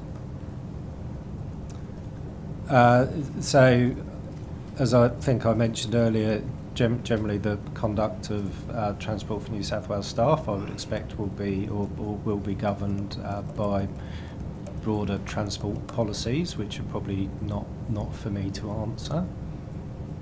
Can someone outside of Transport for New South Wales be issued with a test card? Yes, as I mentioned earlier, it's not uncommon practice to issue cards and products for the purpose of using those test cards for testing or other things. So when purchases are made using the card for non-fuel related purchases are made, what happens with the goods? Are those goods returned to Transport to your department, and are receipts logged with your department on what would the test card was used for? As I mentioned earlier, I would need to check the details of that, but there's certainly a need to be able to to be able to reconcile transactions in some instances. But there's a variety of things that test cards might and outside of this scheme might and have been used for, in my experience, over a number of years. So with the test cards, Mr. Clark, if you don't have any receipts, if receipts are not logged back with your team after the card has been tested, how do you collate any data on what the card was used for and how the results of the testing? Again, a level of detail that I'm not across. But as an example, it may be, if I take an example of something I'm more familiar with from early in my career, is a tester may get a series of activities to go and undertake. They'd have a sheet of those, they'd undertake the activities, you'd know what the expected outcome of that is, and you'd be able to compare that with what did or did not happen in the system. So I think considering it from a sort of financial reconciliation perspective, which you seem to be doing, it isn't necessarily the case. And again, if you think of another example, if the outcome that you're looking for is you're testing a card or a product at somewhere where it shouldn't be accepted, you'd expect the system, or you might expect the system to generate a code that indicates that that wasn't accepted. So the suggestion that it must always be receipt based, I think isn't true. How much has been budgeted or expended on both the travel cards as test cards? I don't have that. I don't have that information to hand. Would you be able to take that on notice, Mr. Clark? I can take that on notice. Okay, yes. thank you. If you weren't aware that a card was forwarded on to someone outside of the Minister's office or Transport for New South Wales, is it still really considered a test card then? If it's not in your control and you don't have the data, if you don't have the data that what was used for that card, how are you collating the data if it is genuinely a test card? So I'd probably characterise the purpose of the test card is as being not in general use, and I think you've touched on yourself some of the reasons that might be relevant. So when a customer applies for a card, it goes through a process, it's subject to terms of conditions and other such things. The purpose of issuing test cards, as his name suggests, is being able to test those, but is also not subject to the terms and conditions and the restrictions that would be in place for a customer. In the life of the program and in your time within your department, have you ever asked a journalist to test either travel card? Me personally, no. In your knowledge, has Transport for New South Wales ever contracted out its testing regime to a journalist? Not that I'm aware. Is it usual for anyone that is using the test cards to offer to repay any of the testing itself? Is that a usual condition with the test card, or would be unusual? Has any minister in the past, other than Minister Aitchison, requested a test card? Other ministers' offices have requested test cards, yes. Right, so which ministers? I never asked for one. Your office previously requested test cards to be brought and made available. Are you talking about the actual plastic cards, or are you talking about... Point of order. No, really? Keep it going for you, Mr. Could Nairn. could we allow the witness to answer the question without interruption? Well, I mean, the witness was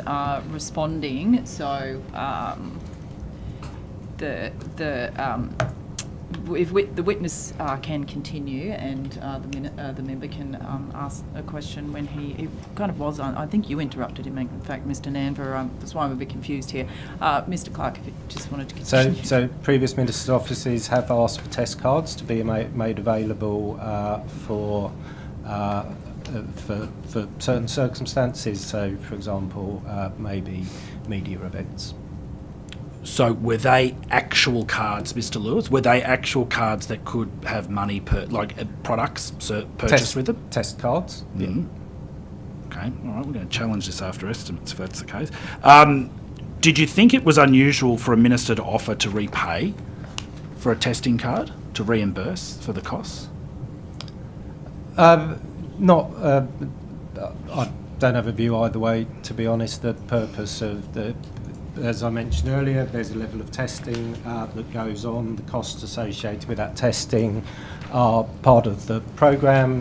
Positive and negative testing is also part of the programme. I think it's a matter for the Minister.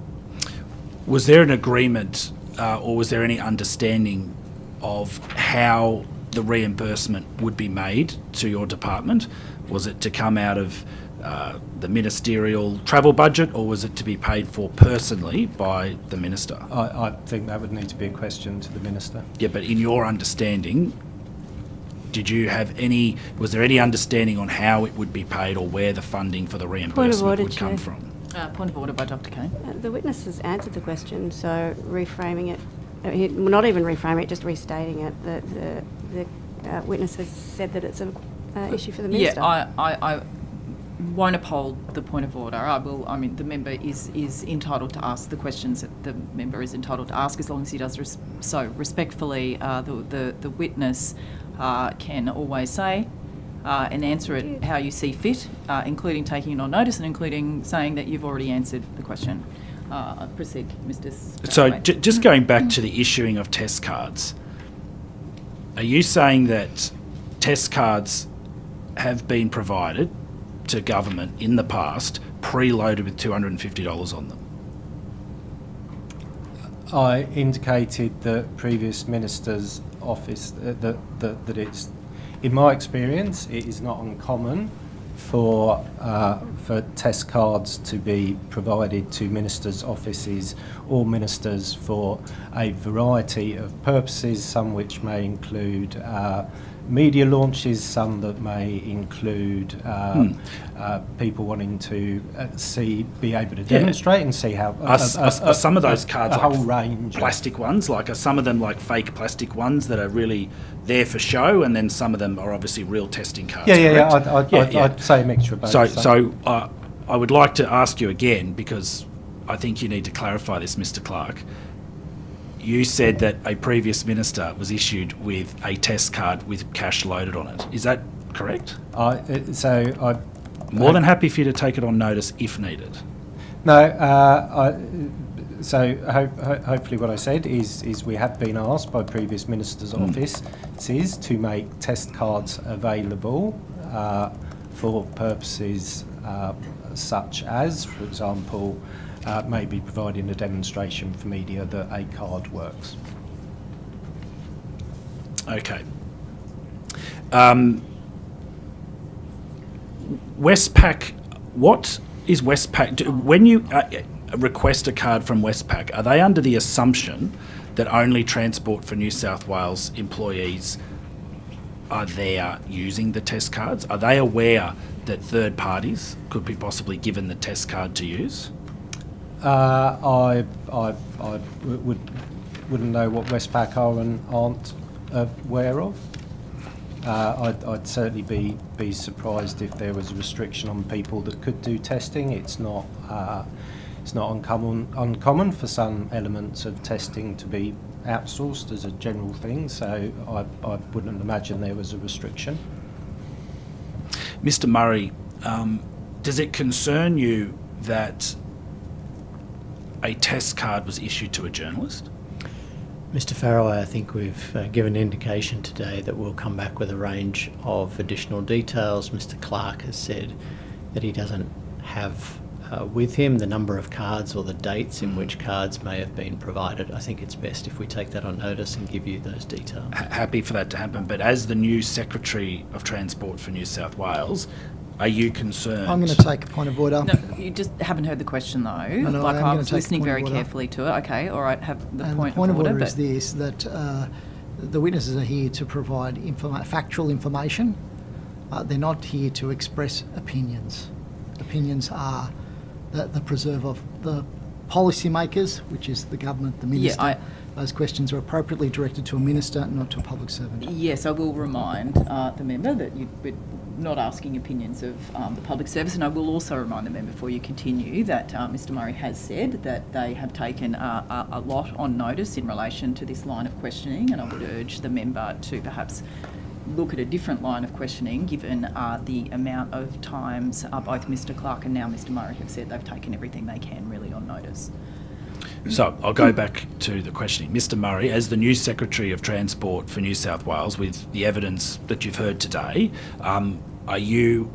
would you consider establishing a review of what has happened with these test cards? As the Secretary, I would need to understand the scope of the test cards in existence, and upon getting that information, I'm happy to respond further, understanding that, of course, whenever taxpayers' funds are tied up in this manner, there needs to be the right level of accountability, and also noting that this is government policy to discontinue with this scheme. Okay, so we'll take all of that on notice if that's the case. So going to now move maybe to Mr Hayes, if he could come to the table, and Camille, Ms Drover.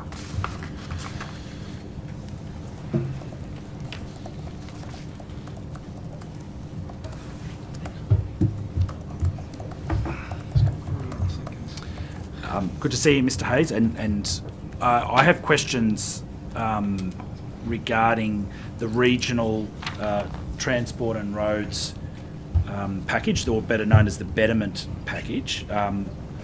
Are you the right person to ask? Because I understand Andrea Mears, who was invited, couldn't attend today. Is that correct? It's probably a combination of several of us, to be honest. So I'm happy to lead off and see how I go. So what is an appropriate time, do you think, to issue and execute a road infrastructure deed? It's probably not an easy question to answer, because it would depend on the amount of appropriate governance that needs to be put in place, and obviously working with the appropriate approvals both within transport and through the minister and through government. Thank you.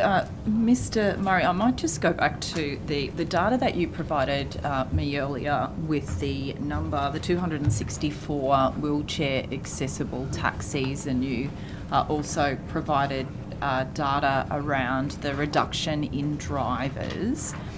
I assume you won't have this data in front of you in terms of an indication of how much of a drop that is, or a decline in the levels or numbers of wheelchair accessible taxis that there has been in the past. You suggested that there was a drop in drivers. So firstly, that question, do you have any of that information? I wouldn't be able to give you that for regional New South Wales. However, for statewide, the number has declined from 941 pre-COVID, October 2019, to 704 in total in September 2023. And of those 704, 264 of them are outside metropolitan New South Wales. Okay, and what are the other, I know that potentially Uber, however, that also has its restrictions, but what is the department doing? I'm thinking particularly regional, because this is a regional inquiry, but what is the department doing to firstly ascertain the need in regional areas, and the work that you've done to date in that regard firstly?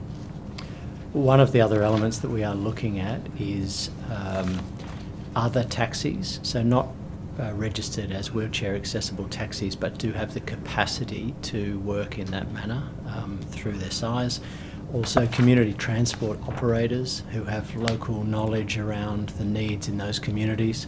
And finally, one of the areas that we're looking at is just additional incentives and individual benefit packages that might be attractive to lure more operators to move to wheelchair accessible taxis. And I mentioned earlier the $100,000 interest-free loans that would be available to eligible applicants.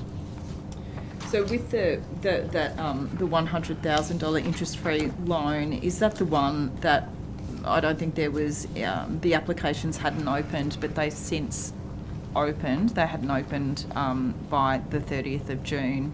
Are they currently open, or have they been open and... My understanding is they opened on the 15th of September. Okay.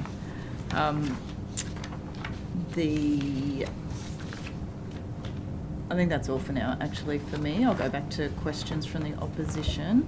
Mr. Farraway. Thank you, Chair. Mr. Murray, as the new Secretary for Transport, is it your preference that the good work Mr. Fuller and his team does in the regional outer metro remains distinctly different and separate to Metro and Greater Sydney? We're having a look at the operating model, as it is called. I've mentioned this in other discussions in the past, to make sure that we can have the absolute right operating basis for the Transport Department and its operating bodies.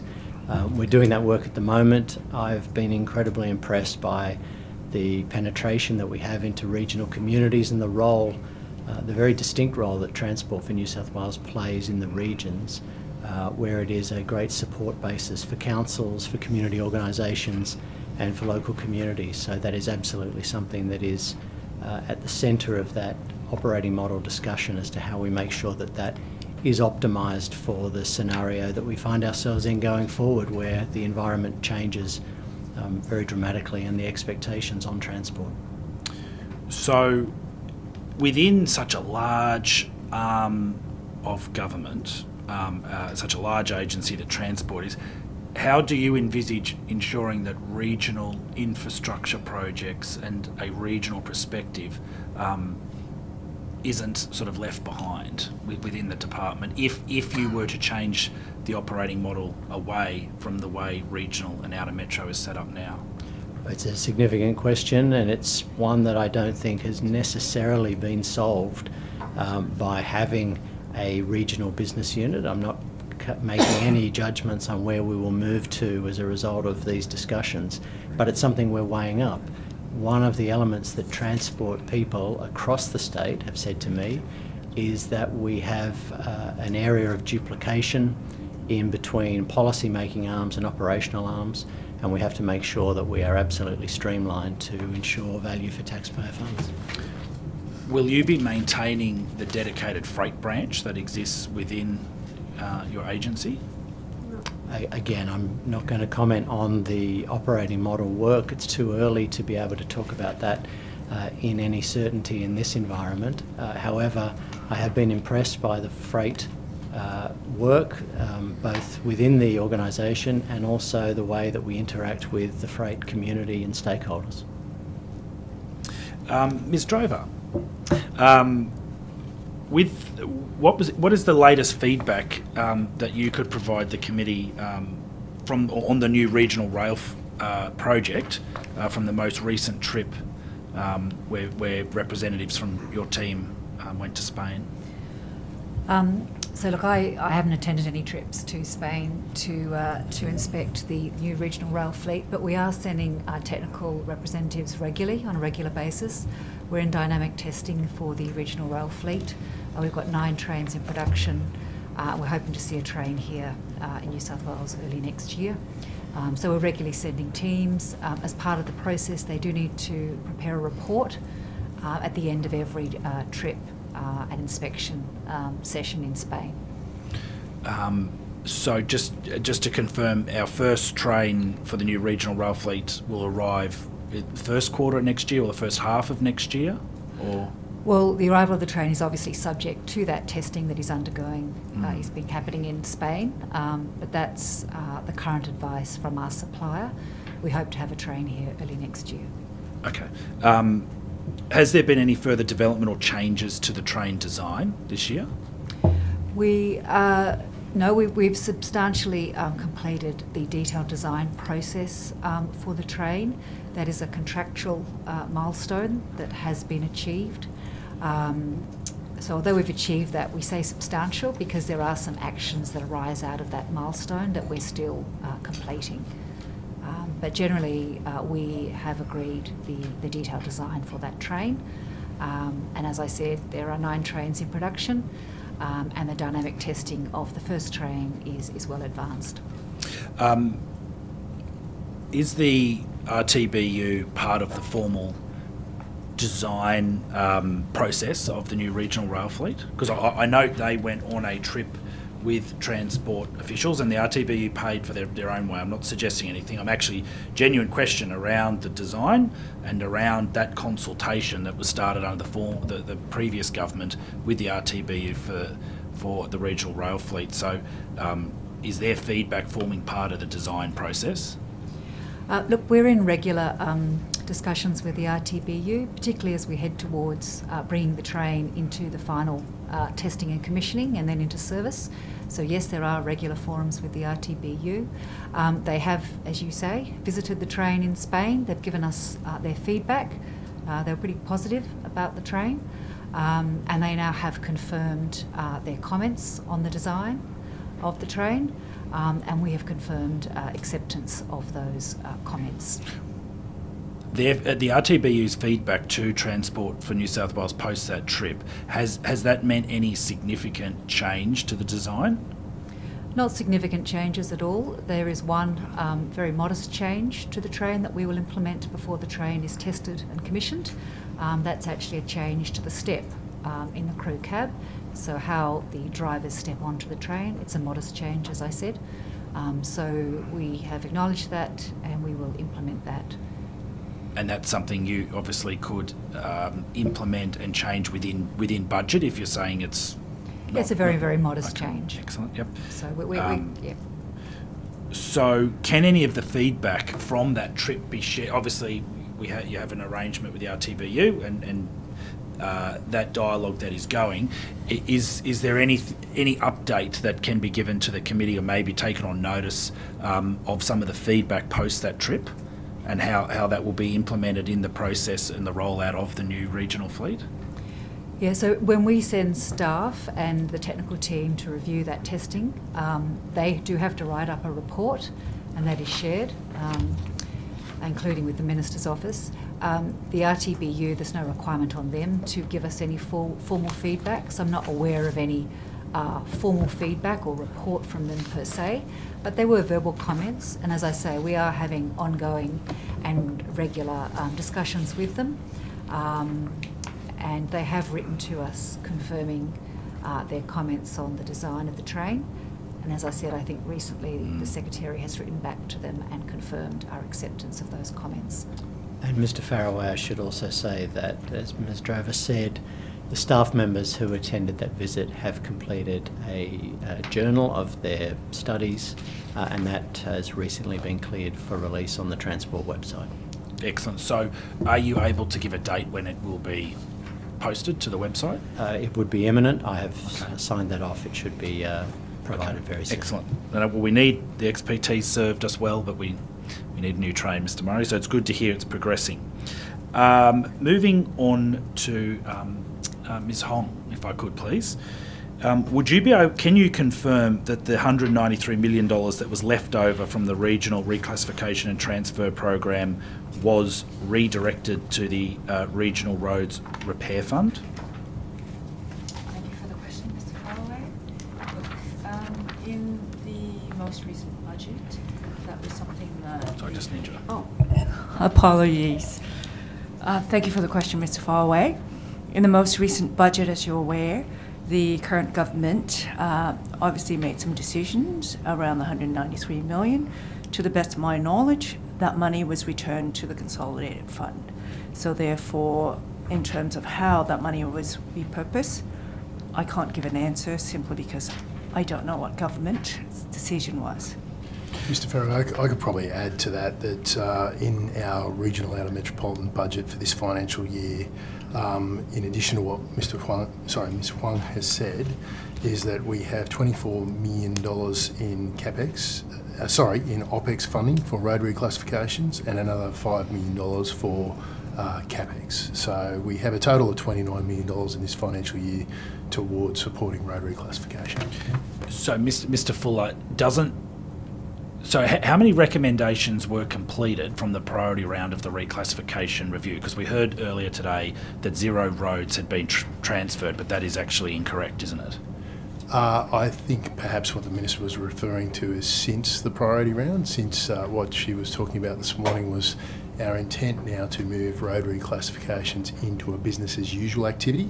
The priority round were an isolated round that occurred earlier, So there were 37 recommendations. How many were implemented prior to the election? I might just ask Ms Hayden just to update. I know she's got the exact up-to-date figures, but I think we're pretty close to all of them being reclassified. Or transferred, yeah.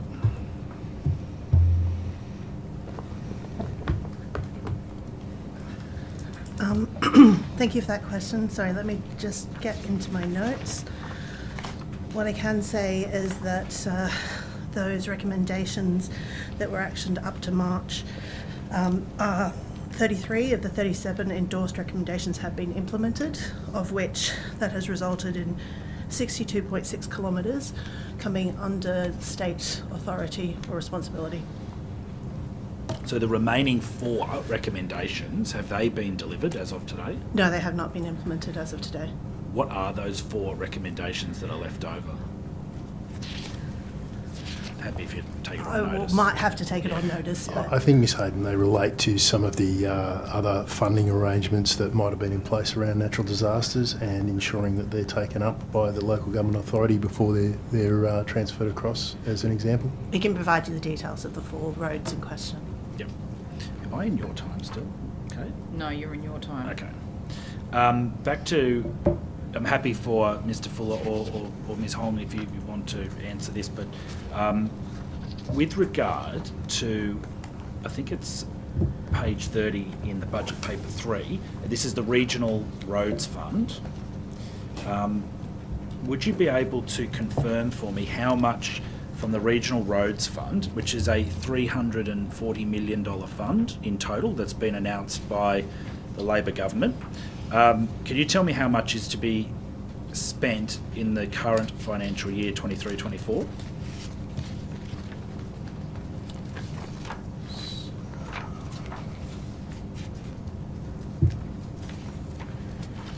I think budget paper 3 refers to the capital amount that the Minister confirmed this morning. In terms of the Regional Road Fund in the 2023-24 budget, we have $28 million in OPEX and just checking the capital amount is outlined in budget paper 3, as you say. I've left them in my office, but that was the note I've written down here.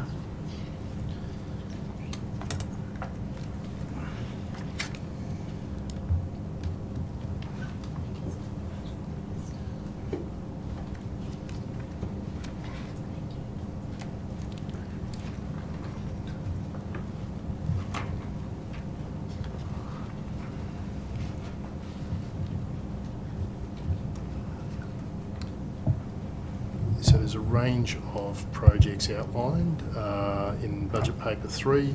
Bulli bypass investigations $1 million, Gosford bypass $1 million. So I suppose Mr. Fuller or Ms. Hong, I'm looking just for the dollars. So the Regional Roads Fund, $340 million. How much of that $340 million is to be spent over the next 4 years?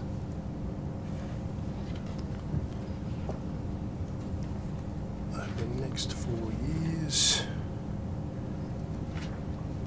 Might have to take the full amount on notice because, as you say, budget paper 3 outlines the capital. I have the next 12 months on OPEX and we could come back on the remainders. Yeah. And if you're taking it on notice, Mr. Fuller, would you mind, or Ms. Hong, that we just break it down for the next 4 financial years, the rollout of that fund? Sure. Please. Ms. Hayden, whilst you're still there, so... I've also got the answers for you on those 4 roads. Oh, thank you, yep. So it's the balance of Regional Road in Narromine, Regional Road in Ballina Shire, Clarence Valley, and Kempsey Shire and Armadale Regional Road. Okay. Excellent. Ms. Hayden, are you still responsible for the Fixing Local Roads program? Yes, I am. Can you confirm, was there any underspend in round 4? And I will say that the Fixing Local Roads program is fully committed at this stage. There is a amount of funding there for management, but there's not an underspend as such. Okay. So you're saying that there is no underspend? The program is fully committed at Okay. this point, yes. Okay. That's not my understanding of it, but that's okay. With the fixing, you look after Fixing Country Rail? I look still? after Fixing Yep. Country Railers, yes, all the How- fixings. Yeah, all things fixing. How much money is left in the Fixing Country Rail program? We currently have, let me just go to my notes.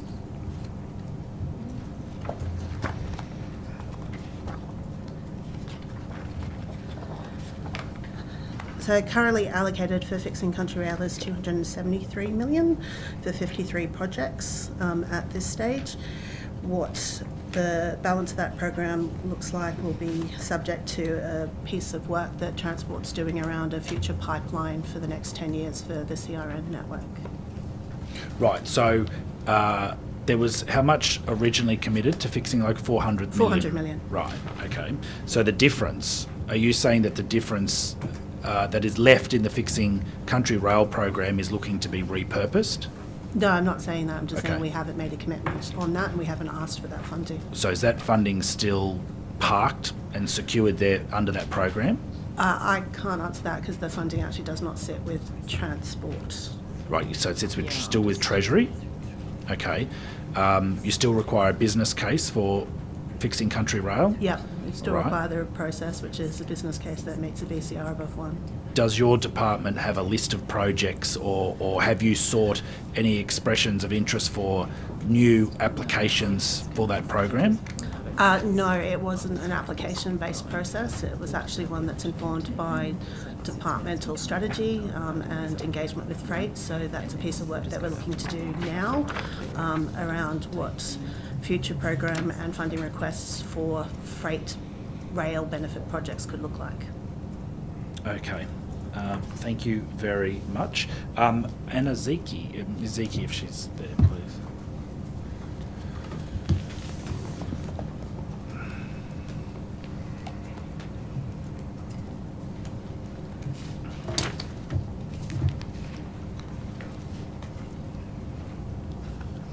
Thank you. Good to see you, Ms. Zeki. I want to go to the Coffs Harbour bypass. Probably know why you're here. But with regards to the bypass, is your agency preparing a new noise assessment on the variation to the project since the EIS was signed off?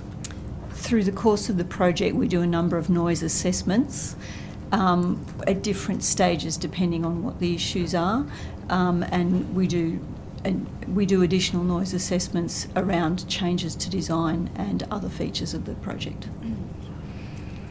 So, Ms. Zeki, have any additional assessments been carried out? There's been a couple of additional assessments based on different issues that have arisen, and that will continue through the course of the project. Okay. When was the most recent assessment carried out? I'd have to take that on notice. Okay. When do you expect to make any of those results public? Those are provided throughout the project, depending on what they're being done for and what that assessment is. We would negotiate with the Department for Planning as part of that process. Can I just jump in on one there? Sorry, just you mentioned, sorry, can you hear me? I don't know if my microphone's working. Yes. Hi. Thank you for coming today. Can I just follow up? You mentioned there are a couple of issues. Are you able to elaborate on what those issues were? Typically throughout the design process, if there's a change to the design, if there's matters that come up through construction where members of the community might raise issues to do with noise, for instance, if there is noise at a residence and a member of the public raises concerns about that, we would do local noise assessments there. We would also do noise assessments if there is some sort of design matter. I might refer to Ms. Drover for some of the response to that. Yes. Can you hear me? Yep. Yes. Through the tender phase and the nomination of a preferred contractor, who is now our contractor delivering that project, we did make some modifications, minor modifications to the design, so that in some instances could necessitate review of assessment, but we're still operating under the current planning approval conditions. That hasn't necessitated any change to the noise management or the noise criteria. And the other thing to note is at the end of the project, we have to do a consistency assessment to make sure the as-built infrastructure actually still meets the original requirements of the planning approval. Okay, thank you. That's covered planning. Does that cover off were there additional costs incurred as a result of those changes? Usually we make changes to make savings or improve functionality of the infrastructure.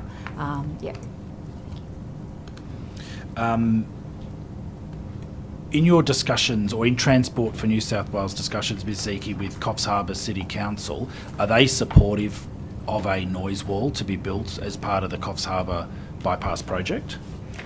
I can't really comment on Coffs Harbour City Council's view of the noise wall. At this stage, I haven't been party to any meetings or discussions with them recently on that matter. Okay.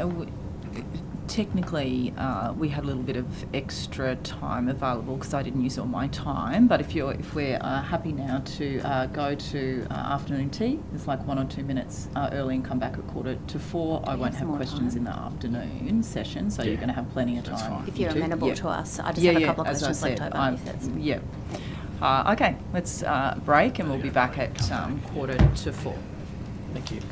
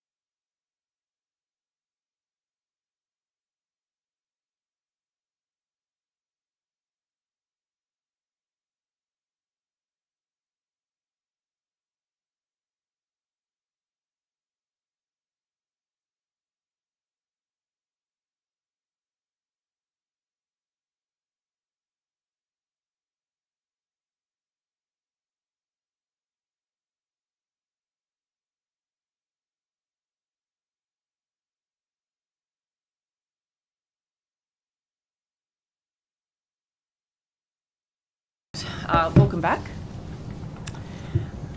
We are good.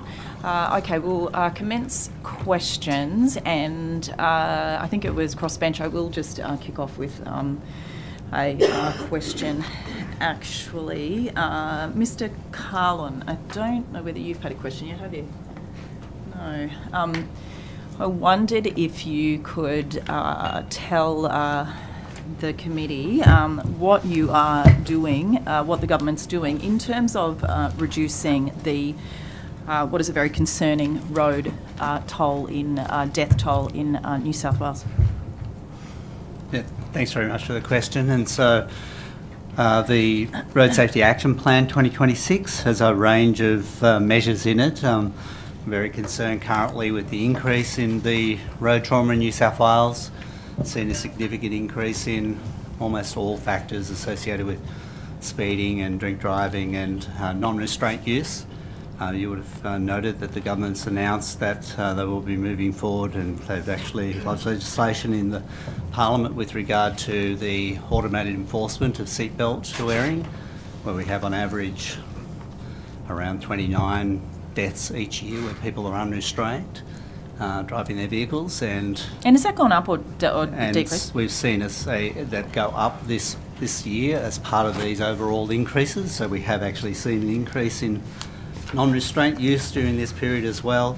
So that's gone from 24 at this time last year up to 34 for the same period. So clearly measures to increase that is going to make a difference in terms of what we've assessed in the modelling for that initiative. Clearly it's still, the police do a great job out there on the roads. They issue around 10,000 infringements for people not wearing their seatbelts every year. And police have actually, as part of their response to the road toll as well, and under our partnership with them in terms of enhanced enforcement, commenced Operation Katana, which is looking at those locations across the state where there have been significant increases, particularly in the north and in the south of the state, in the metropolitan area, where we've seen really quite significant increases. So in the regional areas, we've seen a increase of 46 fatalities, up to now 212 for this time so far this year. But in the greater metropolitan area, we've also seen a 41% increase, although the numbers are lower. We've seen an increase of around 26 fatalities. And so initiatives like the additional police operations, the campaigns which have been rolled out by Transport for New South Wales in terms of engaging the community are still critical. And we're looking at the data associated with the increase this year. There's been a significant increase in urban-related fatalities, and particularly country-urban-related fatalities as well. And so we're looking across the state and working with our regional colleagues in terms of the sorts of initiatives like high pedestrian activity area zones to impact on pedestrian fatalities, which are up this year. And also the Safer Roads program. This year we've actually, in regional New South Wales, have funding of around 270 million combined. That's the additional funding coming from the Commonwealth. So we're looking at around $267 million worth of life-saving infrastructure on the network. And we know from the evaluations that we've done on the projects that happen within the regions as well that there's significant reductions in trauma. We've had a look at 256 projects which have been implemented across the regional areas in that Safer Roads, Saving Lives on Country Roads program, and seen a 44% reduction just in those projects which have been implemented. And 33% reduction in fatalities. So the more we can invest in the safety on the roads is clearly going to make a difference in the longer terms. Thank you. Can I ask, you mentioned a number of factors there, seatbelts being one of them. What are the trends in terms of speed on New South Wales roads, and how much that's playing a factor in the increased road toll? Yeah, so we have seen an increase in speed-related fatalities so far this year. As at the 15th of October, that was actually 117 speed-related fatalities compared to 99 last year. With alcohol, and there's a bit of a lag in the alcohol figures because they come through the health system, but so we see about a 3-month lag, but already we've seen increase from 31 up to 38 fatalities which are alcohol related. And I've mentioned the seatbelt, but also the fatigue-related fatalities this year have gone from 30 to 37 across New South Wales. And is there, so with all of that, the increase of quite a few things, you've said, an increase in potential alcohol-related trauma, speed, plus seatbelts, is there any, what research is being undertaken to get to the, to determine why these increases this year, what's happening, whether it's a post-COVID environment or what the government's thinking is? Yes, so certainly we're looking at the trends and looking at where those crashes are happening. The interventions for reducing trauma are pretty well researched and documented and evaluated, and so looking to where we need to apply additional effort. And so again, mentioned Operation Katana with the police, where we're specifically investing in those areas where we're seeing an increase in terms of the short-term sort of operational enforcement that can be done to try and turn that around in those local areas. Certainly that enhanced enforcement program with police, we're investing in this year in addition like $10 million in enhanced enforcement over and above the baseline activity with police. That has an immediate impact where we targeted on those locations where we see trends in terms of increases. Certainly having a look at where we see pedestrian and other vulnerable road user fatality increases as well, to ensure that we're looking at the infrastructure, the education programs that are operating in those local communities where that's happening, and increasing our effort at that level, particularly at the local level, in engaging. We have a very strong behavioural program which is run by our regions in conjunction with local government, and certainly we've been increasing the education around those issues where we've seen these increasing trends. Thank you, and this is my last question in this area, but it's to do with, not sure if you'll be the one to answer it, Mr. Cullen, but it's in relation to heavy vehicles and bicycle safety. There's been a fair bit of work in campaigning a few years ago now, and I'm just wondering where that's up to with the new government around the fact that there's been a number of very concerning fatalities as a result of heavy vehicle drivers not being able to see cyclists for one thing, and they're kind of sucked in under the vehicle, and there's a solution that is a particular guard on the trucks that prevents that from happening. Is that have any changes been made within the heavy vehicle regulation to fix that problem, or where is that up to? Yeah, so I've mentioned a number of programs that actually are there to address those issues, and of course sharing the road with heavy vehicles is a particularly important for all road users to understand the blind spots of heavy vehicles, and so our Be Truck Aware and Be Bus Aware campaigns, which we conduct regularly, are all about trying to have the other road users understand, but as well we've actually been conducting a program providing what they call Fresnel lenses to heavy vehicles for retrofitting on heavy vehicles in urban areas, and those Fresnel lenses actually provide that sort of visibility for the driver, increase and decrease their blind spots, and so we've been providing those free out into the heavy vehicle industry as well.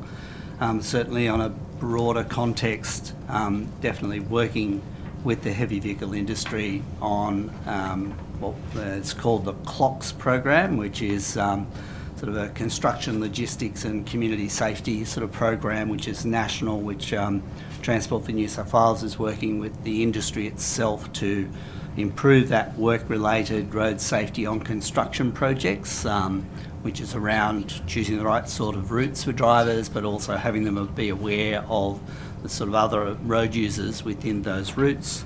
So a bit of that education program. Certainly from a safer freight perspective, the Commonwealth has recently announced that safer freight vehicles package, and lane departure warning sits where vehicles are being given an additional width, so we're able to import vehicles which are much safer from the European markets and over overseas markets, and that requires an additional safety features on those heavy vehicles like indirect devices for indirect vision, lane departure warning systems, blind spot information systems, and the side underrun protection that you've mentioned, because side underrun is a really critical thing for motorcycle riders, bicycle riders, in that context in sharing the road. So there are a range of initiatives at both national and local level that are being undertaken to try to mitigate, in particular, those tragic crashes involving vulnerable road users. Thank you, Mr. Carlin. Appreciate it. Questions from the opposition, Mr. Faraway. Thank you, Chair. Questions for Mr. Clark and Mr. Host.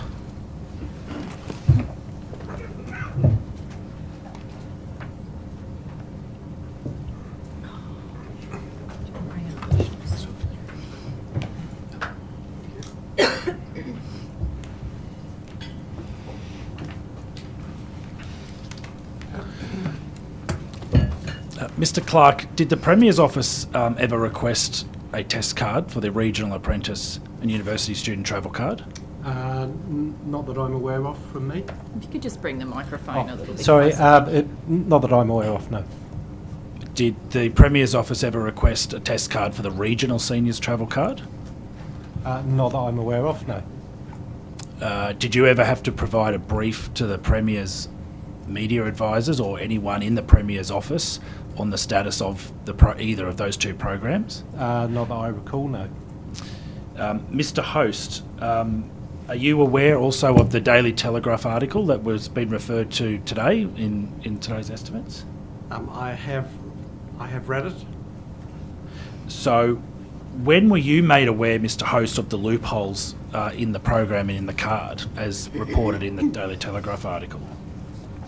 My understanding is that the briefing note to the Minister of the day that outlined the benefits and the risks did explicitly state that this was one area of risk that could be partially mitigated but not entirely. Were you aware of the request from Minister Aitchison's office for a test card? No. Have you ever had a request come to you as the acting Deputy Secretary in this area for a test card? No, but then I would not expect such a request to come to me particularly.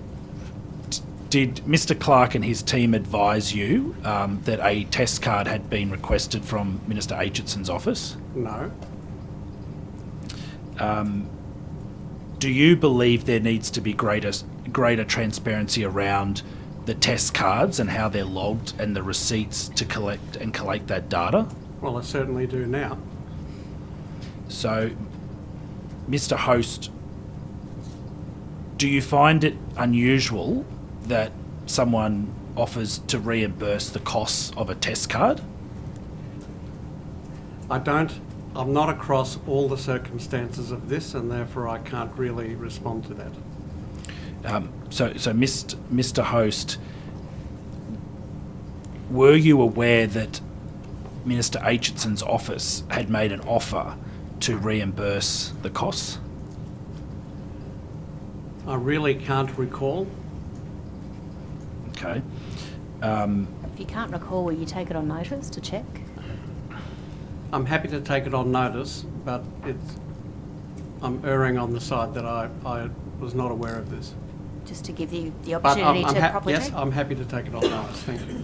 Do you believe that if additional testing of either the regional apprentice and university student travel card or the regional seniors travel card needed to be conducted because of concerns, that your department with Mr. Lewis's team should have been charged, commissioned, requested to conduct that testing rather than a journalist? Again, I'm not sure of the full circumstances around this particular issue. I don't know who was there. I don't know enough of the details to answer. Who does? Or who would you expect to? Well, I think we would speak to people within Mr. Clark's team to get to the bottom of what precisely occurred. If you were advised at the time, if Mr. Clark had advised you at the time that Minister Aitchison's office had requested a test card for the regional university and student travel card, do you feel that you were in a position to then tell the Secretary of Transport or advise your superior at the time?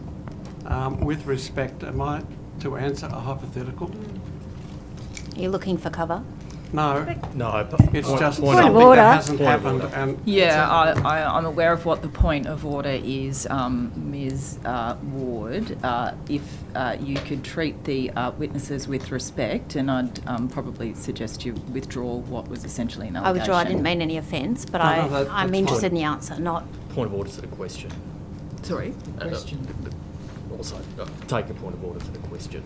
It is a hypothetical question. And I'm here to Can I I think I'm rephrase? here to answer facts. And Can we rephrase this way then? In circumstances where this may or may not have occurred, it seems that it has, we've been given that evidence today, if that were to have come before you, what steps would you have taken? I think I prefer to say that if ever anything happens that's unusual or out of the ordinary, I always seek advice. From who? Whoever is appropriate to seek advice. If something is unusual, I will always consult with someone who is appropriate to obtain advice. Mr. Host, do you believe that any items that a journalist has purchased using a test card, if those items still exist, do you think that they should be returned to Transport for New South Wales or to the person that's offered?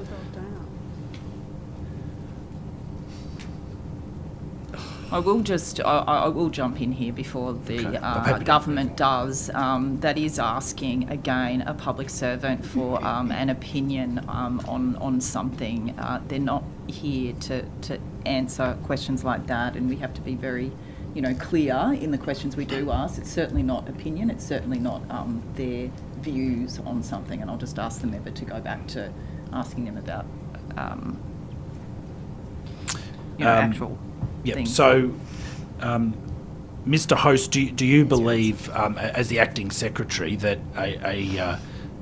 any sort of review should be done of the procedures that are put in place within your team for test cards? Well, certainly after today, yes. Okay. So just to confirm, you had no knowledge that a journalist was using a test card? I did not have knowledge of that when the journalist was using the card.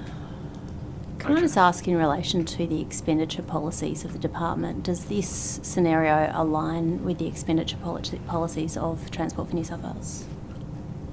So can I say that if testing takes place of any system, perhaps it could be someone travelling using an Opal card to test something, the cost of that is taken into account as part of the program testing.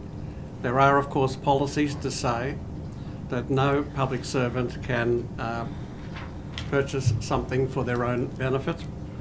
So that there are policies in place that generally govern purchasing products for oneself, but there's also an understanding that you will spend money to test systems on a regular basis one way or the other. Yes. And since we deal with cards of all different varieties, that would include using the cards.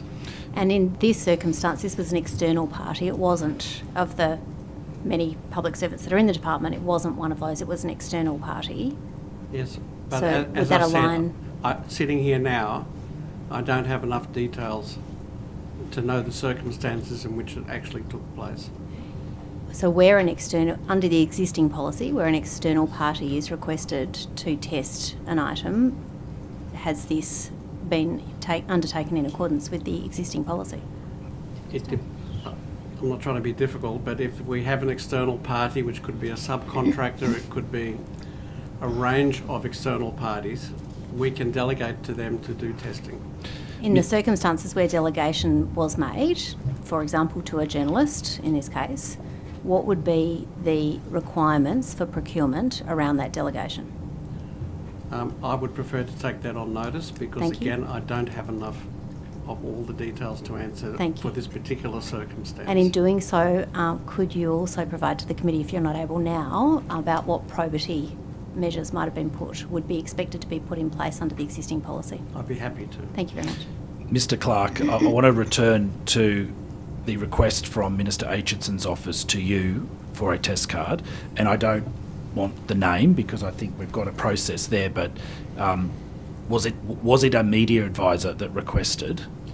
Point of order. Point of order, I'm asking Chair. for the position, I'm not asking for the person's name. Yes, Dr Kane, point of order. A point of order is that by naming the position, it's going to be very easy to identify the person in the office. So I think if we go to the protocol we established earlier, it would be preferable. Yeah, I uphold the point of order, and I do just request that the member not go down the path of what role, what position, to the point where we're essentially naming the individual. It will be provided on notice, is what we're being assured. Thank you. Next question's back to Ms Zeki, please.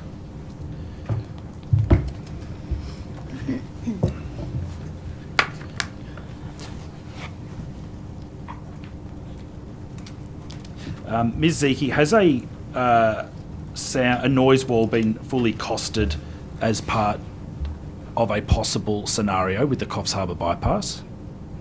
I would probably hand that question over to Ms Drover. Thank you. The noise wall I think that you're discussing is the one adjacent to a proposed development for the film studio. That's not part of the scope of the Coffs Harbour bypass, nor is it in the budget for the Coffs Harbour bypass. And if I can just clarify, some of the detailed design changes that arose out of the tender process has meant that we are slightly moving the interchange away from that proposed development. And I should clarify, it is still a proposed development, it doesn't have planning approval, but those design changes move the interchange and the road further away from that proposed development. So therefore the impact is expected to be lower on that proposed development. Having said that, as you have stated before, we have future proof that if a noise wall does go in, there is at least space for it. Ms Zeki, what is the current status of the early works program for the Muswellbrook bypass? Again, I would hand that question to Ms Drover. I think we have done some enabling work, so I'll just confirm. We're obviously not in the tender phase for the Muswellbrook bypass because it's subject to that federal infrastructure review. Right. So the Muswellbrook bypass is subject to, did you say, the federal government's 90-day review? Yeah, given okay. it's proposed to have federal government funding, it's subject to that review. So just to confirm, Ms Drover, the Muswellbrook bypass is currently on hold because of the federal government's 90-day review, infrastructure review? We have started some early work activities, you're correct, but proceeding with the tender phase, the RFT phase for that project, we are not proceeding with that until we get confirmation from the outcome of that federal infrastructure review. Wow, okay. So how, in not being able to go to a tender process, how far delayed is the Muswellbrook, how far will that delay the overall Muswellbrook bypass project?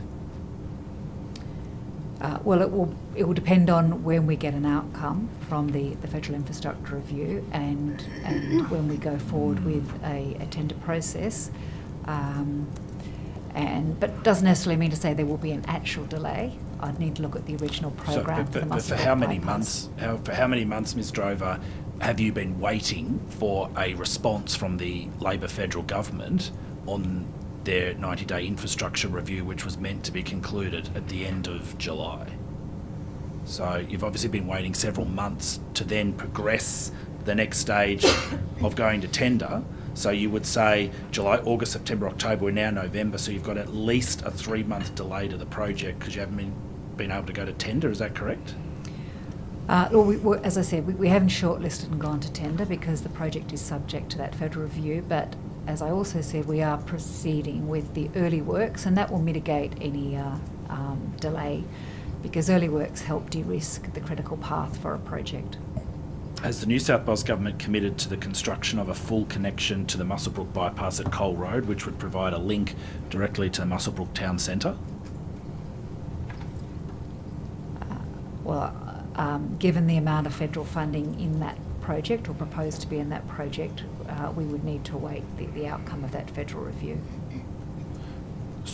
So the connector road, which the community and I think Muswellbrook Shire Council have really called for, that Cole Road connector, Cole Road, you can't give any certainty to that being as part of the overall project until the federal government's infrastructure review is completed. Is that correct?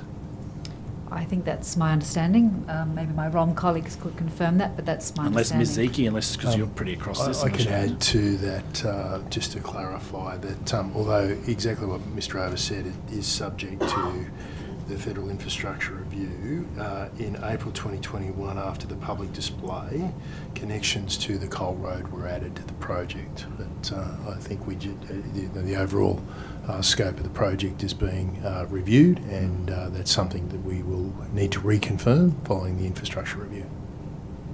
Has Transport for New South Wales commenced any property acquisitions for that project? I need to take that on notice and confirm. Can the project be completed by the original date of 2027, or will it have to be revised due to the federal government's infrastructure review? We would obviously depend on when we get a definitive answer and the funding for the project. So yes, it would depend on that timing. In terms of property acquisition, I suspect we have if we've started early works, but as I said, I will go away and confirm that. Mr. Over, I could add that there's certainly definitely property acquisitions that are underway. Muswellbrook Coal Company actually owns about 80% of the alignment, and given that many of the acquisitions are partial acquisitions, i.e. there is no displacement of landholders, I think the property team is well advanced because we could provide those accurate numbers. So is the design of the Muswellbrook bypass completed? Because there was an EOI for that, so that has closed, has it? Yes, the EOI closed, but we haven't announced a shortlist arising out of that EOI. So when did the EOI close, Mr. Over? It was, I think it was about either the end of Q1 or early Q2 this year, calendar year. I can take on notice exactly the timing of that. When were you scheduled? When was the original scheduled date or timeline to go to market with the shortlist of tenderers? Well, I know we started the EOI process earlier this year, but I have to come back to you with exact dates on that project. Right, okay. With the Singleton bypass, and I'm happy if anyone wants to jump in here, Mr. Over, Ms. Zeki or Mr. Fuller, but what is the latest advice on the signing of the Singleton bypass construction contract? Yes, we are hoping to award that shortly. Is the Singleton bypass project under the federal government's infrastructure review? No, we've had confirmation from the federal government and we've had the funding instrument for that project, so that will allow us to proceed and award a contract for the Singleton bypass. Have any issues during the early enabling works caused delays which could impact the start of construction once the construction contract has been issued and executed? Not that I'm aware of, no. Okay. Have all compulsory property acquisitions for the Singleton bypass been completed by Transport for New South Wales? The very large majority of them. There's a couple of matters that will be outstanding and we anticipate to resolve them fairly quickly. We're not anticipating significant impacts on the construction schedule though. How many properties are yet to be acquired? I think we have, I'll just get the exact numbers. I think there's 3 matters that are yet to be finalised. Relating to 3 separate properties? Yes, that's my understanding. How many compulsory acquisitions have been referred to the Land and Environment Court for mediation or decision? Yep, 6 went to the Land and Environment Court. Most of those have now been determined. 1 is still waiting early Land and Environment Court determination. 1's in train to be resolved. and the other matter is awaiting the statutory period because the VG has made a determination, and the period by which people can respond to the VG's determination has not yet expired. So whilst I still have you, Ms Drover, and we're talking infrastructure, the Great Western Highway, when will results of the EIS be released to the public? Well, as you'll be aware, the state government has deferred the Great Western Highway program for more than 2 years, other than the 2 projects that obviously are in delivery, the Cox's River Road project and the Meadow Bath upgrade project. And we're also awaiting the Federal Infrastructure Review too for the balance of their funding to that program. The greater than 2-year deferral was the state government decision. On that basis, the EIS process has paused. So with the EIS process though, the submissions were received and closed prior to the election, so you would know what the results or what the feedback is of those submissions? Yeah, I can confirm that the community has given their submissions. And what was in the submissions? Are they majority positive for a 11-kilometre tunnel, or were they majority negative? What were the results of those submissions? I don't have the result outcome yet. I think those submissions were still to be prepared and collated, so I don't have that information. Are you able to take on notice the number of submissions received for the committee, and the number in favour of the project and the number opposing the project? I can take on notice the number received. It's not always clear whether respondents are in favour or not. Sometimes they're more comments, but I can take on notice and see what information we can bring back in that regard. We'll just keep going. Another round of 20 to the opposition. Okay, do you want to do your bit? Yeah, just while we have you, Ms Drover, thank you for your attendance today.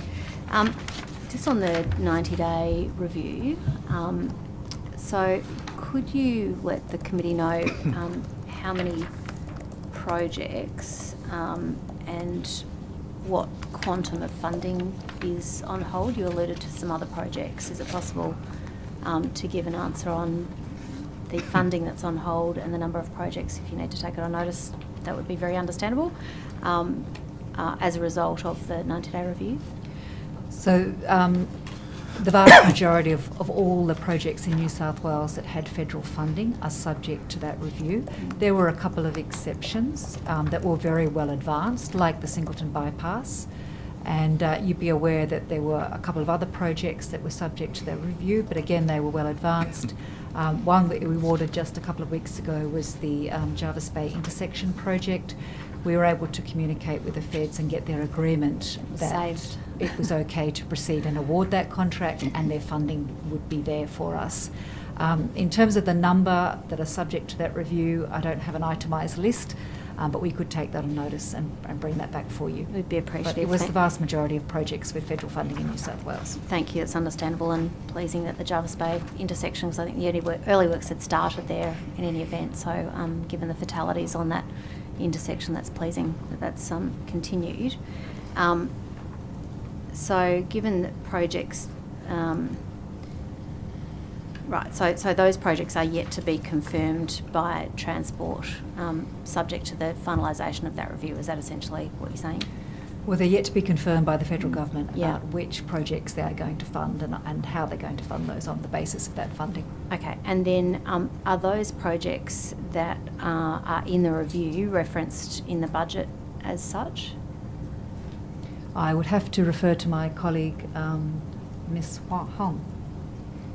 Good afternoon, Ms. Wang. Thank you for Good your afternoon. attendance. Thank you for the question. No, they are not specifically referenced in the budget papers. Okay, so where would that information be available then? If they're not in the budget and that information's not, I assume, being publicly released, where would that be available, or is it not available? It is not available simply because it is subject to the review, and the information at the moment is with the federal government. We have not had any indications as to what the results will be at this point in time. Okay, but those projects that are joint federal projects with federal funding are itemised in the budget, is that correct? Yes, they are. So they're listed in there separately? Yes. Okay. Where it will be noting, it's noted where the federal government has a contribution to a particular project. It's in Budget Paper 3. Yeah, so all of those are subject to the review? Those Except that are the ones that have been... That's right. 3, I think. Those that are currently under construction or federal government election commitments are not subject to the review. Yeah, okay. Thank you. I've got more unless you do. I was going to go back to Great Western Highway. Yep. Ms Drover, or actually this one may be for Mr Fuller. How much road freight is currently being transported on the Great Western Highway? I'd have to take the exact number on notice and go back and ascertain from the traffic studies that we've undertaken. Yep. So also, if you could take on notice how much road freight is forecast to be transported on the Great Western Highway and grow by 2035? Sure. Because I don't expect you to have, obviously, that answer on hand. Can you advise, you may have to take this on notice as well, but unless Mr Weeks or someone could answer it, about how many heavy vehicle incidents or accidents have been on the Great Western Highway this year, and how many road closures that has caused? I think that's something that we'd like to take away and get the details.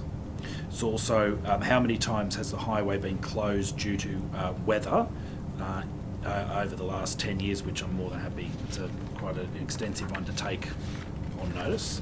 Sure, and I think with that, just in terms of, we'd be happy to take on notice any closures that go back and ensure that we have records of those, whether that covers a full year, 10-year period, or how far back we'll endeavour to take that on notice, yes. Yep, so now I'd like to ask, now it's either, I might just direct it to you, Mr Murray, then we can work out who can answer it. But has Transport for New South Wales provided the Minister for Regional Transport and Roads with a copy of the reclassification and transfer report that was commissioned by the former government?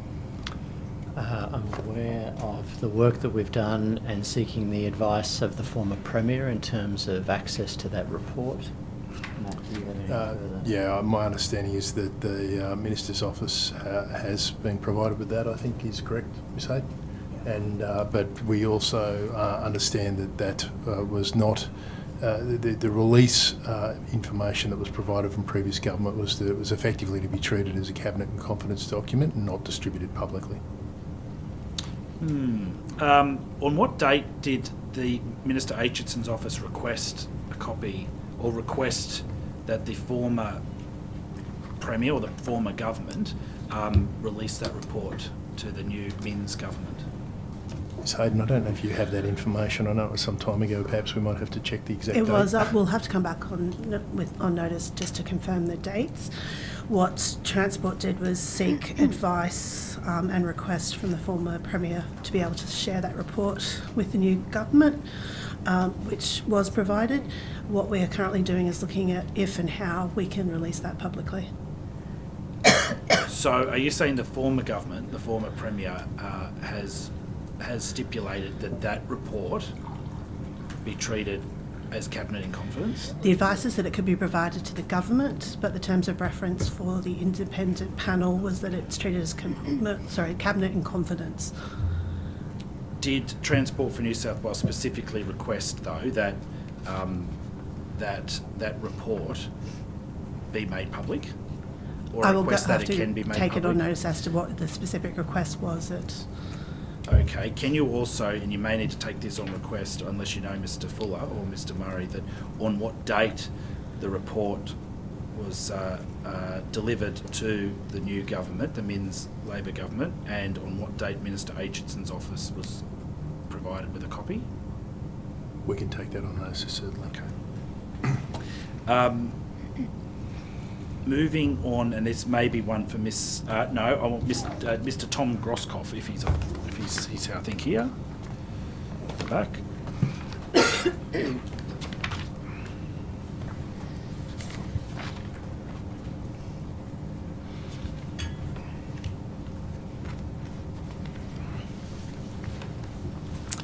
Afternoon.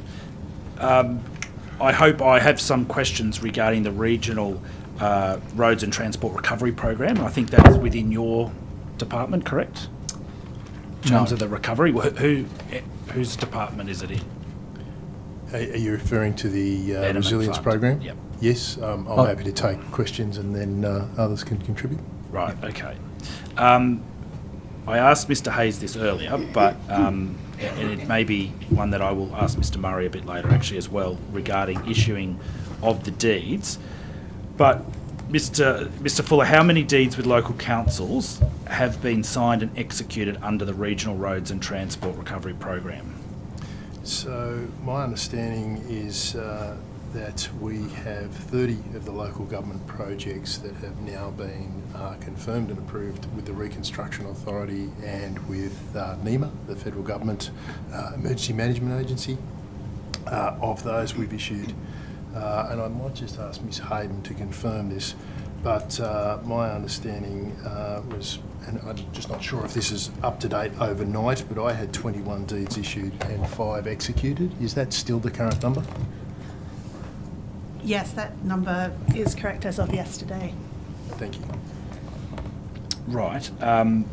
Why has it taken so long to issue deeds to local councils? No, thank you for that question, and there's there is a clear answer, but firstly I would acknowledge that the time that it has taken has led to some frustration from some of the original proponents.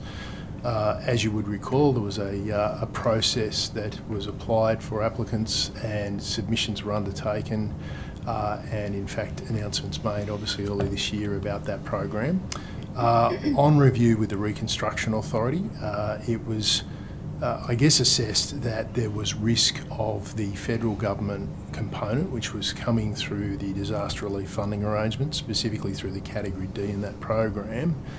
We had to ensure that there was there was no risk of not being eligible for those funds and ensuring the full extent of that program could be undertaken. So there was some gaps that were identified in some of the eligibility criteria, and so working very closely with the Reconstruction Authority, and what the Reconstruction Authority offered to all proponents was to engage a third party who had been heavily involved in a similar process in Queensland that have assisted particularly the local government areas. So Mr Fuller, who raised the concerns around the compliance with the Category D funding? Was in discussion with the Reconstruction Authority. So did the Commonwealth raise those concerns, or it's just it was a joint discussion about the Commonwealth's eligibility criteria and ensuring that what had been submitted and how the program had been established really made sure that that was locked and loaded and that we weren't going to risk any projects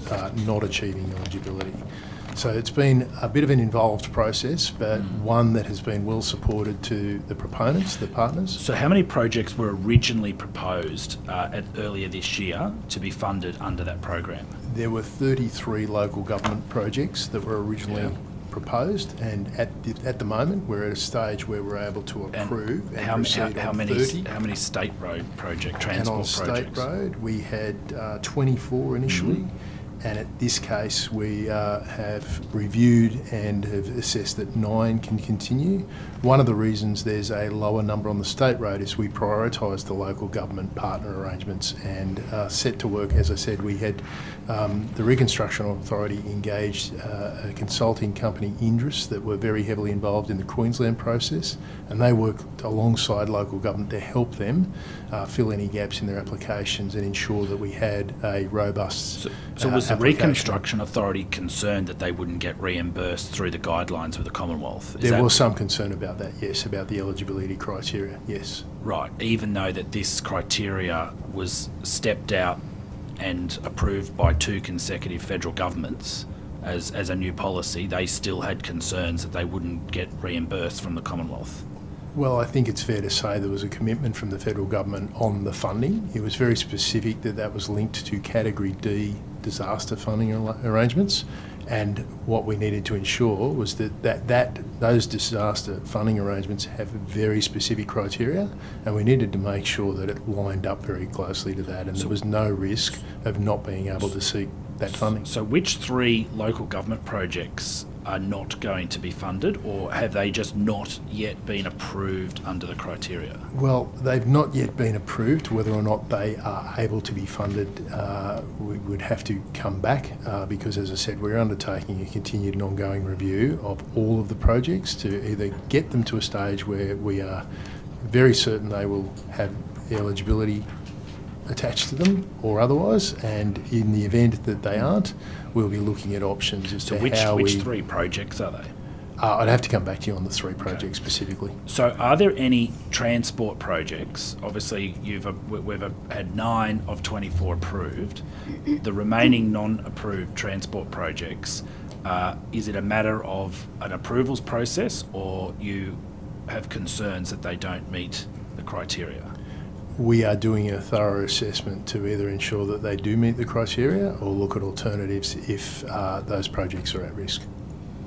Are you able to supply on notice, because I don't expect it now, but those transport projects that are at this stage not funded? We can take that on notice, yes. Because you're obviously supplying on notice the 3 council ones. So if we Yep. can, yep.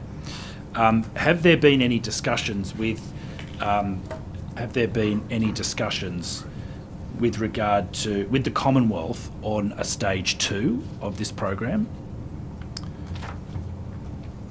There haven't been formal discussions on a stage 2. I think what has been discussed and what the Reconstruction Authority obviously distributed in the last couple of days is other resilience works that they have sought and rolled out for the Central West. So I know that certainly ongoing resilience opportunities are certainly something that we are continuing to discuss with the Reconstruction Authority, but there isn't a formal proposal in front of the federal government at this point. From Transport, I should say. Can I ask? I can't say for other government agencies.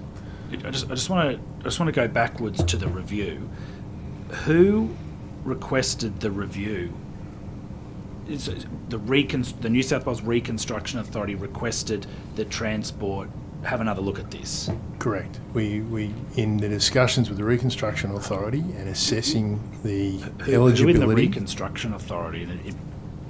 Sorry, the Reconstruction Authority, as in the New South Wales Reconstruction Authority. Oh, well, officials within the authority. Right. I don't think it's appropriate that I necessarily, name names. Wasn't this program signed off by the former Resilience New South Wales, though? That's correct. They participated in the project and were part of the selection process. What was the date that they advised Transport that they wanted it reviewed? I would have to go back and check that, but it was soon after the establishment of the Reconstruction Authority and going back and doing due diligence on all of the programs that they had responsibility for. So, are you able to take the date on notice for me? I'd have to take that on notice. Yeah, that's fine. Do you accept, Mr. Fuller, that obviously the extended delay in issuing these deeds are going to possibly increase the construction costs of what was originally proposed as part of these betterment projects? I accept that the delay has not been ideal. We were certainly happy to say that, as I know our colleagues at the Reconstruction Authority. Part of going back and looking at the criteria, my understanding is that the team have also been able to reconfirm the allocated budgets are still appropriate and that the projects are able to be carried out in accordance with what the original proposals were, and I understand that that is the case. When this program was originally established, was there any oversight then by Resilience New South Wales, or wasn't the criteria, the grading, the assessment, wasn't that purely for Transport for New South Wales within their remit? My understanding was that Resilience were part of the panel that undertook the selection process of projects, and were also involved in the setup of the original criteria. So clearly, when the Reconstruction Authority did a review, they were concerned about gaps, and that was apparent, and we've worked very closely with them to ensure that that's been overcome, and now we're in the good position of having, a number, the vast majority of the projects approved and executing deeds. It's also been something, I have to say, that's been shared incredibly transparently with the proponents through to discussions on the Northern Rivers Reconstruction Steering Committee that the Reconstruction Authority has stood up and leads, and so all of the councils have been active participants in that, and it's led to very transparent discussions about that, about the support that they've received from Indus, and I know our team was up in the north only weeks ago. We met with the 7 Northern Rivers councils who were most predominantly affected during those events. And I have to say, they certainly iterated to us that it's not ideal that there's been a delay, but they were very happy with the support they were receiving. So and the just to partnership that redirect we the were- questions to hone in while I've got only a little bit of time left, is Lansdowne Road in the Taree local government area, sorry, the Mid-Coast local government area, had its deed approved? I'm just checking to see whether I've got that information. I don't know. The second one is Hayden, do you have that information?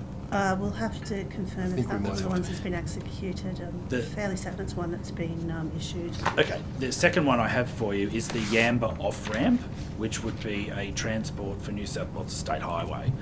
Is it part of the 24 that are not yet approved? Yeah, we'll take that on notice and provide the information back. Do you have something? Yeah, I do. Go. I've got a whole road safety. Just keep going. Okay, great, thank you. Thank you. May I have Mr. Cullen and Ms. Webb and anybody to do with road safety, please? Thank you so much. Yeah. And then, because it goes until 5:15. Then,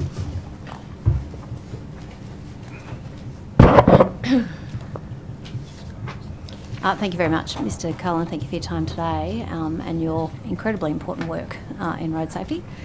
Can I ask, and if it's not for you, feel free to direct it to whoever's appropriate. In relation to road safety, and can I turn to speed cameras to start with? I thought that was over. Do you think that the community commenting on the location of speed cameras undermines support for the speed camera program, in your experience?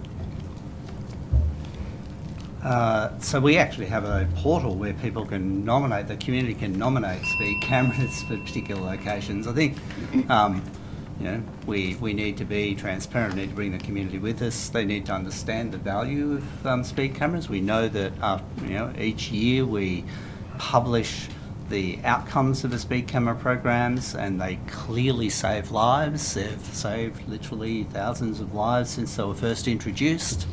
The current programs continue. When we look at the fixed speed camera program evaluated last year, which was released only recently, the report, we've got significant savings of fatalities and serious injuries, as we do with our red light and average speed cameras. I think sometimes the rhetoric around revenue raising as an issue can undermine the efficacy of those programs in the mind of the community, and so having leaders actually refer to the value of automated enforcement in reducing road trauma is always a very positive thing for us to be doing, and so but we do need to take, as a lot of people have said, the community need to better understand the value as well of speed cameras and other automated enforcement, like the great benefits that the mobile phone camera program has actually delivered. Almost an 80% reduction of people holding or using their mobile phones illegally whilst driving. Thank you. Really can I redirect reducing us back risks. to the cameras, and thank you for that, I agree. Yep. But can I go back to the speed cameras? And I accept what you say about people nominating unsafe places for a camera to be placed, but can I direct your attention to when a camera is in place on a road? Do you think it's helpful for someone to point out where that camera is, in the sense of alerting people, there's a camera here watch out, or do you think that undermines the intent of speed cameras that you could be caught anywhere, anytime? Do you think it's helpful to your program and the operations of road safety? I think the different A point of camera order, types sorry, Mr. actually. Mr. I'm getting to a specific example. Sorry, excuse me. A point of order has been taken by Mr. Nantha. I believe the question is starting to veer towards an opinion on a policy matter rather than asking a question of fact. Yeah, in my respectful submission, I will get to that, and I have something that I will get to, but Mr. Cullen's very qualified in this area. Sure, so but I'm just rephrase asking the for question. his, Yeah. certainly. Do you think that pointing out the location of a speed camera is helpful in road safety terms, given your experience in the area? So yes, there's plenty of research available that actually indicates that, in particular for fixed locations, so fixed camera locations that are dealing with high frequency crashes, that having signage of those locations for specific warning of people to reduce their speed in a high risk location is, the research is very clear around the benefits of that. Certainly for average speed cameras, in telling people that the length that they're driving is also, the research is pretty clear about the benefits of that. Can I turn then to a specific, thank you, I get the gist of your answer. So I understand there are driver safety issues for the mobile speed camera operators. That's the people that are sitting in the cars with the mobile speed cameras in place, and there are safety issues for them. Does identifying where they are support or hinder their safety and the effectiveness of the program? I think the safety issues associated with the location of mobile speed camera operations really are around the work health and safety matters about having vehicles in safe places, and we do a significant amount of work to ensure that the locations that are selected are actually in the safest locations for that type of enforcement, that the road environment is safe for the people to operate those camera systems, and that the individuals actually, that the protocols that we have in place actually require the operators to meet their work health and safety requirements in terms of reducing the risk for harm for those workers. But you would be aware, would you not, that identification of speed cameras in particular areas, some of those mobile speed camera operators have been subject to verbal abuse and or physical attack nonetheless? Yes, we're aware of those incidents where and of course the operators have an obligation to try and provide a safe workplace for those individuals. I think more broadly, going to your previous question, leaders within the community actually need to also have an obligation to ensure that people are not vilifying the people who are out there just doing a job which actually is aimed at reducing trauma on our roads. Supporting those individuals who are doing that job, I think, is really critical. And do you think road safety is something that is a serious issue, or it's a bit of a joke? Sorry, I didn't quite hear that question. Is in your, do you think that this road safety is an important issue or something that should be taken as a bit of a joke? That's an opinion. Can I take a point of order on that? That's an opinion. I think that question's I'll out of just order. ask the member. That is a question that really is a bit out of line to a public servant. Okay, I'll move on. Do you think that the road camera program is a serious program warranting serious attention? All of our automated enforcement programs and road safety programs which deliver trauma reduction across the community are vital. Every death on our road and serious injury which is preventable, we should make every effort to continue to serve the community and have our citizens be able to move around our network safely. Thank you. Mr Murray, can I ask you, are you aware of the Premier's social media post? Can you spot the hidden speed cameras? I'm not aware of the post. Okay. Can I ask you to take on notice, if we provide a copy, I can't provide it, it's on my phone, but to take that on notice, because it would seem that this seems to be a social media post that doesn't seem to treat road safety particularly seriously. Point of order. Yeah, I'm going to take a Mr Namber on a point of order. It goes to relevance. I don't know how the Premier's social media post goes to the estimates of expenditure from the Consolidated Fund or budget papers related Well, to not that everything has to be specifically to that, but I will uphold the general line around the point of order, and because I think I know where it was going, and it really isn't a question to public servants to have opinions on social media posts that ministers do. And possibly the minister was here this morning. Thank you. I'm going to take a further point of order on that as well, though. Road safety is a serious issue, isn't it? Take a further point of order. Everybody's speaking very quietly, so if you're going to make a point of order, you can't hear you and I can't hear you. So my further point of order is that if the Shadow Minister is going to ask questions in reference to a specific document, the onus is on the Shadow Minister to table that document. And I have said sure, I I thought we were almost off the whole point of that social media post, though, so we'll see how we go in terms of the next question. I'm very happy to table it for the committee. But yes, documents referred to should be tabled, ideally, if reference can't be made to them in another way. Thank you. Are you aware of the social media post by Ron Honig on the 3rd of October? Point of order. Oh, come on. Well, these are serious issues. Point of order. Just Mr. And we have what's your government point of order this ministers time? making a joke of them. It's not funny. We'll hear the point of order. We are again asking a public servant to pass an opinion on the social media posts. Said, are you aware? Yes, I won't uphold this point of order in terms of where we don't know where the member was going, and you started with "Are you aware?" So we'll just wait and see. But again, I'll just remind the member that it's outside really the rules and standards around questions to public servants to ask them opinions of ministers' behaviour, including social media posts. And I'll again take the same point of order. If she's I've referred to a ruled document, on the point of order, Mr. D'Adam. If we just continue, and if you've got further points of order, obviously I'll hear them. I'll phrase it this way for me, and I'll try and assist. On the 3rd of October, the Honourable Ron Honig posted a social media post pointing out the location of a speed camera and stating, be careful, the mobile speed camera has made an appearance today in King Street, Mascot. If you want to know why it's there, that's a good question. Crash data indicates that no accidents are 5 years.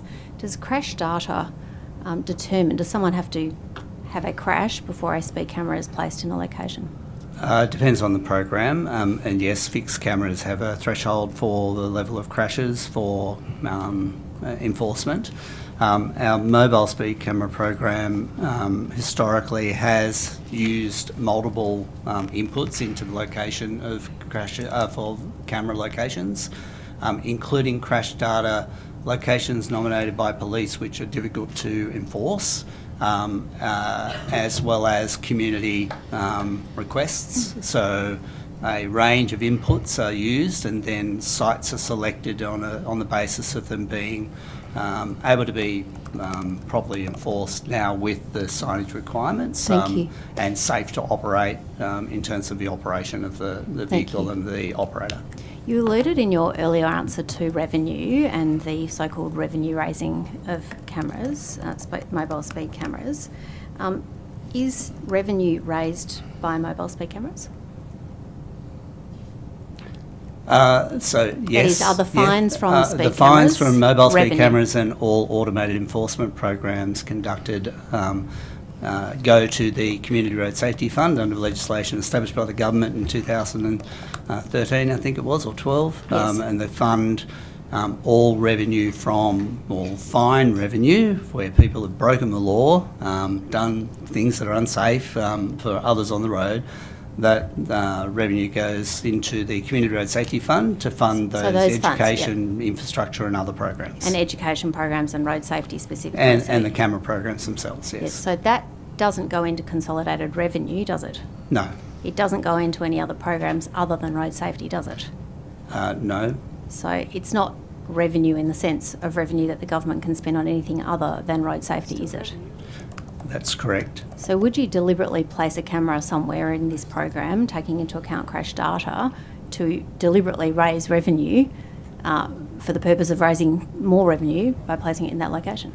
No. So if we have a look at the objective of mobile speed camera programs, and this is internationally recognised evidence around the use of mobile speed cameras, where they are used in order to create a anywhere, anytime deterrence around people speeding. We know that more than 80% of the population admit to speeding. It contributes to more than 40% of our fatalities and more than 25% of the serious injuries on our roads, which are around now 9,500 serious injuries a year. And so the distribution of enforcement around locations right across the network actually lead to a deterrent effect for people speeding anywhere, anytime. And so the program is actually aimed not necessarily at a specific location-based reduction of trauma, but a network-wide reduction of trauma by getting more people to comply with the speed zone more often whenever they get in the vehicle. So that's right, and is there ever a time when speed cameras are not about road safety? In my experience, no. I've seen no examples of it. Thank you. We've done, although, evaluations based on the Auditor General's review back in the, I think it was around 2010, 2011 period for the review. Thank you. And reviewed cameras based on their location to see whether they were continuing to provide road safety benefit, particularly the fixed cameras. And some of those cameras have been removed on the basis that they weren't continuing to provide a reduction of trauma at that location. But it wasn't because they weren't raising revenue, they weren't moved to somewhere else to raise revenue. So it might be that, respectfully, the assumption could be that some government ministers might be mistaken thinking that they're about revenue when they're about road safety. Would that be a fair Yes, assessment? there's a variety of community views around speed enforcement and speed cameras, and the proportion of the community who are of that view. In fact, speeding fines are down, and the so-called revenue, or the funding towards the Community Road Safety Fund established under the coalition government, is down since the introduction of warning signs before, on top of and after speed cameras. That's right, isn't it?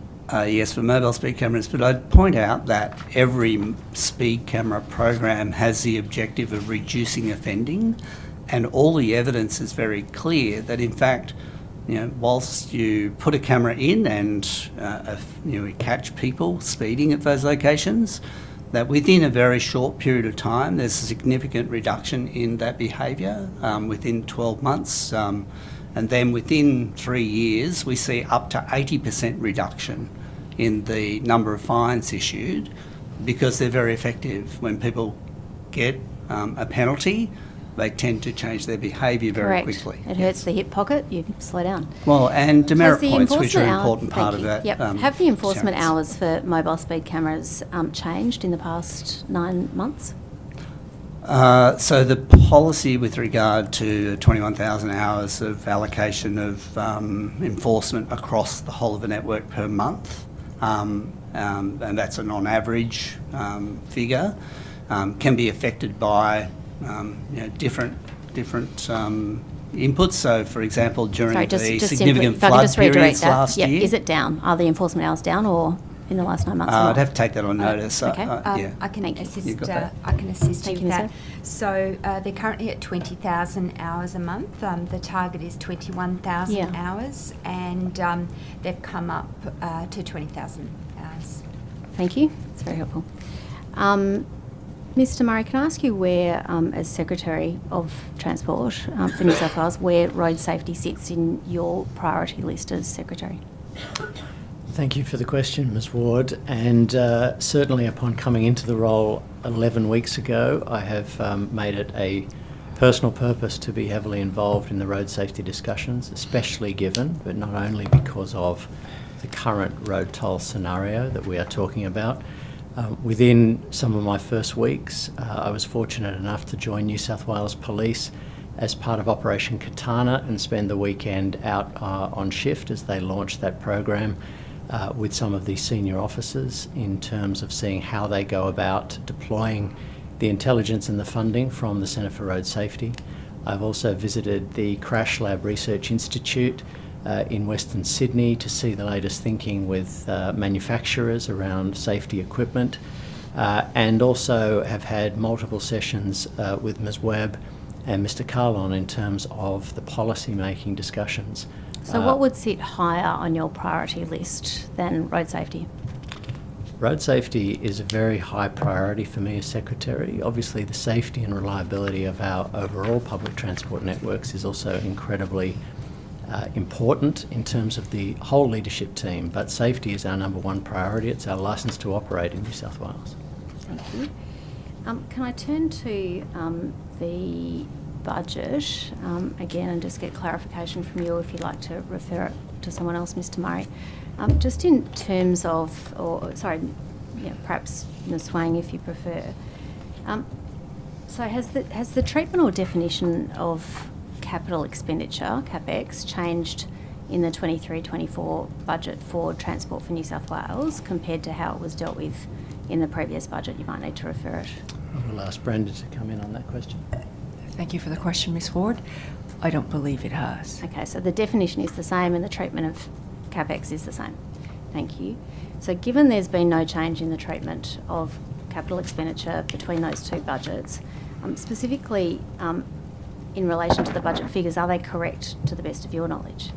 To the best of my knowledge, yes. Thank you.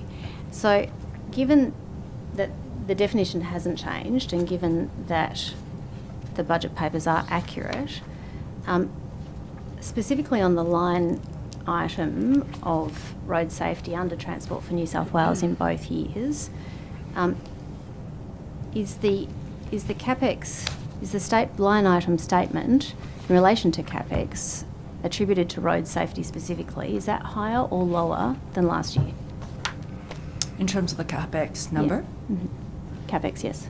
I'll have to take a look at the specific number. I have those numbers if you like. Thank you. Yeah. So I think just to clarify the context as well, you asked about have we changed anything in the process? So No, I'm sorry. I asked about CapEx. Yes, in CapEx. Yep. And so it's been the convention within the budgets over several years to include the federal government contribution to road safety in our budget items. And so in the 23 budget, there was an allocation federally funded which was included. In this year's allocation, which is in the budget, where you've noted the discrepancy in the levels of funding, the federal government had not confirmed their contribution, which they have in their budget, for our financial year, so call it a post-budget event. So the total budget committed to road safety, including OPEX and CapEx, was 669 million. My question wasn't about Yep, so OPEX, this it's didn't only include CapEx. 270 million that the Commonwealth have reserved, which wasn't included in this year's, for 2 years, wasn't included in this year's CapEx budget line item in the budget because it hadn't been confirmed prior to the budget papers actually having been completed. 200 million. $270 million over 23, 24, 24, 25. But that's a different proposition, isn't it, Ms Huang, to the treatment of CapEx in the two line items, because the difference is 141 million. So that doesn't account with respect for this change in the line item, does it? Well, it does in that if the allocation this final year is actually half of that amount, it's 135 million. But it just hasn't been included in the budget because it had not been confirmed through the program guidelines by the Commonwealth Government prior to the budget papers being published. And so was not included in this year's budget papers. So why is federal road safety funding not included in the budget, but for capital expenditure projects under the 90-day review they are? So, this is, as you would understand, a quite flexible area of budgeting as well. So I'd note that even where the federal government CapEx contribution to the 23 budget was $60 million, Actual expenditure during the 23 year ended up being $104 million of CapEx from the federal government, because there were inflows that happened during the year, and as well there were other events during the year, the flooding events, which actually saw that we would need to postpone some of those projects, those capital projects. And also note that all of the local government infrastructure projects are actually funded through OPEX. And so the but just in OPEX relation to CapEx, which is my very specific question. Yeah. So are you telling this committee that road safety funding is flexible? No, road safety funding changes throughout the year depending on the timing of federal government funding, the approval of programs with the federal government, and certainly last year, as a result of the natural disasters that happened across the state, and the requirements that federal government put on expenditure provided to New South Wales for road safety measures, that it was a use it or lose it condition. So we actually deferred some of the state funding into future years in order to spend the federal government funding on the projects last year. So That's very flexibility means that we've been able to deliver more projects as well. Last year we delivered more road safety infrastructure projects than we have over the last 10 years. I might just turn back to the budget though. So the number is either incorrect or flexible or contains information that is not noted specifically in the budget because it's subject to the federal government's whim. When the budget is published, it's published based on what's known in terms of the allocations, and Brenda, I'll defer to you on this, but during the year those budget items may change because of additional funding that's come from the federal government, for example. Ms. Hwang, can I just ask though, this is in your view not incorrect, it's a correct statement of the allocation? It is correct at a point in time. Yeah, it's an allocation.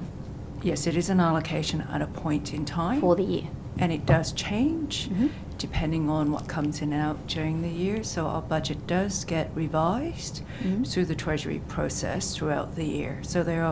So we do have revised budgets, but this particular number is at a point in time, and that is during the state budget process. So the Centre for Road Safety won't know what money it's going to get this year. That could change. So the Centre for Road Safety, the Community Road Safety Fund, combined with the federal funding, has increased year on year since 2013, and certainly the expenditure last year in total was $632 million, combined federal and state funded. The commitment in the budget for this financial year is $669 million, which is $36 million more than last year. It's concerning though, isn't it, when the road toll is up almost 30%, and we've seen a significant increase in the road toll that is not disputed, and it's not something anyone's happily reporting. These are people's lives and their families. It is concerning if the road toll is up that the funding allocation is flexible. Is that of concern to you, and what steps are you taking to remedy that? Well, in this case, it's been flexible in that we actually secured more funding for road safety measures last year from the Commonwealth. It increased the federal funded allocation from $96 million when the budget papers were published to $178 million. So we've actually increased the amount of projects that we're able to implement during the year. But this is not fixed. This is now a point in time and a flexible figure, so we don't quite know what it might or might not be, because that could change subject to the federal review. That's what this committee's been told. That's of concern, is it not, when the road toll is up? So I think I can alleviate your concern, because over several years the federal government contribution has significantly increased, and the state budget contribution has increased year on year. Yeah, to road safety. It's concerning though when the two allocations seem to be significantly different, and we're now being told it's flexible. But nonetheless, I'll move on. Well, it changes throughout the year, that's true. So can I move on to I just want to go back to the critical incident reports, perhaps Mr Murray through you or to you. Who receives those? Critical incident reports? Yeah. In what manner? The Minister referred this morning to her being the first Minister that actually receives the text message with the critical incident reports or the incident reports. Well, members of the executive team receive a number of reports. I'm Yep. not sure exactly which ones she was referring The to. daily road toll, It's in- daily critical I can incidents. clarify. The Minister receives the triaged incident reports that I receive as the Deputy Secretary of the regional area. Does Mr Murray receive and those? My comment to Minister Aitchison, which I think is what she may have been referring to, was she is the first Minister I have worked with who has received those texts directly. From the Traffic Management Centre, from the automated process? No. What we're referring to is a triage process that comes through our team that is managed through our customer coordination and service delivery team. So they point out major disruptions to the network. They also call out fatalities. They call out significant events like in the last couple of days where our teams have been responding to bushfires around the state. So they are significant events. They're not just every TMC Mr. report. Ford, is a follow-up. Is this something that Mr. Weeks's team would normally control around that response and that triaging of that process? Mr. Weeks's team account for those events, yes, but then they share those with myself and where appropriate. So to the point, I don't understand the point that you've made about Minister Aitchison, because as the former minister, I received those. Can I maybe just suggest, and that's why I asked the question as to which alerts. The organisation has got a number across Regional Outer Metropolitan, Greater Sydney, Traffic Management Centre and the Rail Operations Centre. Perhaps these questions are for the Minister rather than for his team, because we also receive a number of alerts that allow us to do our job. Thank you, Mr Murray. As the Secretary, though, I am asking you, because this is a report that obviously goes to a number of your team. It was surprising to me, and perhaps Mr Fuller, you might want to take it on notice or consider the veracity of that evidence, because I know I received it during my time, Mr Faraway received it, Mr Elliott received it, Mr Stokes received it. We all received incident reports with that triage information and with the incidents that occurred, and hopefully there was a nil killed notation. On the very few occasions I found out from 2GB before I got the text, in which case I would send the text to others, but I'm not sure of the accuracy of that statement. I just wanted to give you the opportunity to check on that's accurate, because I do believe that, in fairness, other ministers have regularly received that information on a daily basis, including, sadly, the road toll. Is that not? So I'll just invite you to consider that opportunity. Sure, I'm happy to do that. I was referring to a specific incident report that comes through our team and is specific to the regional area. It's a serious matter, isn't it? Can I ask about... sorry, did you have anything else? So when was that set up, Mr Fuller? I'd have to go back and check, but it's been in place for some time. Years? It's certainly been in place in my time in transport, yes. Because I distinctly remember receiving those triaged messages, especially, and I remember that Mr Weeks's team usually were behind coordinating a lot of that, and if it didn't come from that, it came from the TMC. I think Mr Faraway, just to clarify, I would say that you received a selection, not the extent that Minister Aitchison is receiving now, and primarily they used to go through your Chief of Staff. Thank you. Mr. Sorry, just clarify this. I have a question about the M1 and the Hexham Bridge. I'm not sure who that's for. Probably me.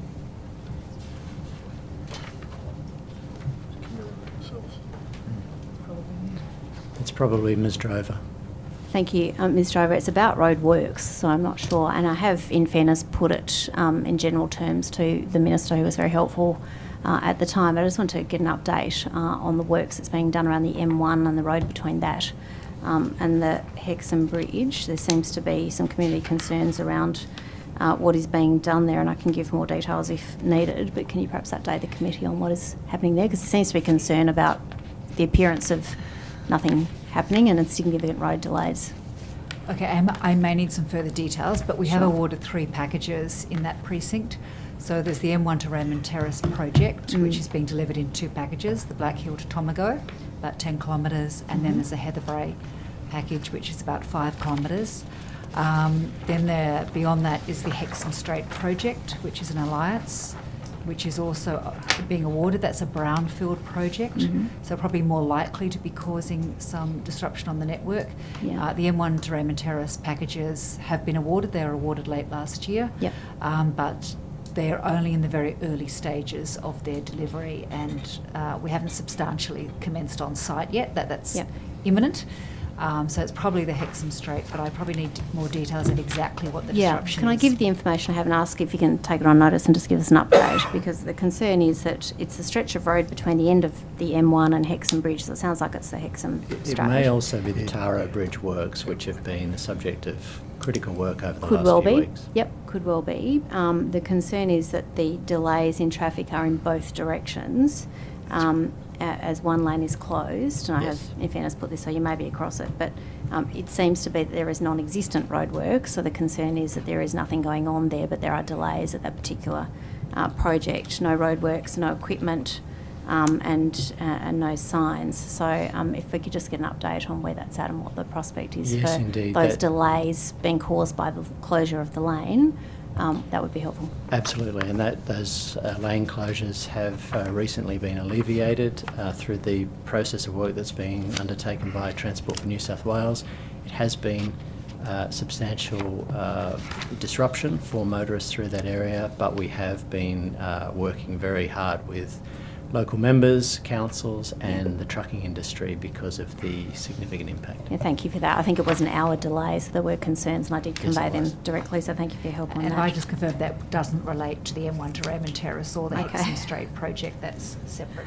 We have, Ms Ward, we have released a number of public announcements, so people who need further information on that work can get that. Terrific, thank you. I have some questions for Mr Fuller, if I may. I just ask Mr Fuller, $1 million was allocated in the 23-24 budget for the planning of additional ramps on the Princes Motorway as part of the government's $10 million commitment. Some locations have been, or several locations will be investigated for the new ramps connecting to the M1 at the Princes Motorway. Are you able to confirm what locations will be investigated, given it's 62 kilometres long? Are you referring to the election commitments under the Regional Road Fund? Yes, $10 million. I can answer that, Matt. Yeah, perhaps if I So throw this there's side. an election commitment there for $10 million related to investigations for on and off ramps, in the vicinity of Dapto. We're in a really early planning stage at the moment. So $1 million has been available in this current budget. And so now we can actually kick off that work.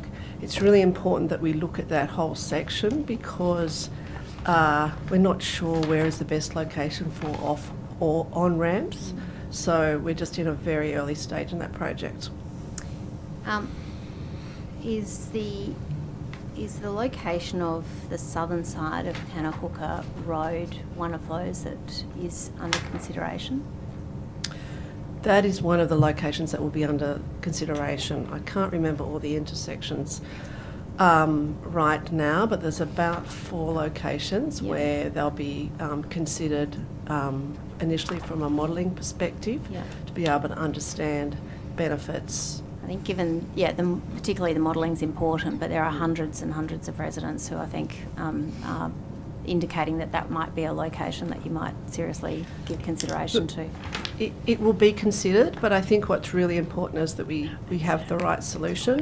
On and off ramps are really significant investment, and we just need to be able to do the right planning first. And of course we'll include the community. So one of the first things that we'll do out is go out for community input. Yeah, of course, thank you. And when will those investigations be finalised? So we're just starting the modelling work now. We're just about to kick off down that process. I'm not sure how long that will take. It'll probably be a 6 to 12 month process, but we do plan to go out to the community before Christmas. before Christmas you'll go out for consultation? Yeah, for some initial... How long do you anticipate the timeline to be for the whole of the investigation process? I don't know how long that will be. Okay, thank you. That's time now. And sorry, for questions. Just on the cost, will that cost 10? What will the cost of that be? The 10? Look, really early days, but there's 10 million there for planning. Okay, all right. Thank you. We'll now go to the final 15 minutes. If there's any government questions, no, that is it. Thank you all very much for attending today's hearing. Obviously, there were a lot of questions taken on notice, and the Secretariat will be in touch with you regarding that. So thank you once again for Thank you all very much. That's the end of today's hearing. Thank you.